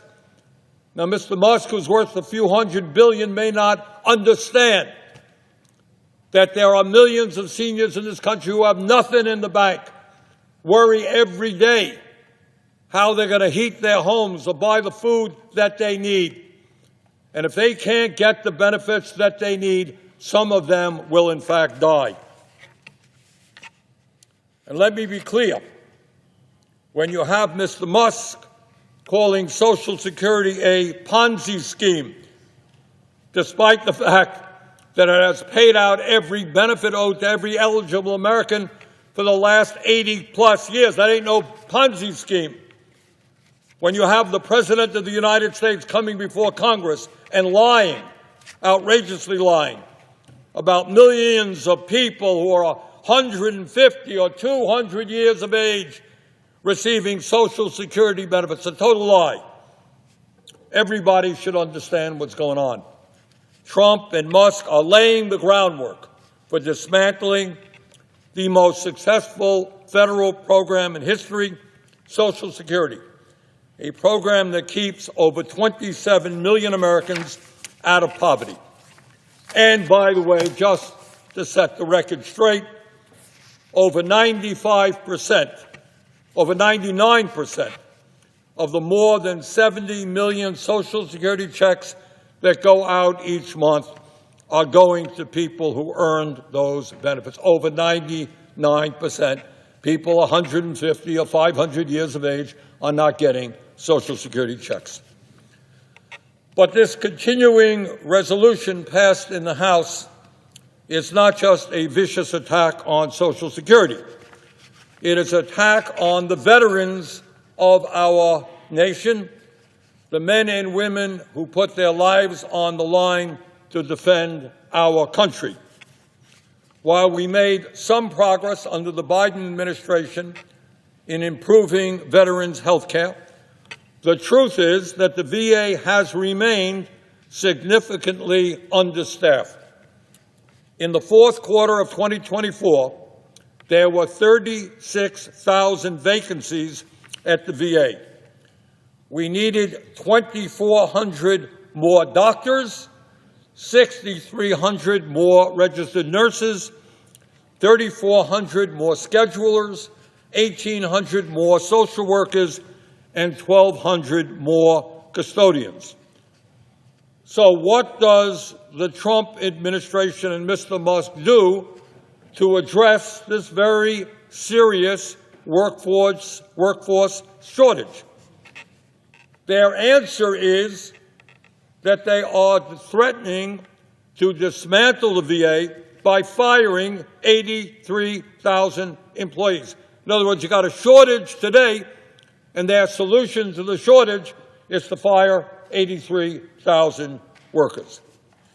Not only does this CR do nothing to stop that, but it cuts more than $20 billion in funding needed to provide care for veterans exposed to burn pits, Agent Orange, and other toxic substances next year. Mr. President, pathetically, our nation, the richest country on earth, has the highest rate of childhood poverty of almost any major country on the planet, and that is often reflected in the crises facing many public schools today. Throughout America, children are coming into school hungry. Kids are coming into school with serious mental issues. Kids are coming into school from dysfunctional families often dealing with drug abuse. And what is the Trump-Musk administration doing about that crisis? Well, their response was interesting. Just the other day, they fired half of the staff at the Department of Education. That means that it will be far harder to administer the Title I program that helps 26 million low-income kids get the education they need and pays the salaries of some 180,000 public school teachers throughout the country. So how does a school in a working class community survive if you don't get the funds to pay the teachers? Further, it means that it will be far harder to administer the Individuals with Disabilities Education Act, the IDEA, that provides vital resources for 7.5 million kids with disabilities. We have made progress in a bipartisan way over the last number of years to say to families that if your kid has a disability, that kid can still go to a public school. There will be services available for that kid. But when you cut the Department of Education staff here in Washington in half, that is going to be extremely difficult to do. And it means that it will be far harder for some 7 million low-income and working-class students to get the Pell Grants they need to get a higher education. In fact, just hours after the Department of Education laid off half of its staff, the website for the free application for federal student aid that working families use to apply for Pell Grants and other financial institutions crashed. Fired workers, the website crashed, people who are applying for Pell Grants. This CR that we will be looking at perhaps tomorrow gives the Trump administration the green light to make these horrific cuts to education. And it's not just education. Mr. President, we have a major health care crisis in our country. Despite spending twice as much per capita on health care as the people of any other major country, 85 million Americans are uninsured or underinsured. Over 500,000 of our people go bankrupt because of medically related debt. Over 60,000 people die each year because they can't afford to get to a doctor on time. And our life expectancy is not only lower than almost any other major country, it is a system in which working class and low-income Americans die 7 years younger than wealthier Americans. So you got a crisis. People can't find a doctor. People are going bankrupt because of health care bills. And what does this CR do? Well, at a time when, in particular, our primary health care system is completely broken, when we don't have enough doctors or nurses or dentists or mental health counselors, this proposal cuts community health center funding by 3.2%, cuts the National Health Service Corps by over 5%, and cuts funding for teaching health centers, a program which helps train doctors in rural and underserved areas, by almost 13%. So in the midst of a horrific primary health care crisis in Vermont and all over rural America, this proposal will make it that much harder for people to get the health care that they desperately need. But it's not just health care. Everybody in this country, from Vermont to Los Angeles, understands we have a major housing crisis. And it's not just all of the homelessness we are seeing. Over 20 million of our people, incredibly, spend more than 50% of their limited income on housing. How in God's name do you pay for anything else? How do you buy food? How do you take care of health care if you're spending 50% or more for your housing? So, how does this CR address the housing crisis? Well, it does it by cutting rental assistance for low-income families in America by $700 million, which could lead to more than 32,000 families in our country being evicted from their homes. Well, that is a heck of a solution to the housing crisis. You make it much worse. But it's not just housing. I know that the president might disagree. He thinks that climate change is a hoax. The whole scientific community understands that it is an existential threat. They understand that the last 10 years have been the warmest ever recorded, and extreme weather disturbances and natural disasters have been taking place all over the world, from California to India, across Europe to North Carolina. So what does the CR do about the existential threat of climate change.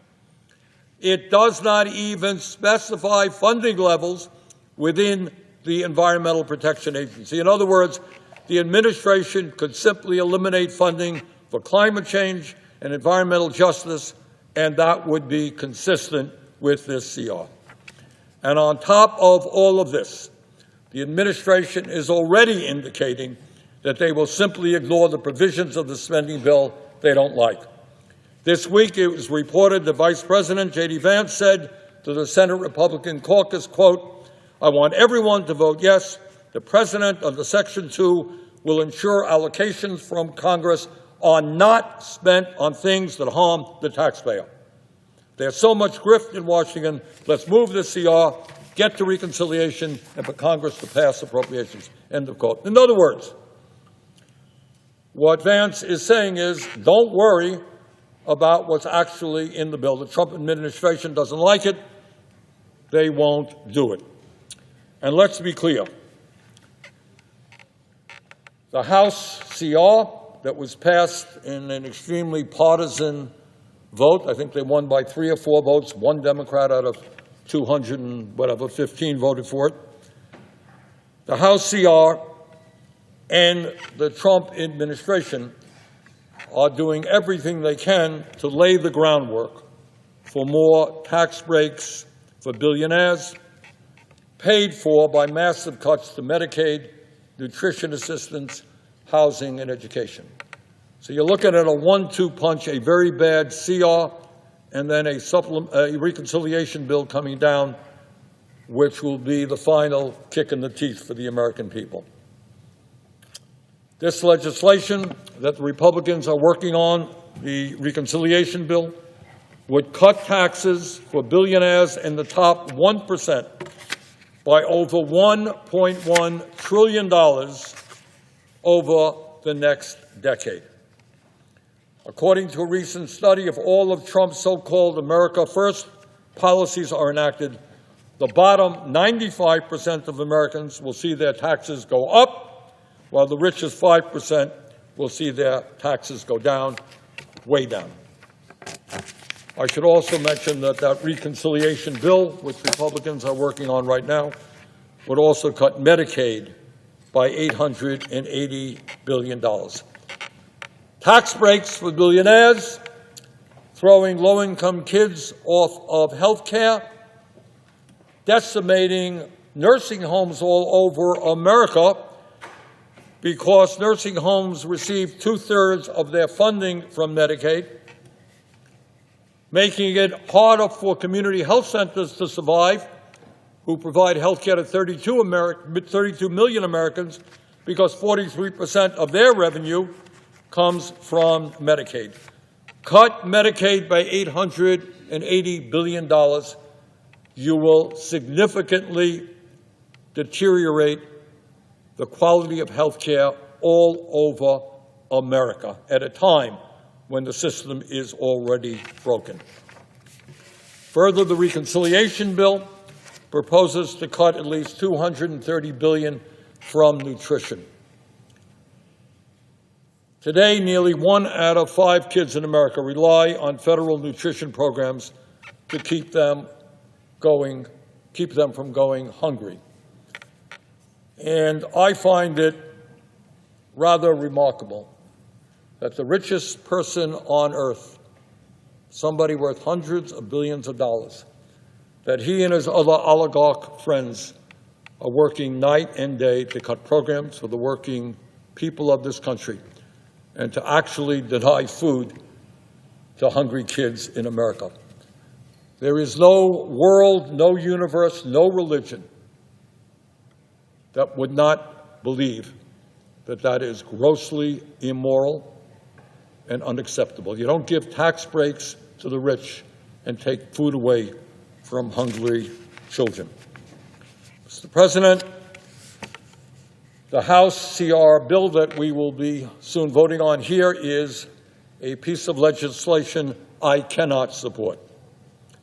Instead, what the Senate must do is pass a 30-day CR so that all members of Congress not just the House Republican leadership, can come together and produce a good piece of legislation that works for all Americans and not just the few. We have an opportunity now to serve the American people.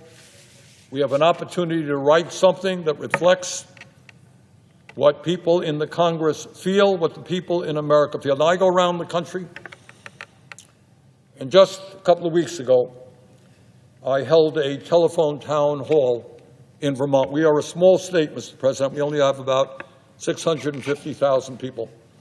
And yet on that telephone town hall, there was some 34,000 people listening in. It is a significant percentage of a small state. I have been in many parts of the country recently. I have been in Iowa. I have been in Wisconsin. I have been in Nebraska. I've been in Michigan. And what I can tell you with absolute certainty is whether people are conservative, whether they're Republican, whether they're progressive, whether they're moderate, independent, whatever they may be, there are very few people in this country who think we should give $1 trillion in tax breaks to the rich and cut back on Medicaid, education, and nutritional programs for hungry children.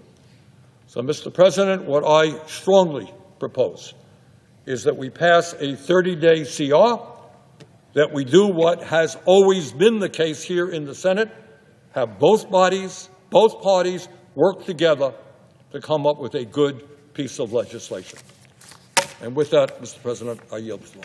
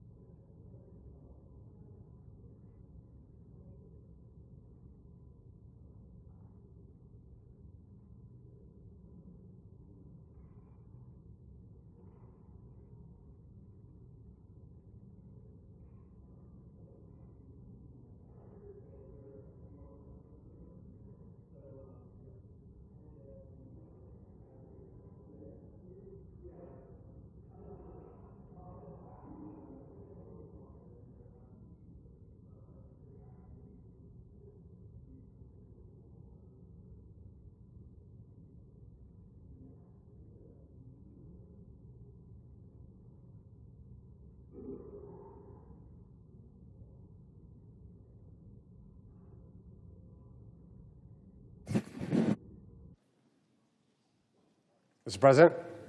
Chair recognizes the senator from Ohio. I ask that the previously scheduled roll call vote be scheduled immediately. Without objection. The question occurs on the nomination. Ayes? Thank you. Is there a sufficient second? There appears to be. The clerk will call the roll. Ms. Alsobrooks, Ms. Baldwin, Mr. Banks,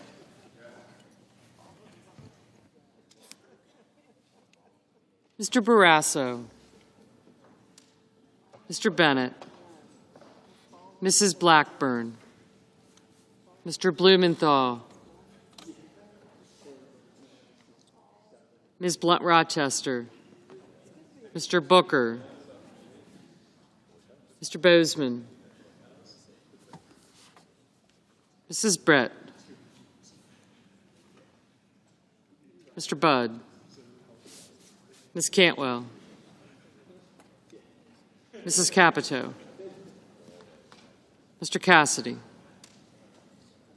Ms. Collins, Mr. Coons, Mr. Cornyn, Ms. Cortez Masto, Mr. Cotton, Mr. Kramer,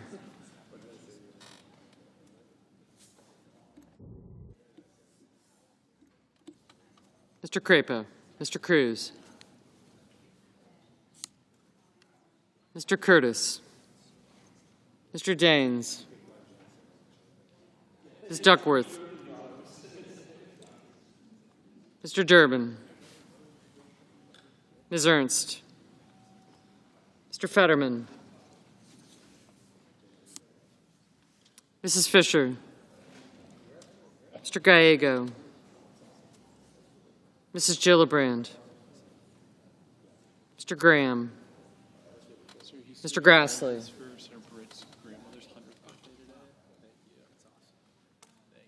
Mr. Haggerty,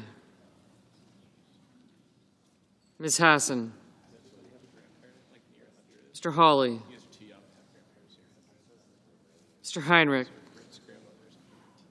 Mr. Hickenlooper, Ms. Harona, Mr. Hoven, Mr. Husted, Mrs. Hyde-Smith, Mr. Johnson, Mr. Justice, Mr. Kane, Mr. Kelly, Mr. Kennedy, Mr. Kim, Mr. King, Ms. Klobuchar, Mr. Langford, Mr. Lee, Mr. Lujan, Ms. Lemus, Mr. Markey, Mr. Marshall, Mr. McConnell, Mr. McCormick, Mr. Merkley, Mrs. Moody, Mr. Moran, Mr. Marino, Mr. Mullen, Ms. Murkowski, Mr. Murphy, Mrs. Murray, Mr. Ossoff, Mr. Padilla, Mr. Paul, Mr. Peters, Mr. Reed, Mr. Ricketts,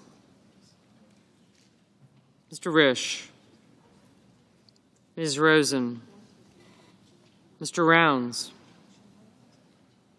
Mr. Sanders, Mr. Schatz, Mr. Schiff, Mr. Schmidt, Mr. Schumer, Mr. Scott of Florida, Mr. Scott of South Carolina, Mrs. Shaheen. Mr. Sheehy. Ms. Slapkin. Ms. Smith. Mr. Sullivan. Mr. Thune. Mr. Tillis. Mr. Tuberville. Mr. Van Hollen. Mr. Warner. Mr. Warnock.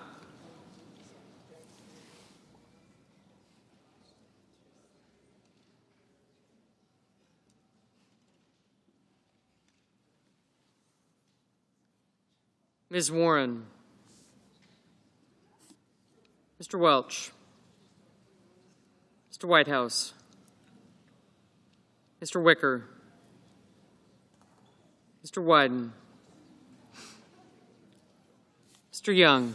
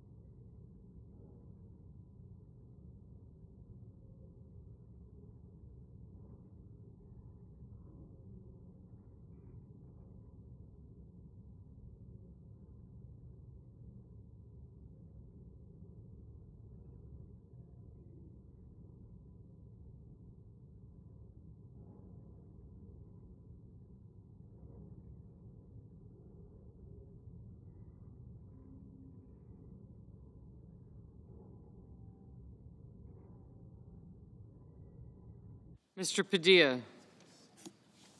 Oops. I haven't.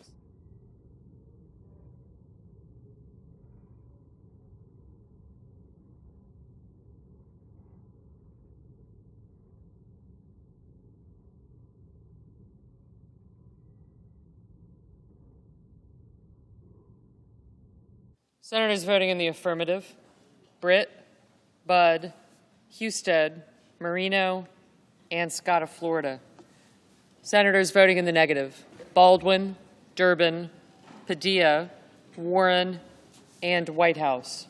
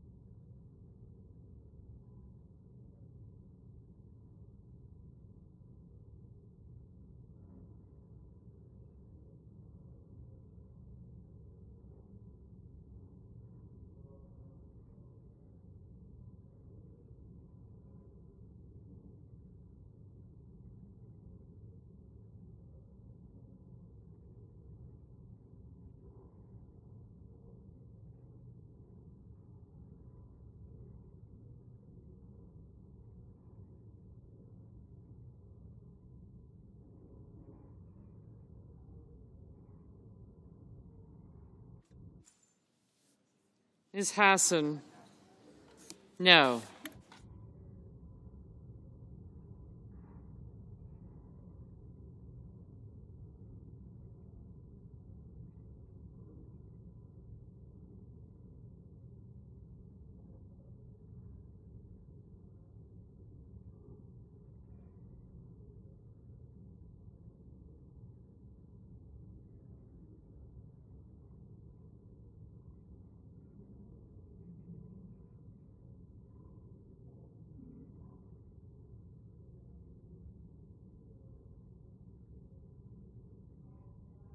Mrs. Hyde Smith, aye.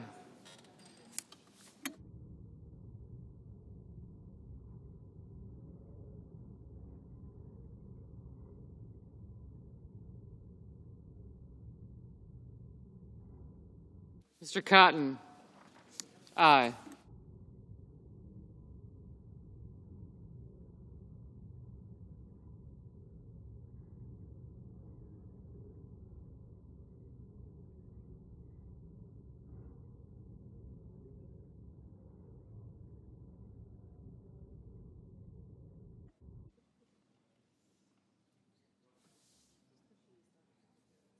Mr. Van Hollen, no.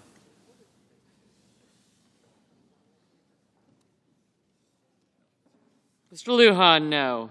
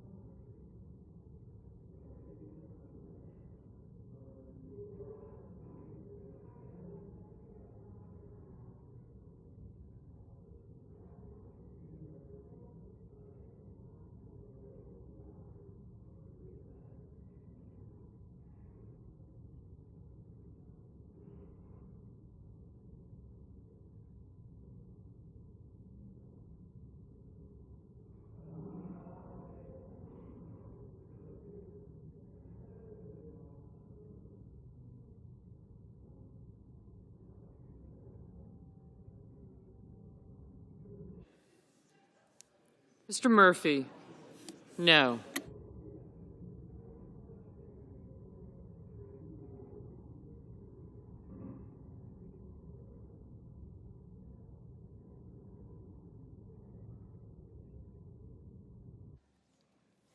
Mrs. Capito, aye.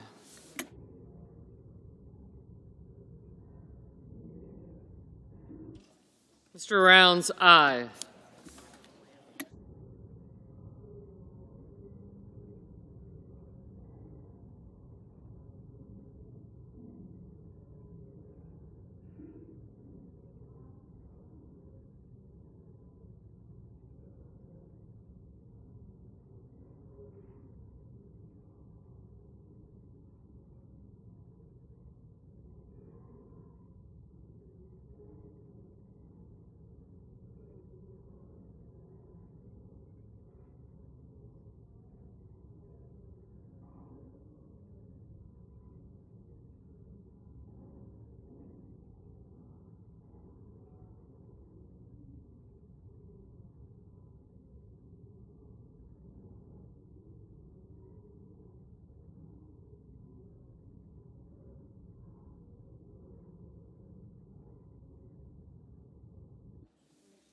Mr. Reed, no. Mr. Wyden, no.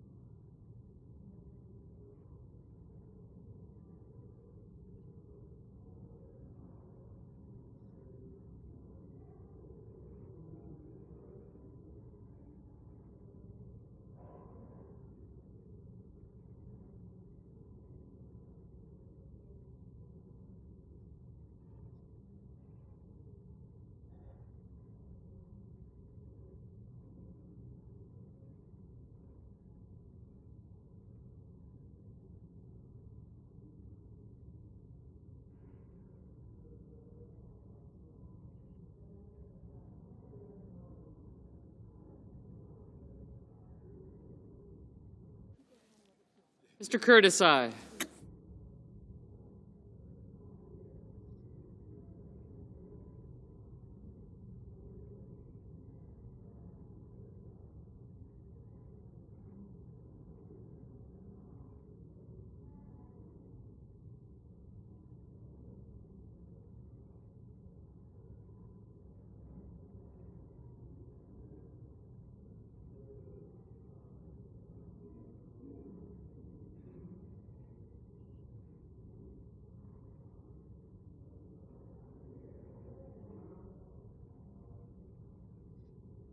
Mr. Kennedy, aye.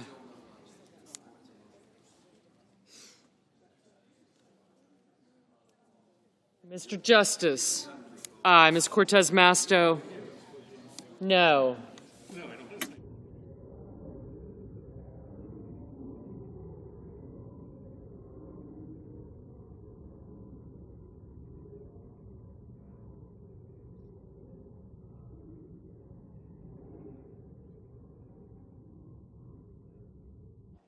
Mr. Schatz, no. You did.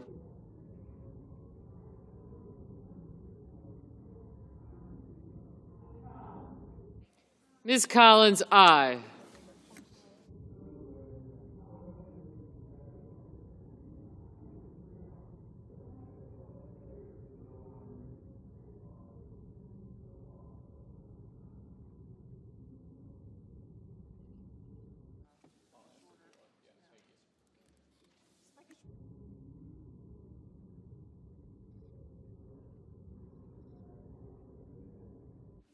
Mr. Sullivan, aye.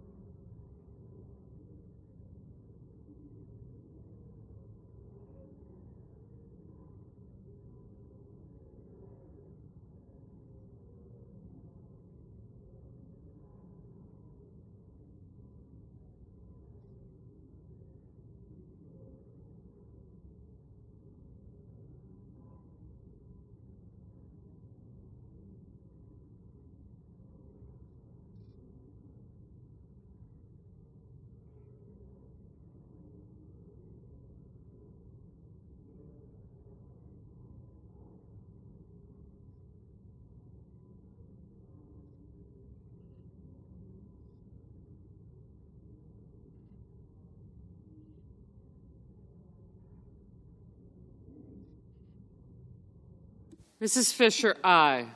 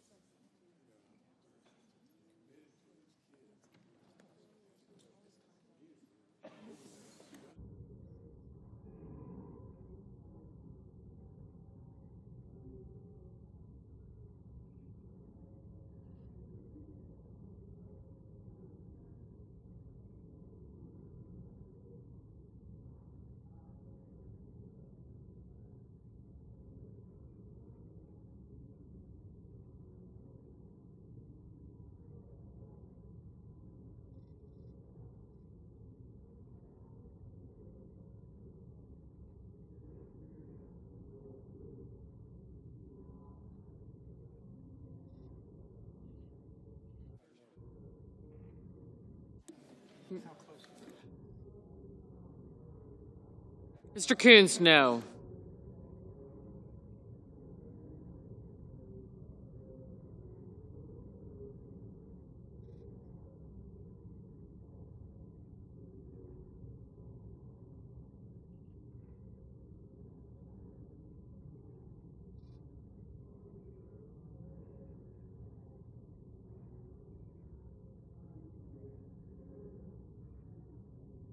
Mr. Warnock. No. Ms. Rosen. No.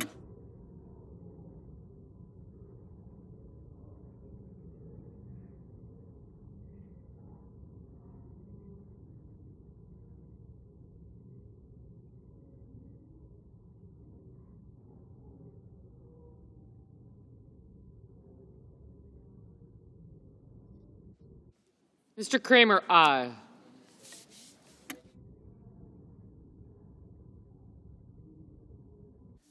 Mr. Banks, aye.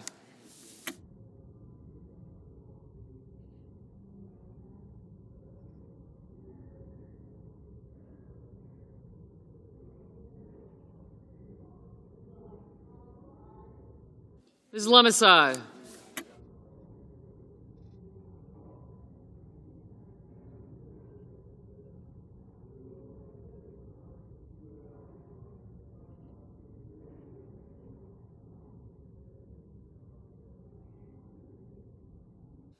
Mr. Mullen, aye.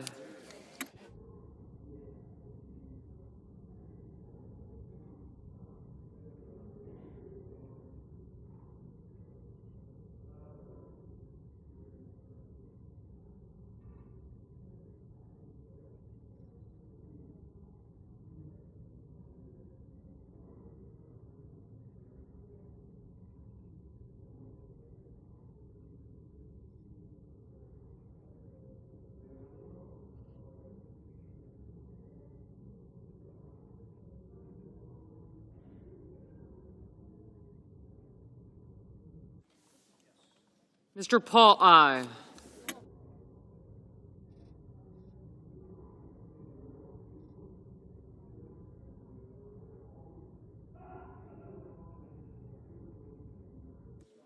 Ms. Cantwell, no.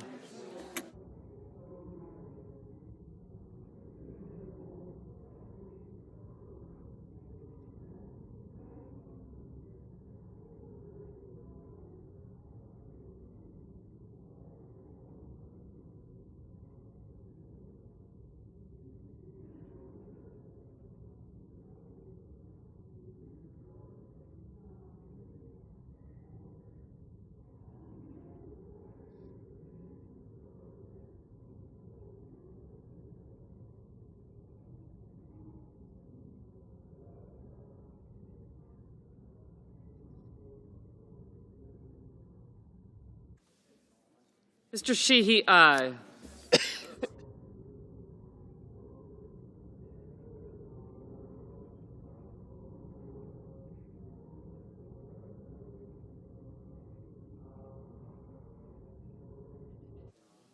Mr. Merkley, no.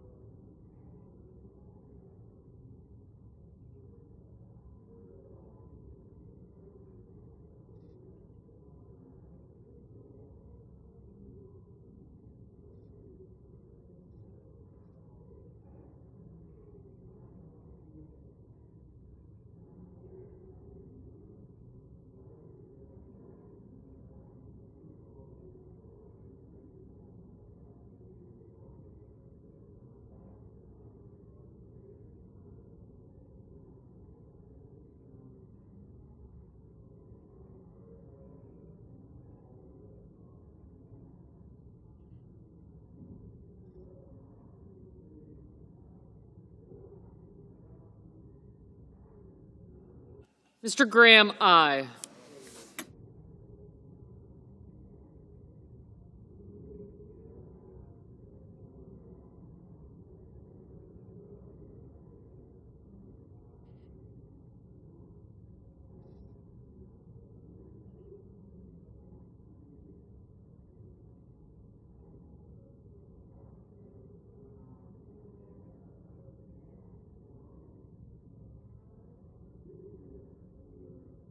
Mr. Risch, aye.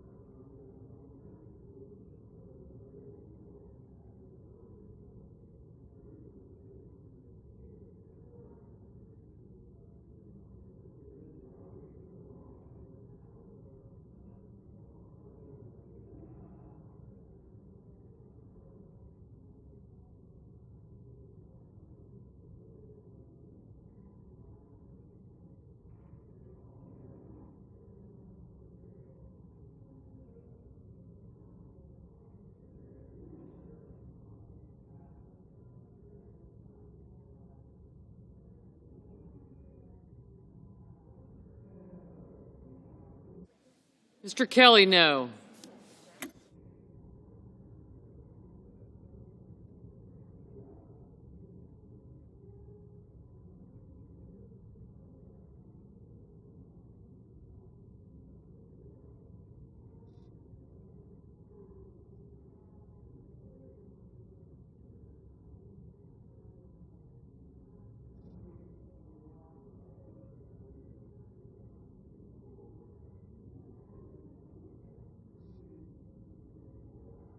Mrs. Gillibrand, no.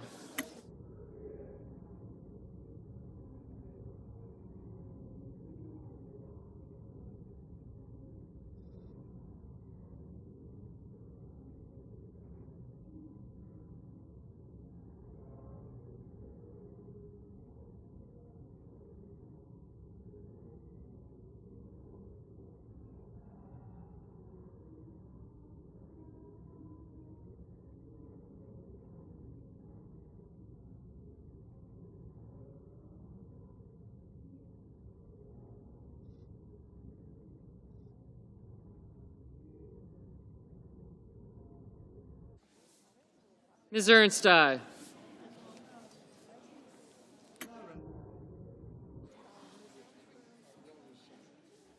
Mr. Ricketts, aye.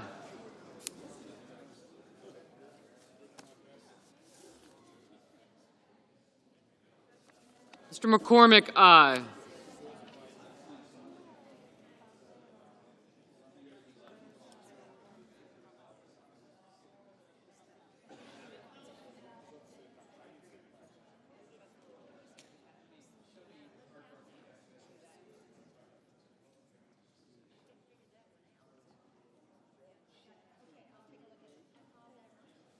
Mr. Schiff, no. Ms. Murkowski, aye. Mr. Markey, no.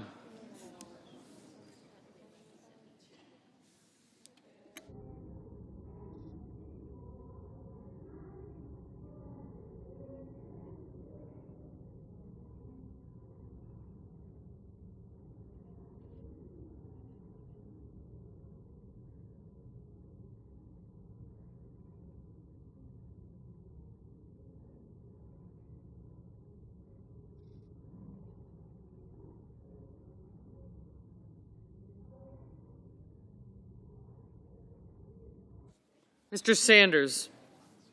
No.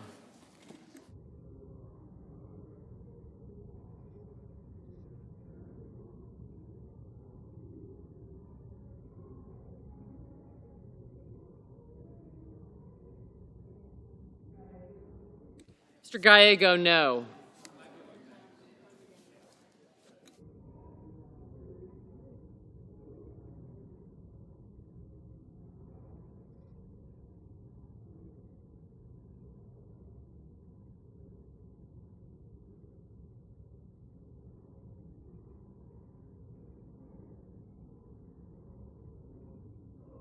Mr. Kim, no.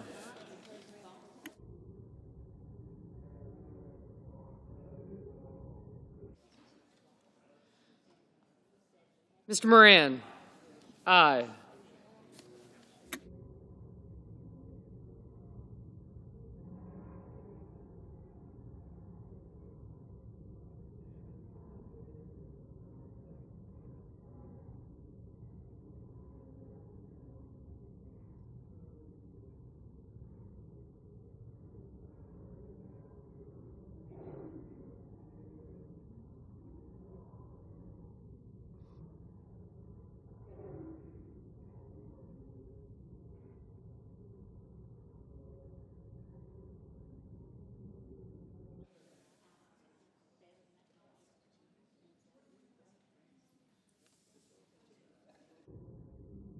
Mrs. Moody, aye.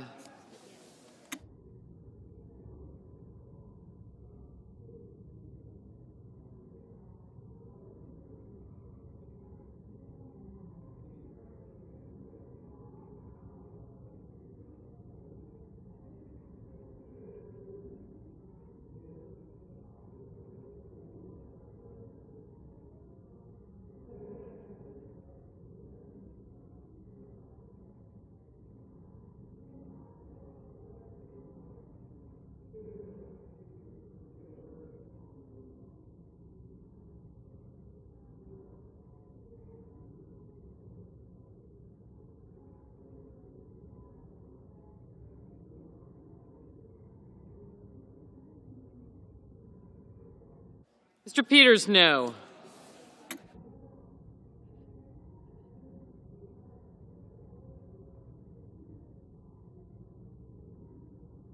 Mr. Tuberville, aye.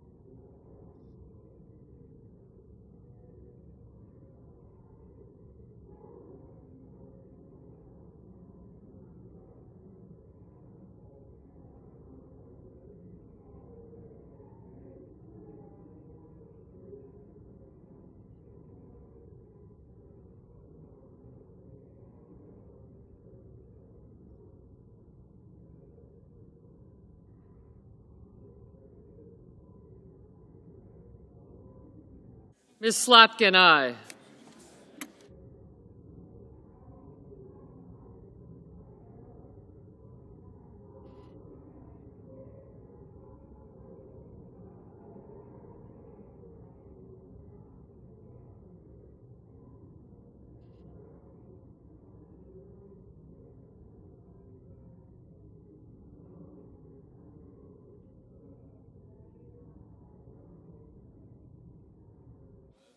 Mrs. Shaheen, no.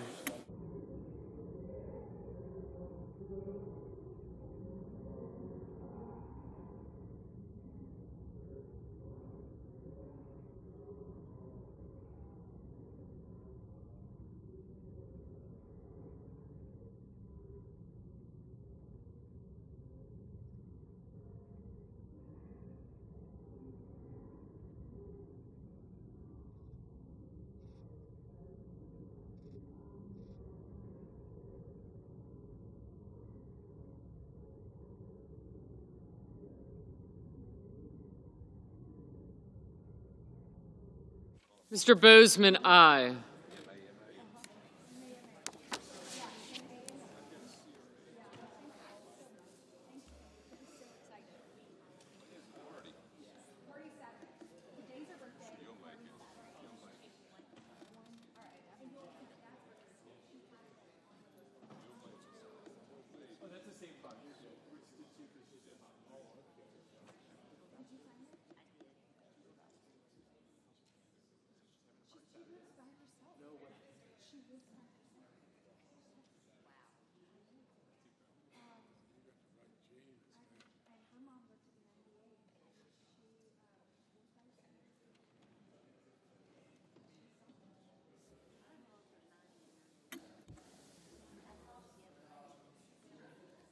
Mr. Lee, aye.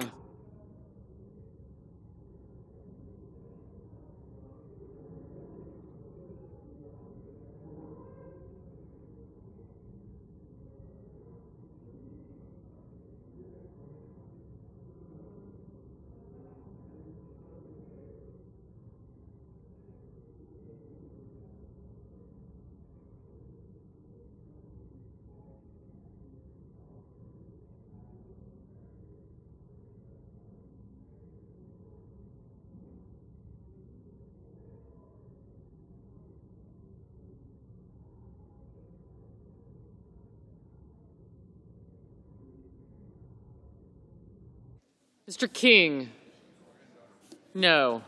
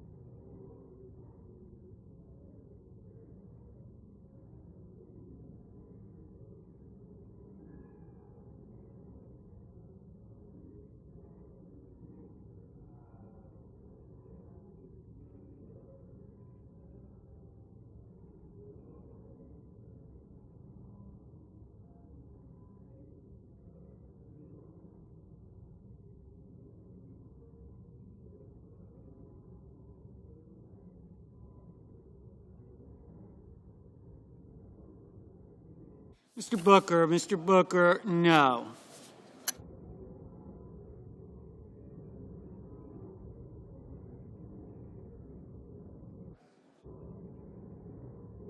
Mr. Kane, no. Mr. Warner, no.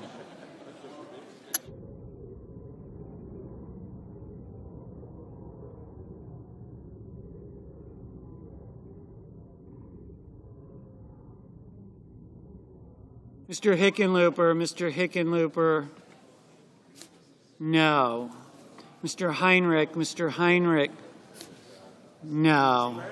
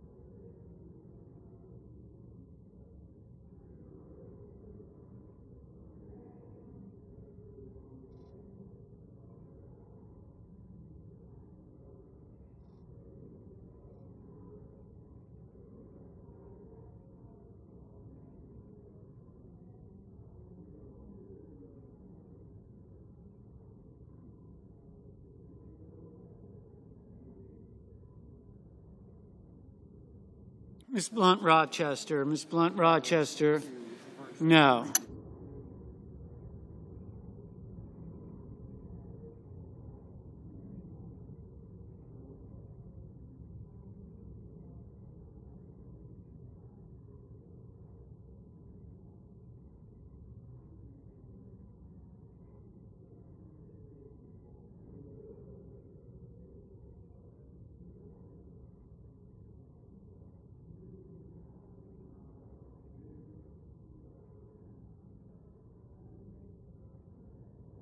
Mr. Hoven, aye.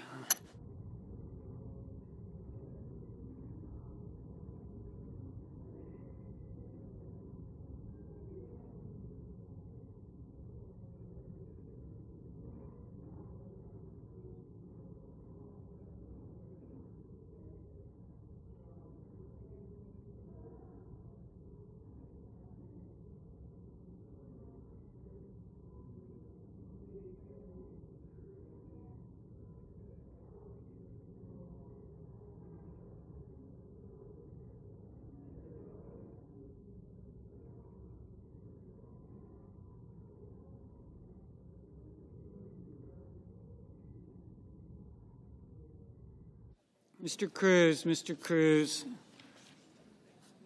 aye.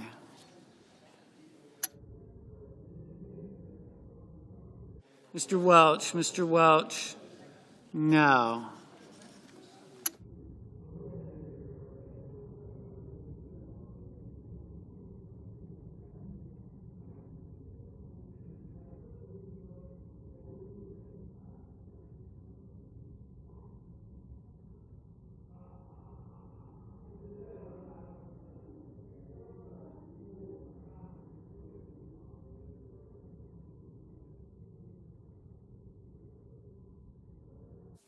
Ms. Alsobrooks, no.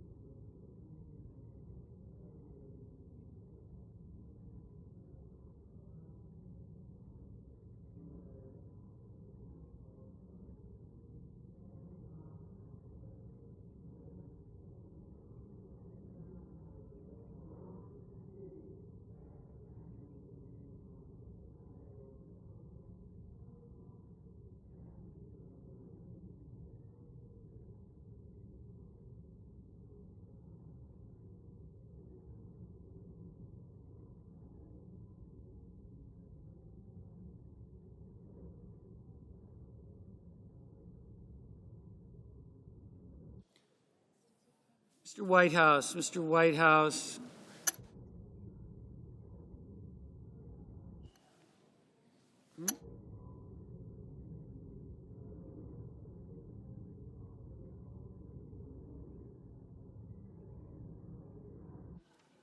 Mr. Thune, aye.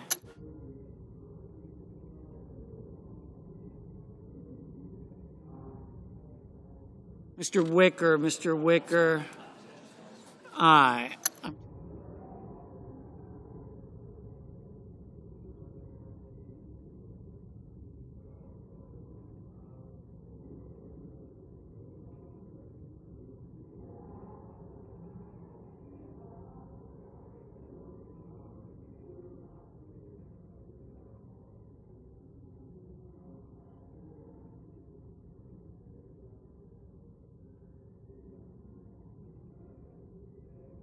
Mr. Blumenthal, Mr. Blumenthal, no. Mr. Grassley, aye.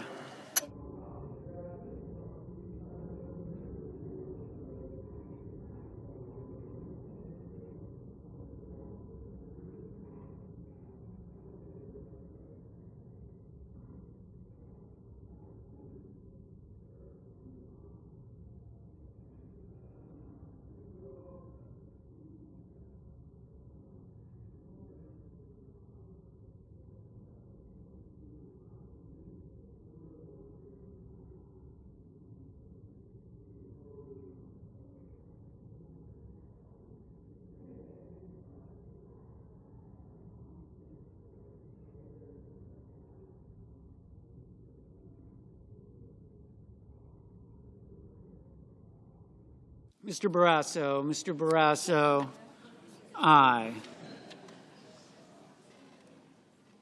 Mr. Langford, aye.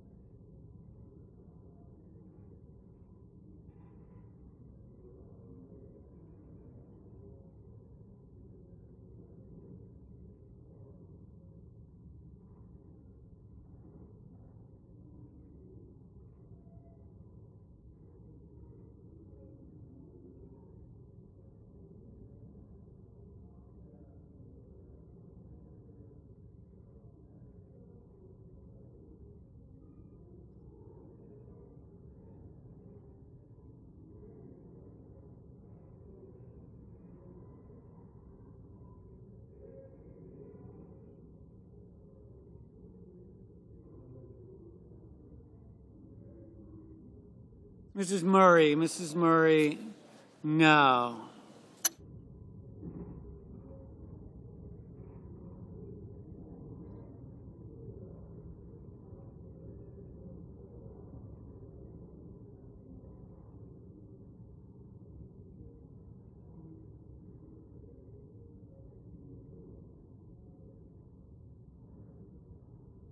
Ms. Hirono, no.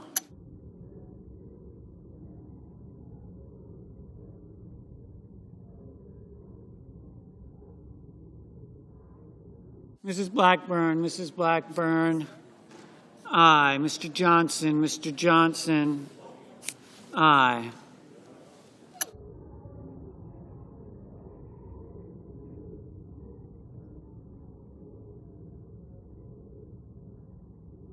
Mr. Bennett, no.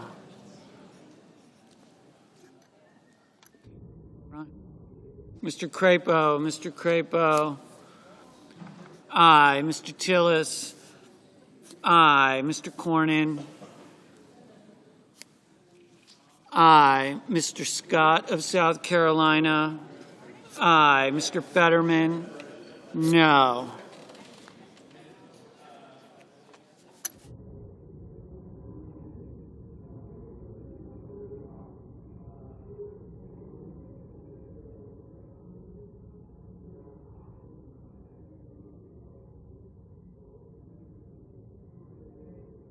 Mr. Young, aye.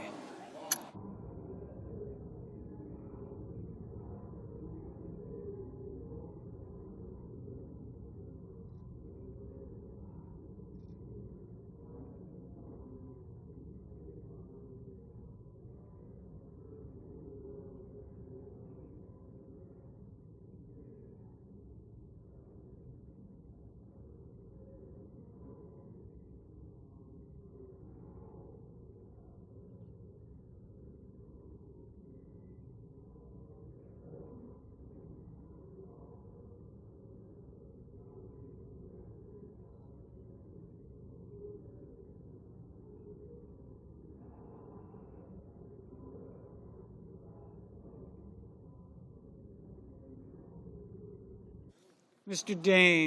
Daines, aye. Mr. Schmidt, aye.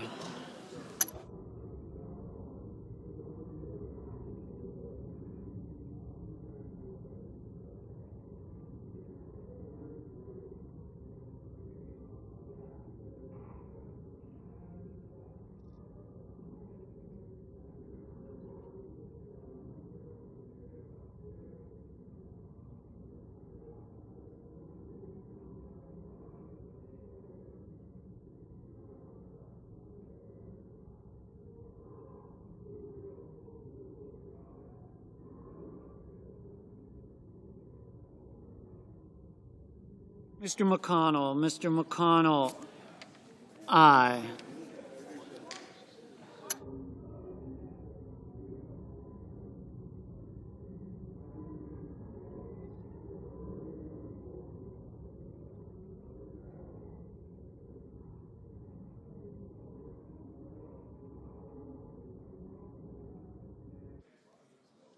Mr.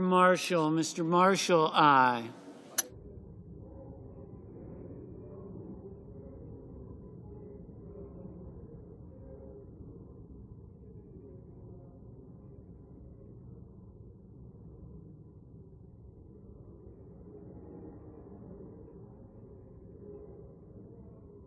Mr. Hawley,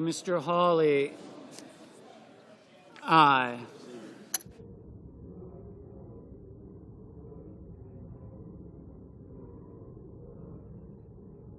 Ms. Klobuchar, no. Mr. Ossoff, no.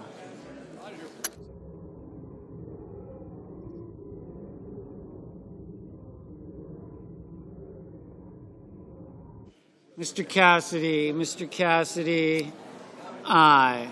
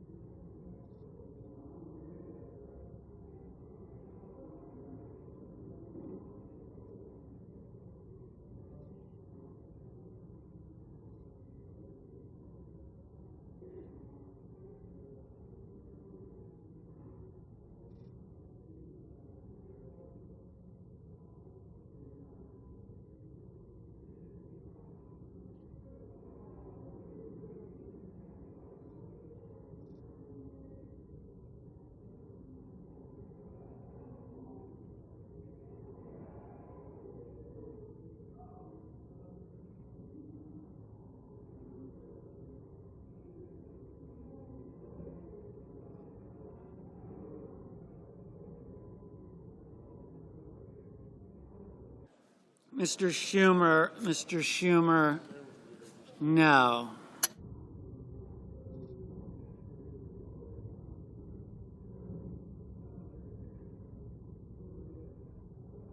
Ms. Smith, no.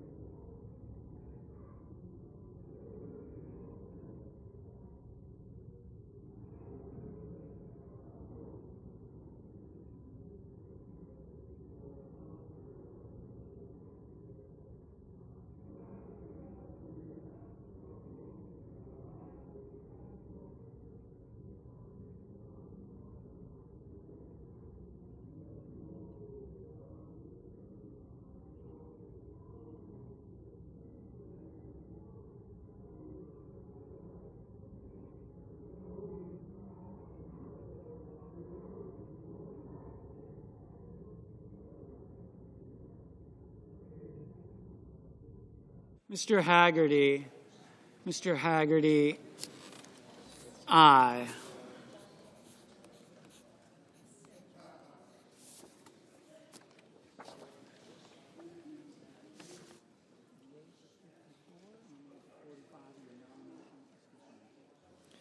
The yeas are 54, the nays are 45, and the nomination is confirmed.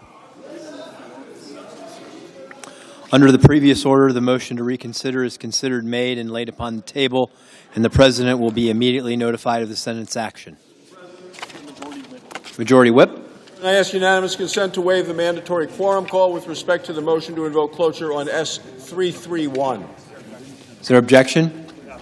Without objection. The clerk will report the motion to invoke cloture. Cloture motion. We, the undersigned senators, in accordance with the provisions of Rule 22 of the Standing Rules of the Senate, do hereby move to bring to a close debate on calendar number 18, S331, a bill to amend the Controlled Substances Act and so forth, and for other purposes, signed by 17 senators. By unanimous consent, the mandatory quorum call has been waived. The question is the sense of the Senate that the debate on S331, a bill to amend the Controlled Substances Act with respect to the scheduling of fentanyl-related substances and for other purposes, shall be brought to a close.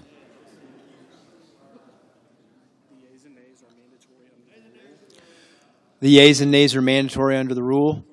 The clerk will call the roll. Ms. Also-Brooks, Ms. Baldwin, Mr. Banks, Mr. Barrasso.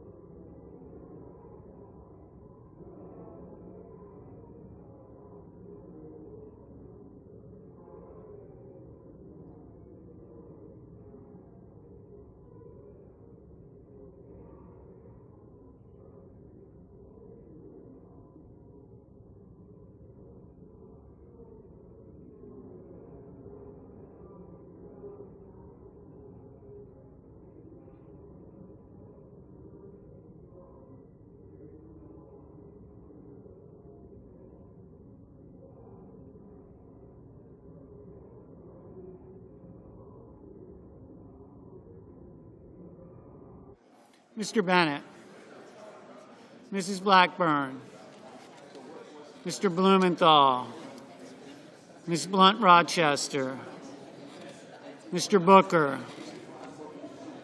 Mr. Bozeman, Mrs. Brett, Mr. Budd, Ms. Cantwell,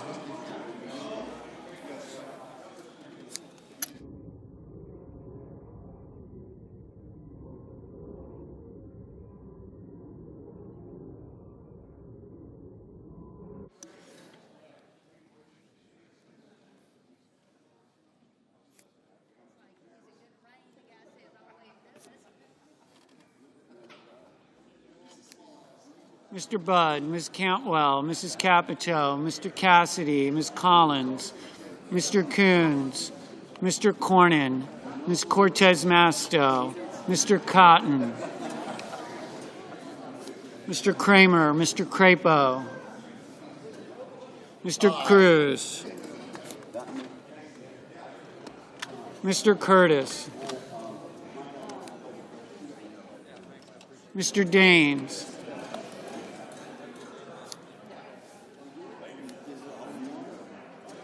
Ms. Duckworth, Mr. Durbin,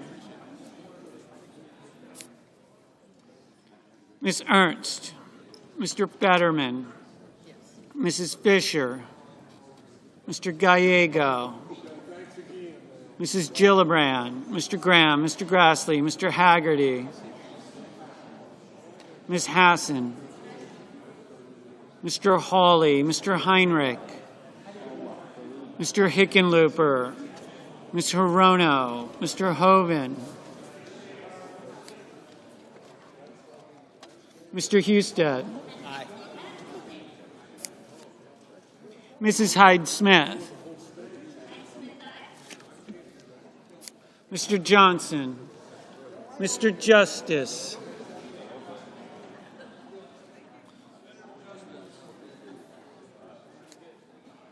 Mr. Kane, Mr. Kelly, Mr. Kennedy, Mr. Kim, Mr. King, Ms. Klobuchar, Mr. Lankford,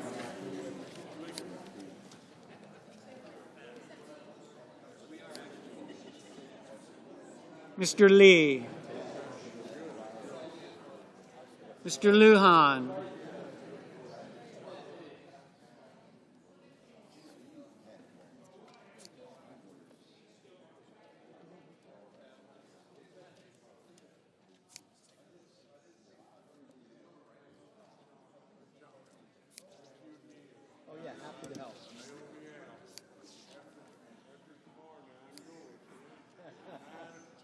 Ms. Lummis, I'm sure I'll have you. Mr. Markey, Mr. Marshall, Mr. McConnell, Happy to help out. Mr. McCormick, Mr. Merkley, Mrs. Moody, Mr. Moran, Mr. Moreno, Mr. Mullen,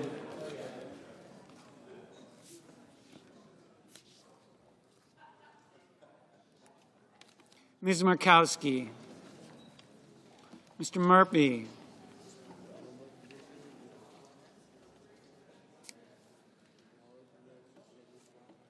Mrs. Murray, Mr. Ossoff,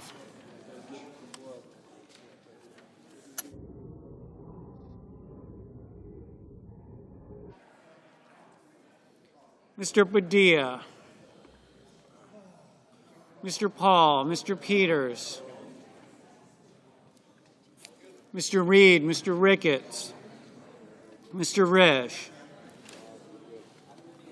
Ms. Rosen, Mr. Rounds, Mr. Sanders, Mr. Schatz, Mr. Schiff, Mr. Schmidt, Mr. Schumer, Mr. Scott of Florida,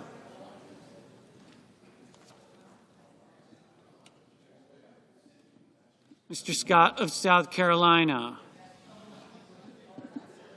Mrs. Shaheen, Mr. Sheehy, Ms. Slotkin,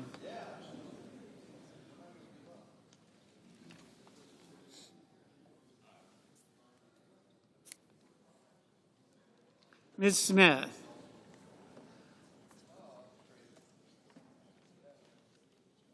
Mr. Sullivan,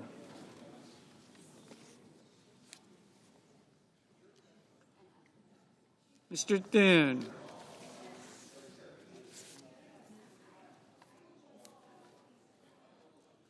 Mr. Tillis,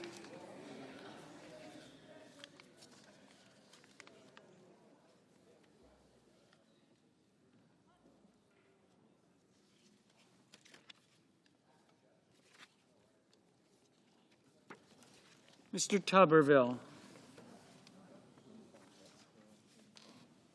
Mr. Van Hollen, Mr. Warner, Mr. Warnock, Ms. Warren, Mr. Welch,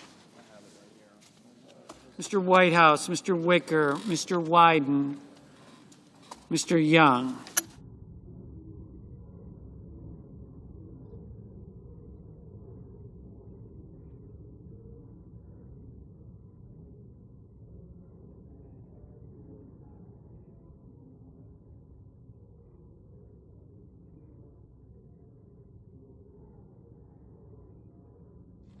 Senators voting in the affirmative: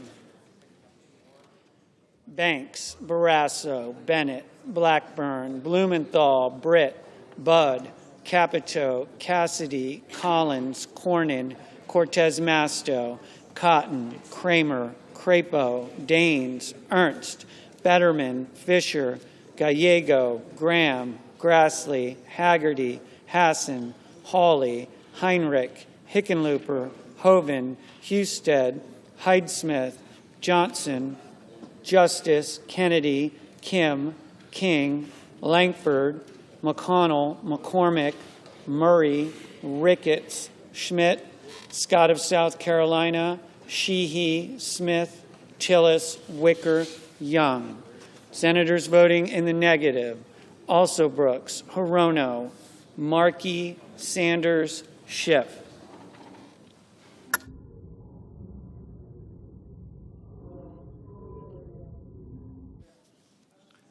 Mr. Schatz, aye. Ms. Rosen, aye.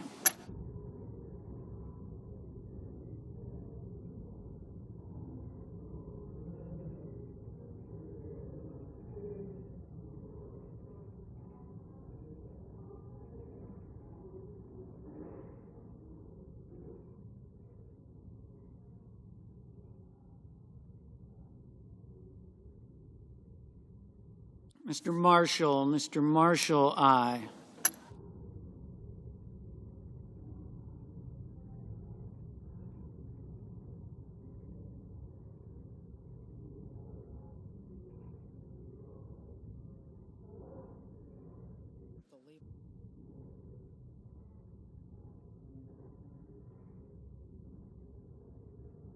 Mr. Ossoff, aye.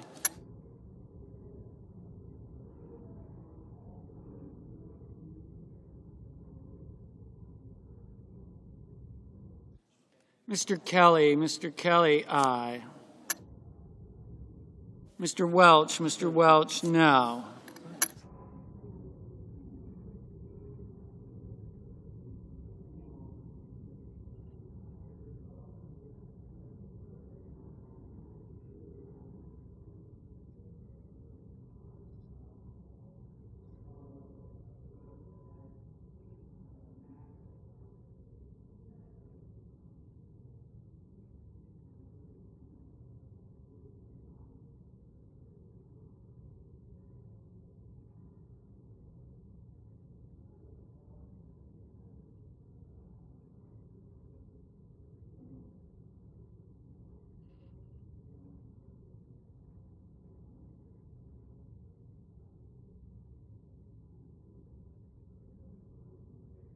Mr. Padilla, no.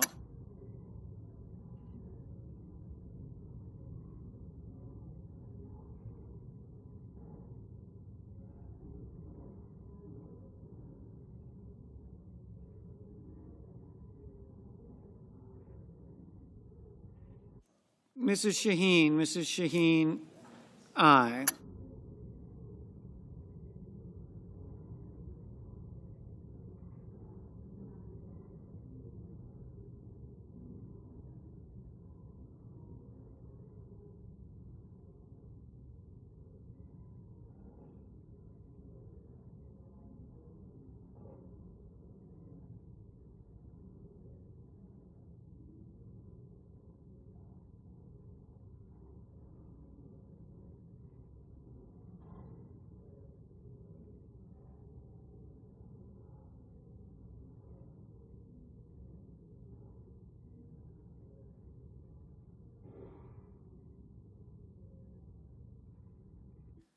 Mr. Scott of Florida, aye. Ms. Baldwin, aye. Ms. Klobuchar, aye.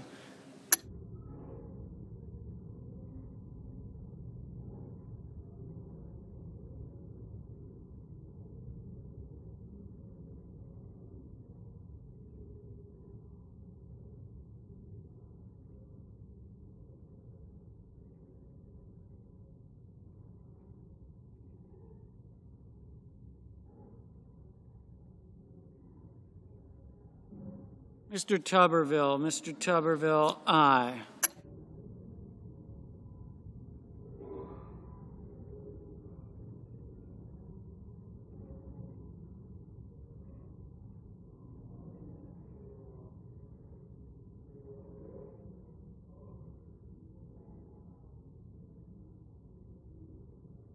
Mr.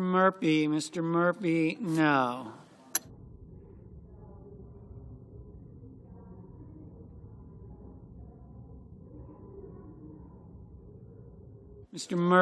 Mr. Merkley, no.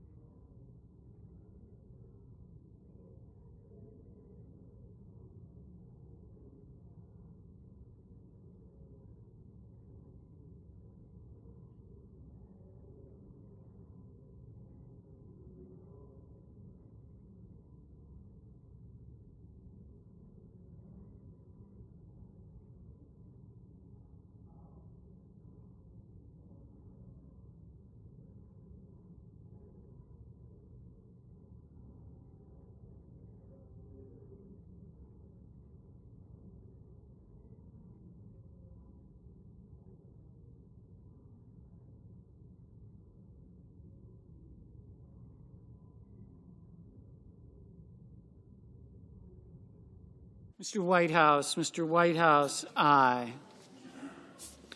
Ms. Blunt Rochester, no.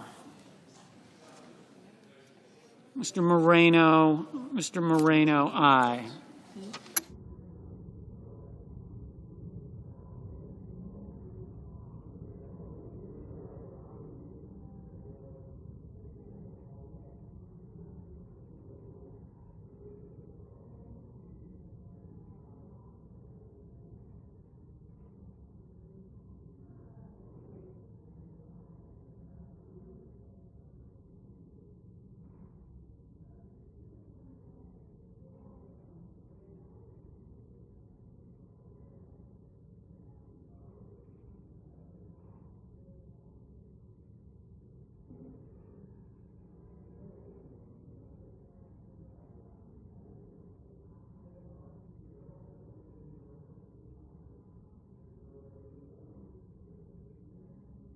Mr.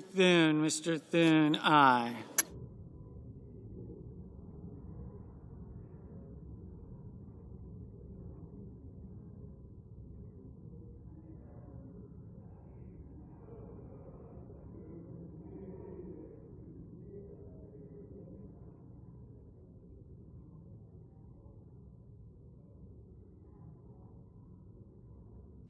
Ms. Slotkin, aye.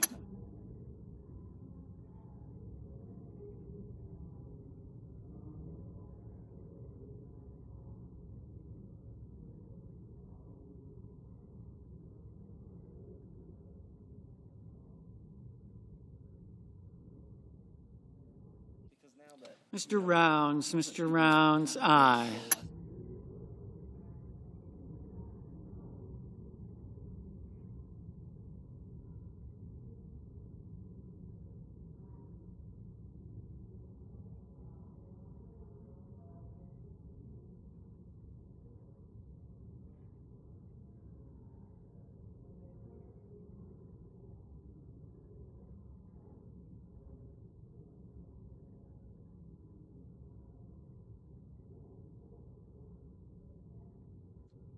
Mr. Paul, aye. Mr. Kane, aye. Mr. Warner, aye.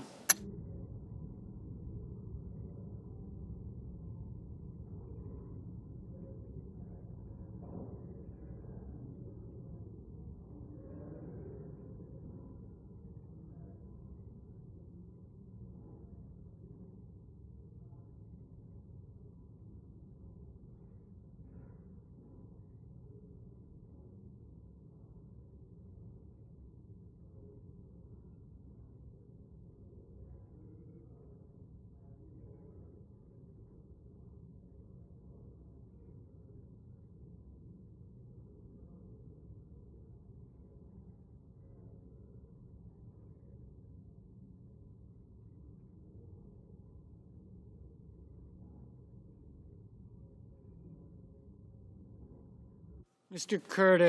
Curtis, aye.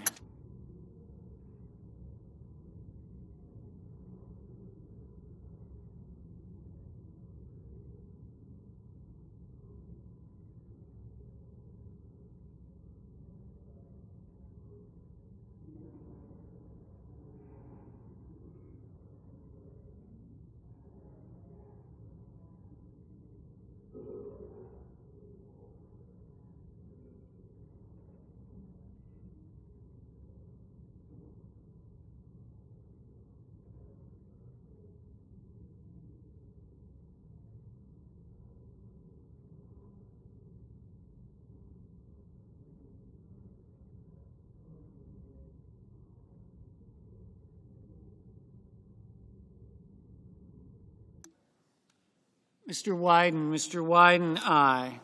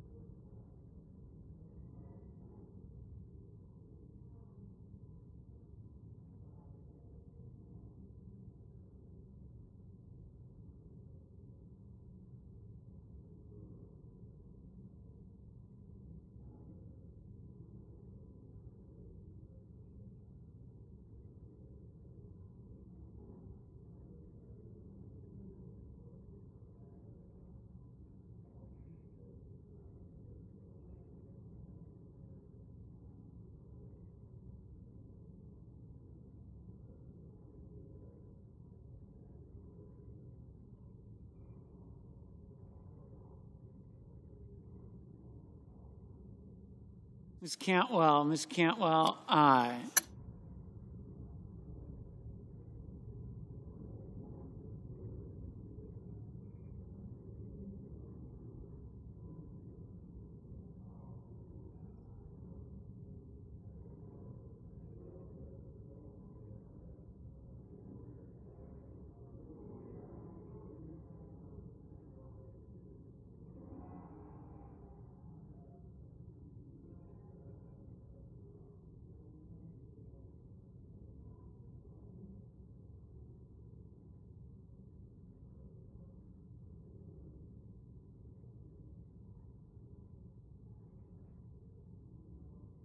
Mr. Wyden, no.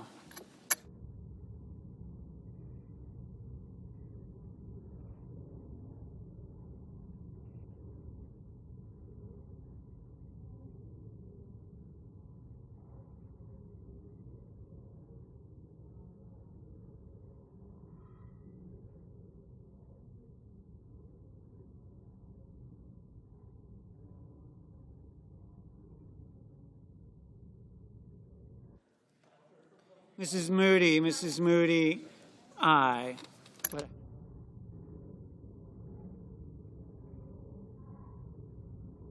Mrs. Gillibrand, aye.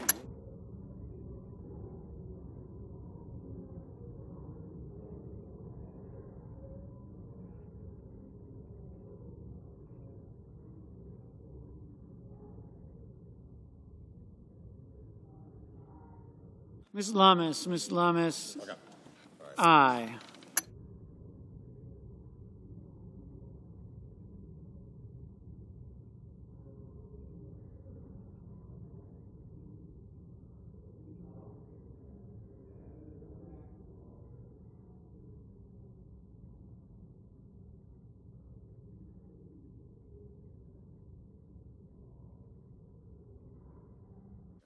Mr. Sullivan, aye.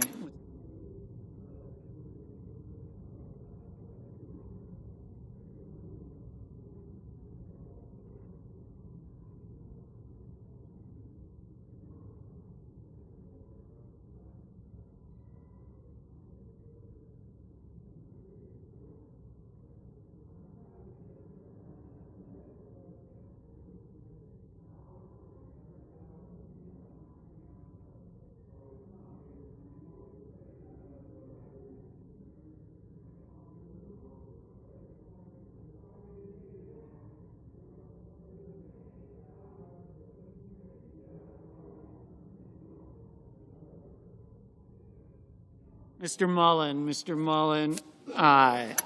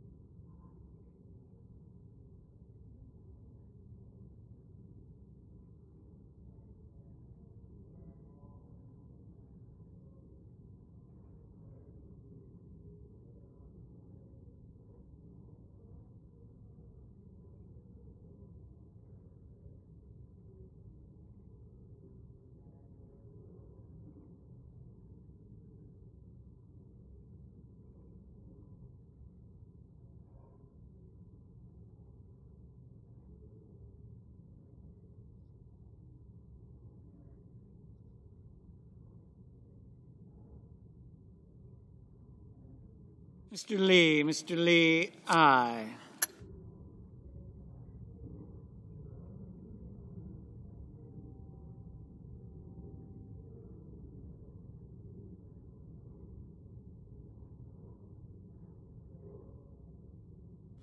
Mr. Warnock, no.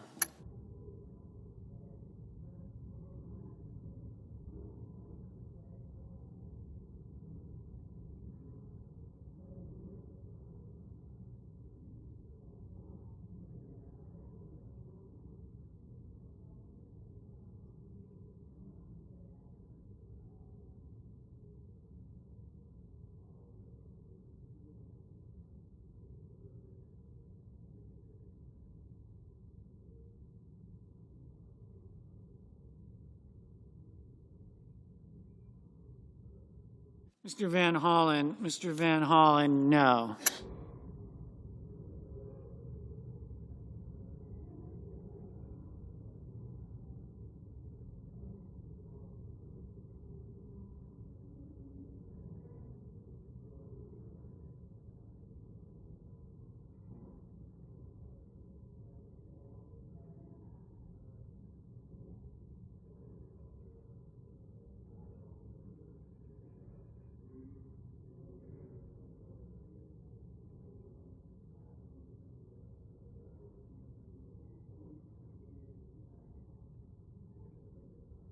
Mr. Booker, no.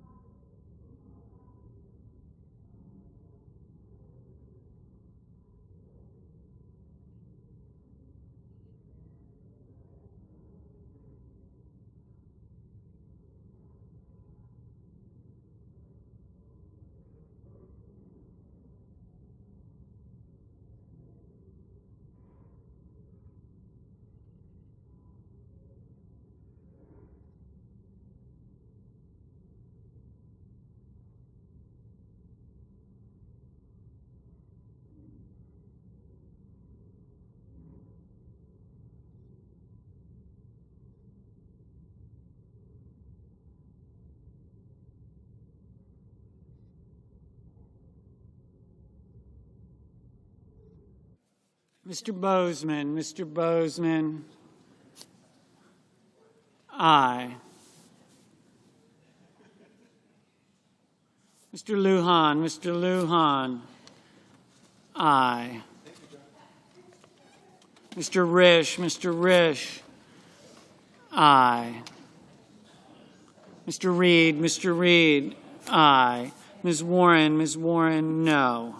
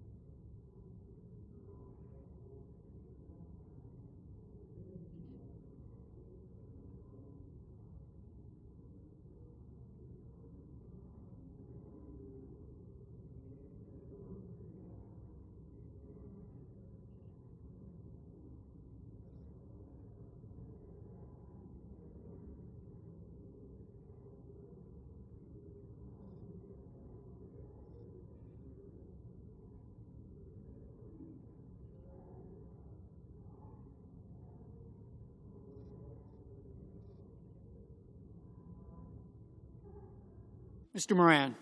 Mr. Moran, aye.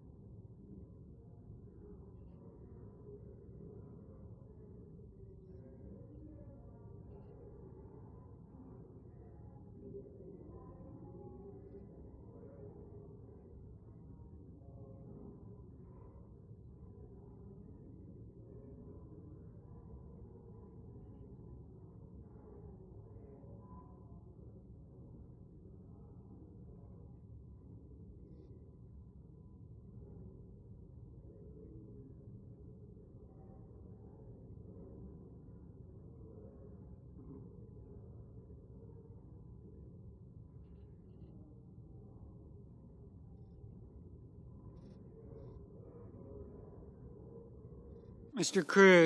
Cruz, aye.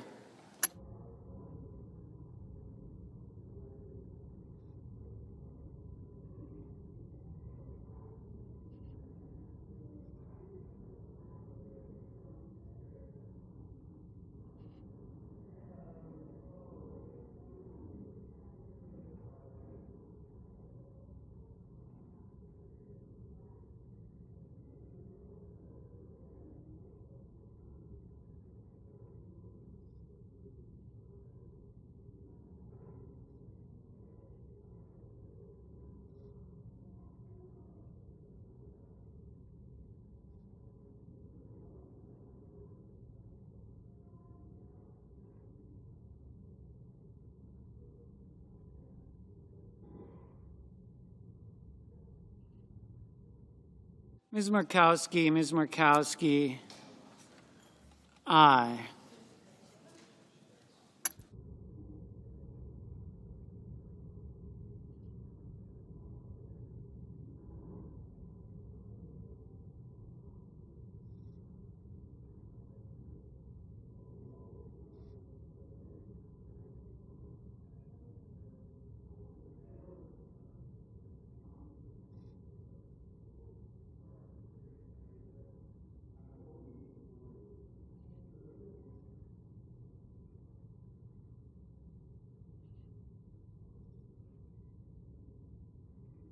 Mr. Durbin, aye.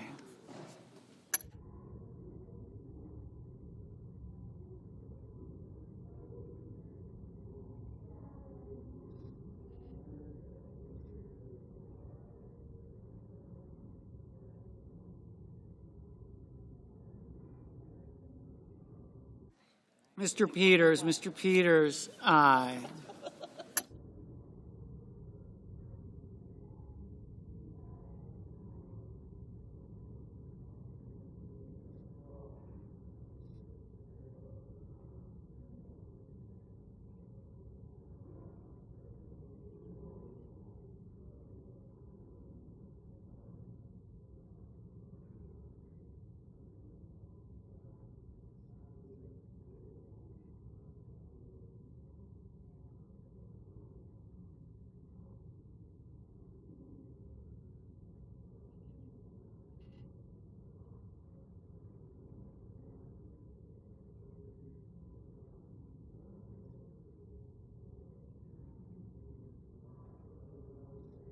Mr. Coons, aye.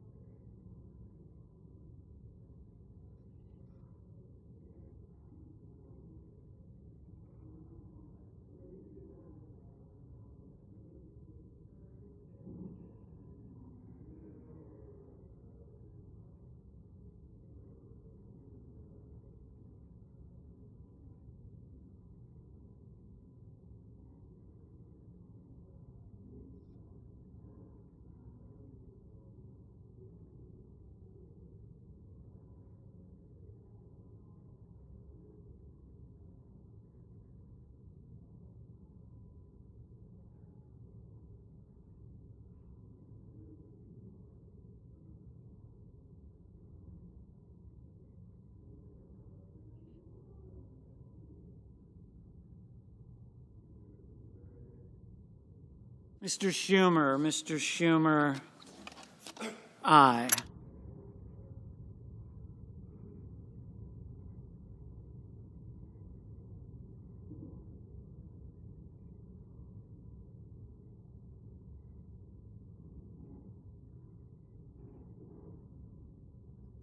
The yeas are 84, the nays are 15. The motion is agreed to. The clerk will report the bill. Counter number 18, S331, a bill to amend the Controlled Substances Act with respect to the scheduling of fentanyl-related substances and for other purposes.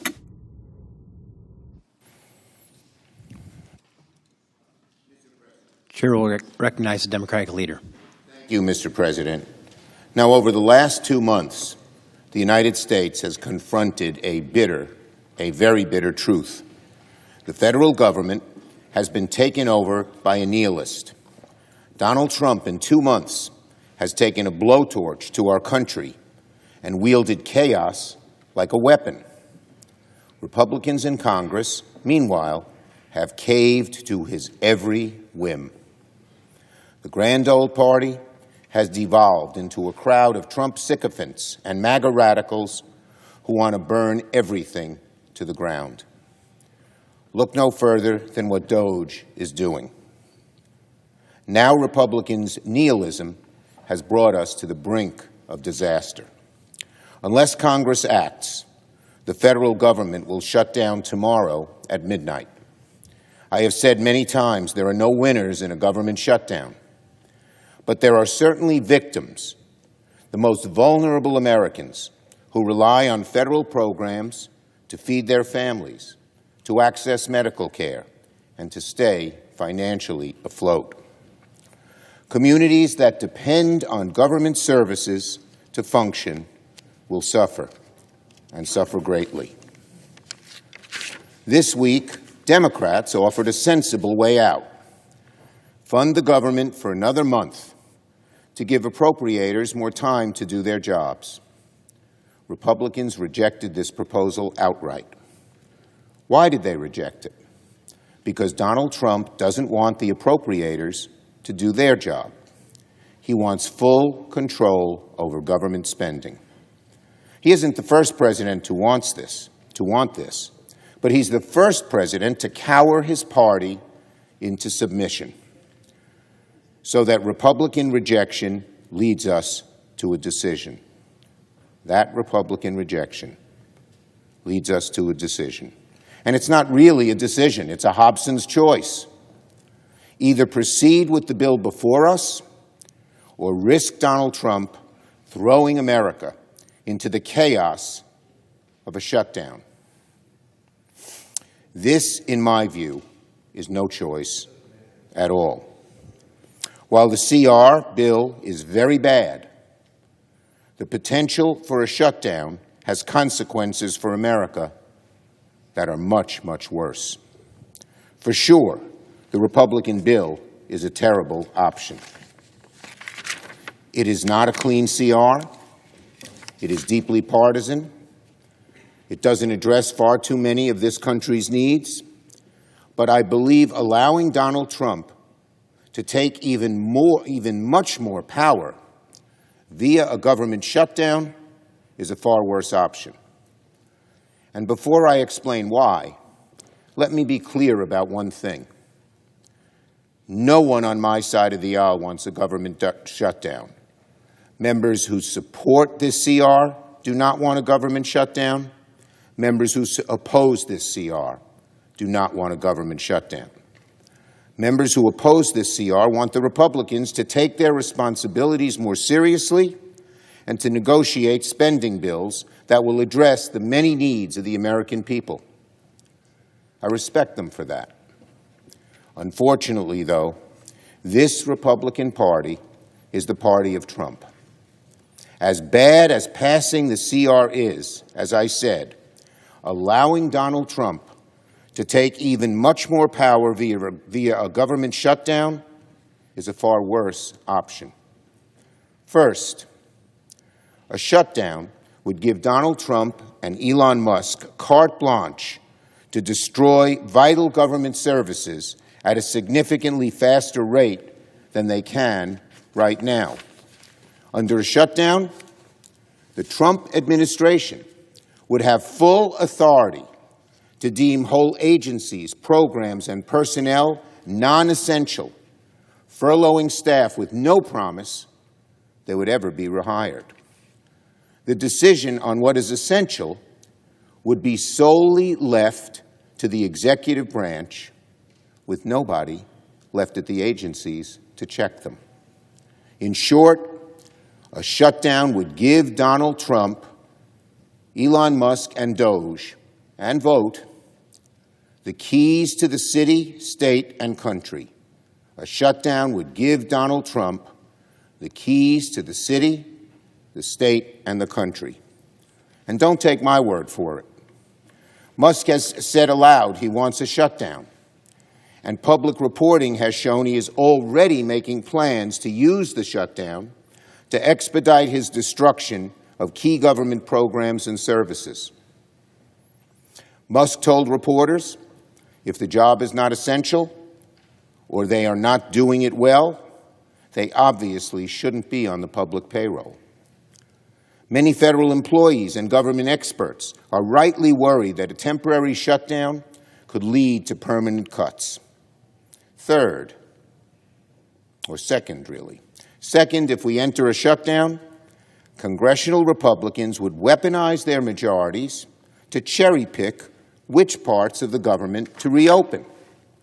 In a protracted shutdown, House and Senate Republicans would pursue a strategy of bills to the floor and pursue a strategy of bringing bills to the floor to reopen only their favorite departments and agencies, while leaving other vital services that they don't like to languish. Third, the shutdown is not a political game. Shutdown means real pain for American families. For example, veteran services. I believe a shutdown could cause regional VA offices to reduce staff, delay benefit processing, and curtail mental health services, abandoning veterans who earned and depended on those resources. Social Security and seniors. I believe a shutdown could greenlight Trump to slash administrative staff at Social Security offices, delaying new applications, benefit adjustments, and forcing seniors to wait even longer for the benefits they've earned. Justice and courts. Extremely troubling, I believe. A shutdown could stall federal court cases, one of the best redoubts against Trump's lawlessness. It could require to furlough critical staff at the courts, denying victims and defendants alike their day in court, dragging out appeals, and clogging the justice system for months or even years. This administration has shown an unfathomable willingness to sacrifice American families and their well-being to advance their own political agenda. A shutdown positions them to do this on overdrive. Finally, there is one more reason I oppose a shutdown.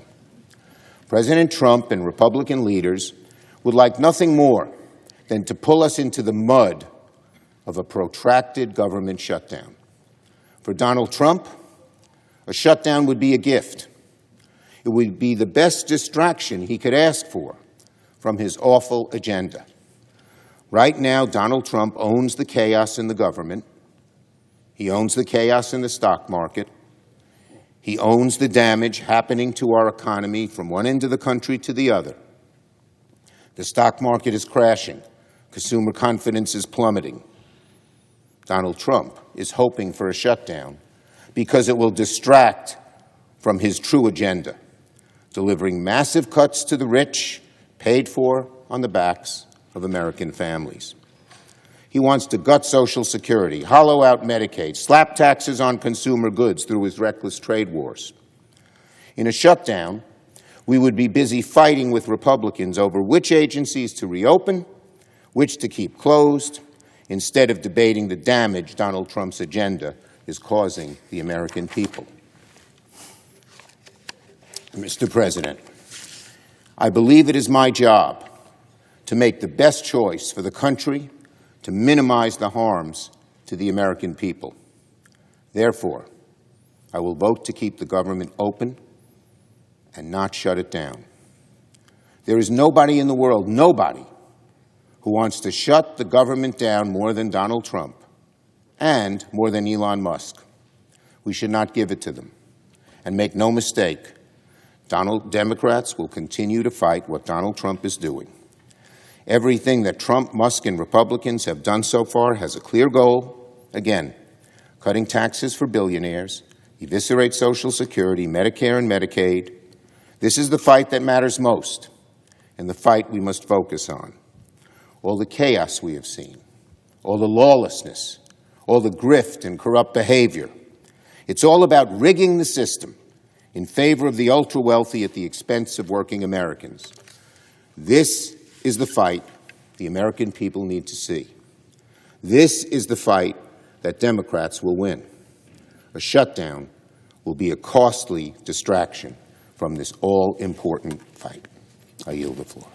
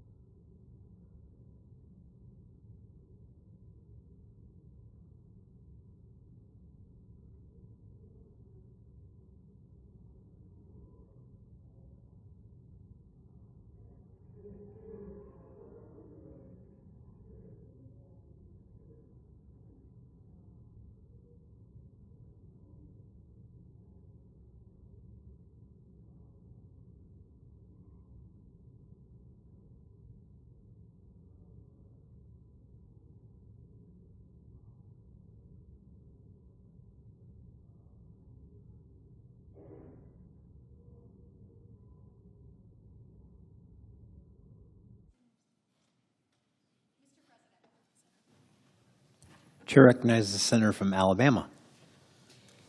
Mr. President, today I rise to celebrate the birthday of someone very special. My grandmother, Lyra Baker Boyd, who I call Mama. Today, she turns 100 years old. She's such an incredible woman.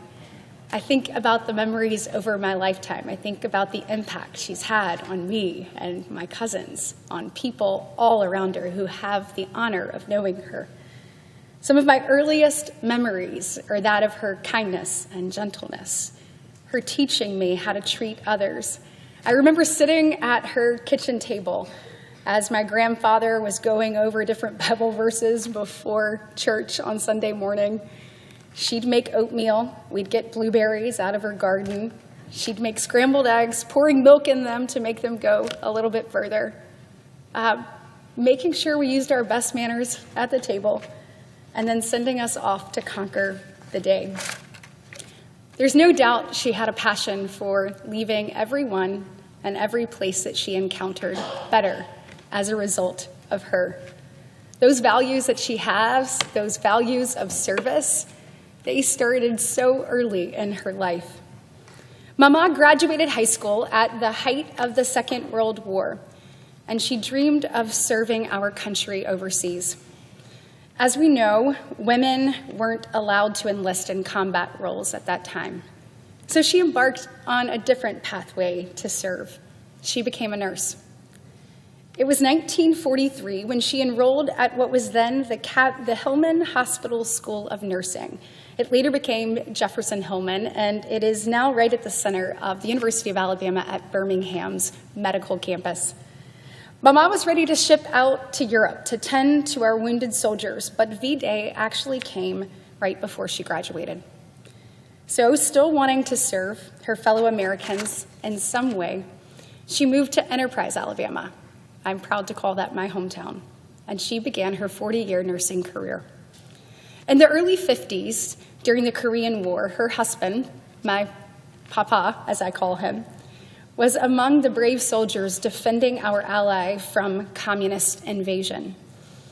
Mama and her sisters moved to Seattle during the time. She moved to live with her sister there, and she worked as a registered nurse. During her time in the Pacific Northwest, she never lost her southern roots.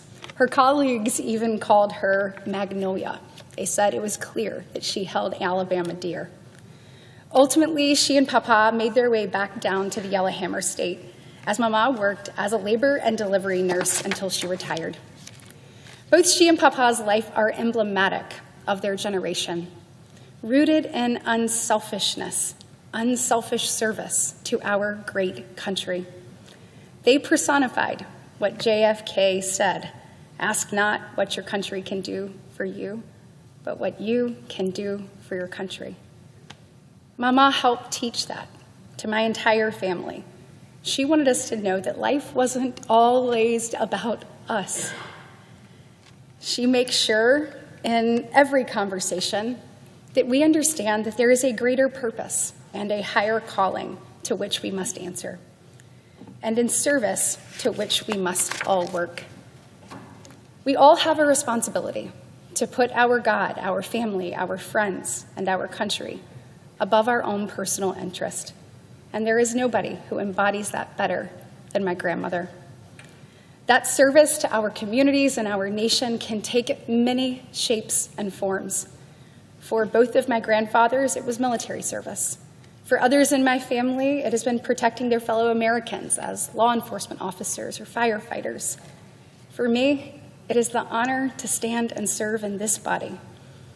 And for Mama, it was helping bring life into this world, helping new moms, and nursing people back from sickness. Above all, what Mama has taught me is that you must use your post, whatever it is in life, to make a difference in the lives around you. We are all called to serve. We're all called to be in the arena. Everyone's service is different, but no one's is less important. It's about striving to do better, to be better, and to leave this world better than we found it. So thank you, Mama, for being a guiding light throughout the course of my life. On behalf of my aunts and uncles, cousins, and Mama's families and friends, we say happy 100th birthday. We love you dearly, Mama. Thank you. I yield the floor.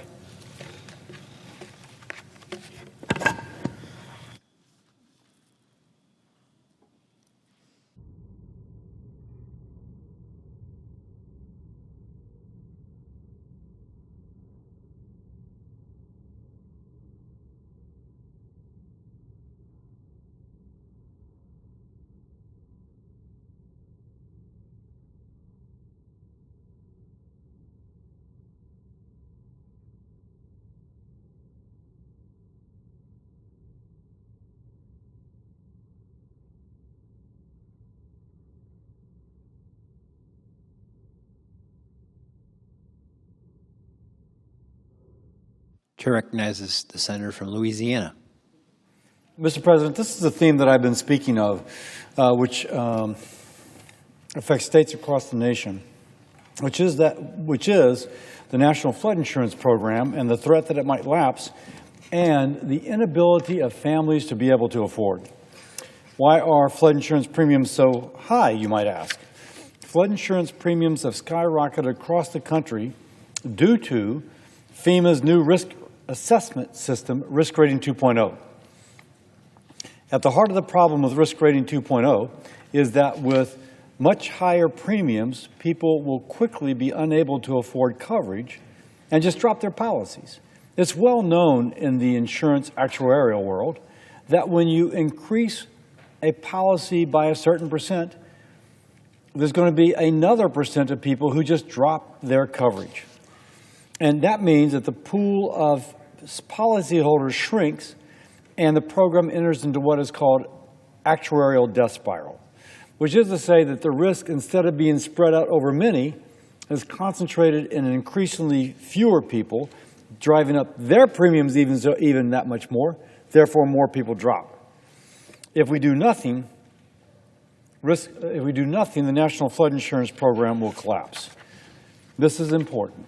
The National Flood Insurance Program covers 4.7 American homes across the country. Now, clearly, I'm concerned about Louisiana. That's my state. But it's not just Louisiana or even just a coastal issue. Look at a map of those affected.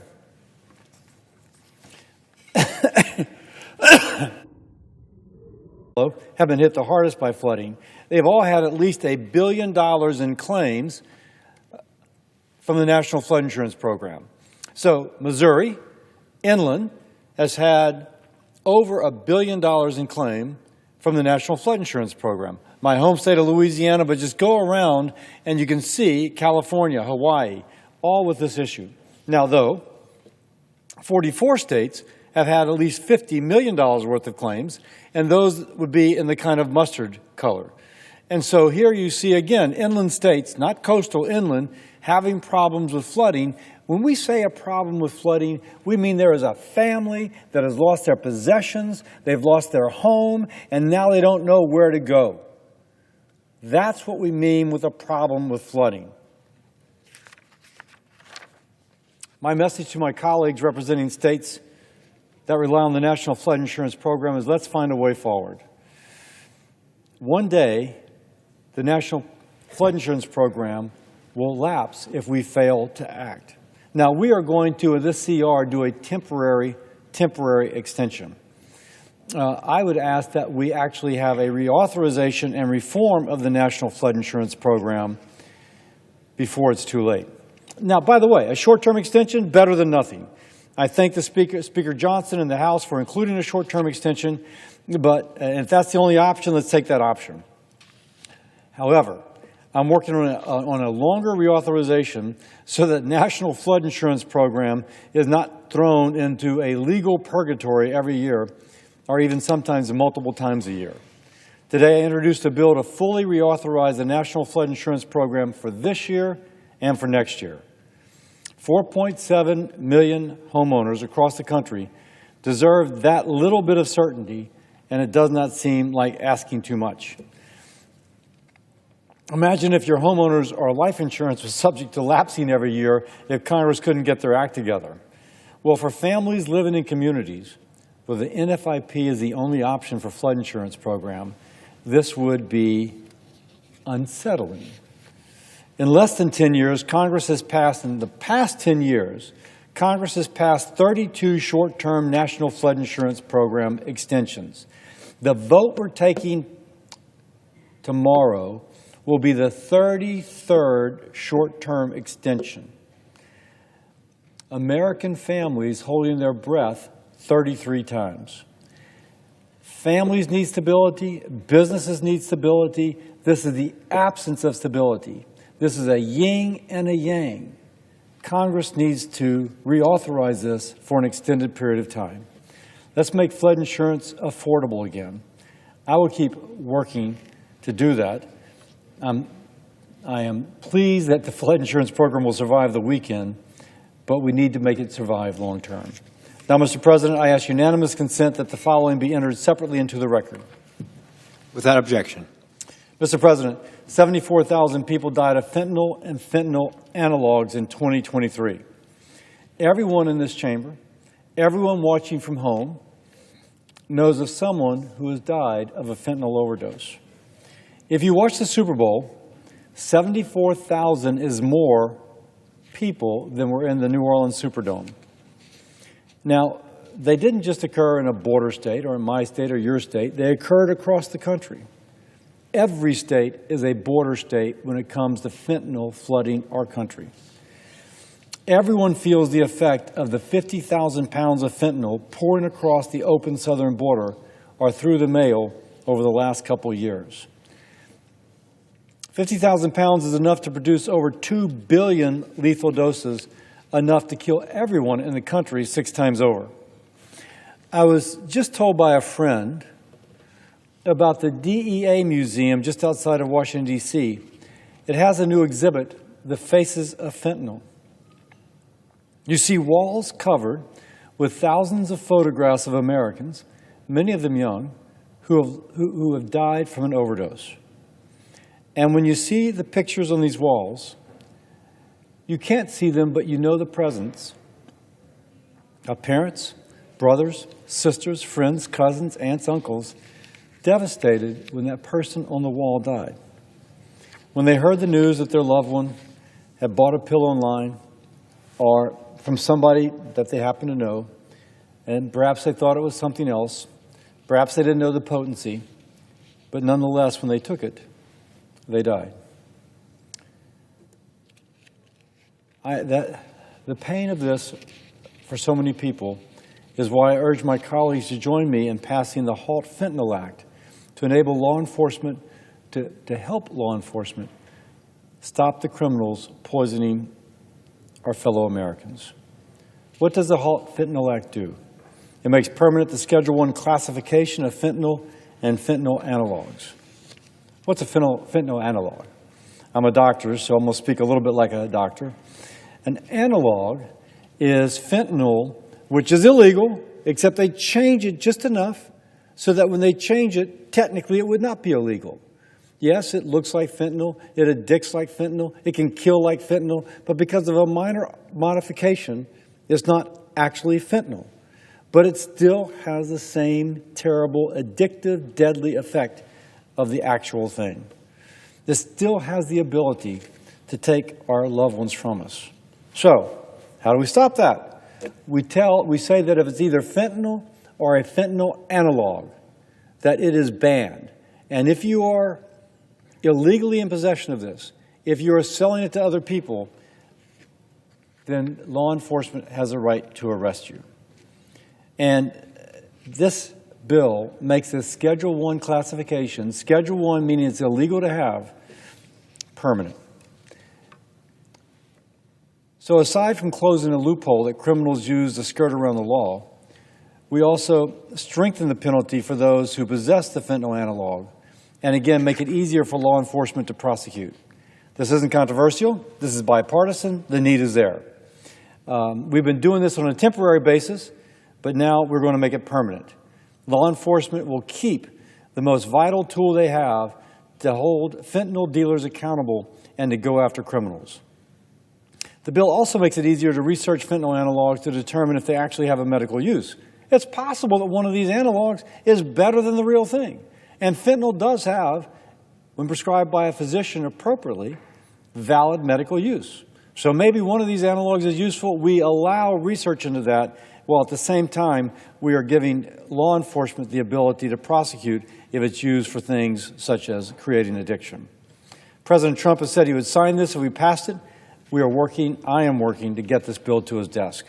I'd like to thank my colleague from Iowa, Senator Grassley, the Judiciary Committee Chairman, for moving this bill through his committee so quickly, and to the Majority Leader for bringing this bill up for a vote. I also want to thank my colleague from Wisconsin, Ron Johnson, for his work on this issue. I also thank Martin Heinrich from New Mexico, who this has really cared about this issue, and Senator Heinrich has pushed this on a bipartisan basis. The longer we wait, the more it emboldens drug cartels, people in China who mail this through, who either send supplies to Mexico or mail the fentanyl itself through the mail, and other criminals who look to exploit our communities. We can take a concrete step in fighting the opioid crisis with the HALT Fentanyl Act. Republicans are united, This is a bipartisan bill. The country is united. Let's bring that 74,000 fentanyl death toll down to zero. I'll never yield in this fight, but for now, I do yield the floor.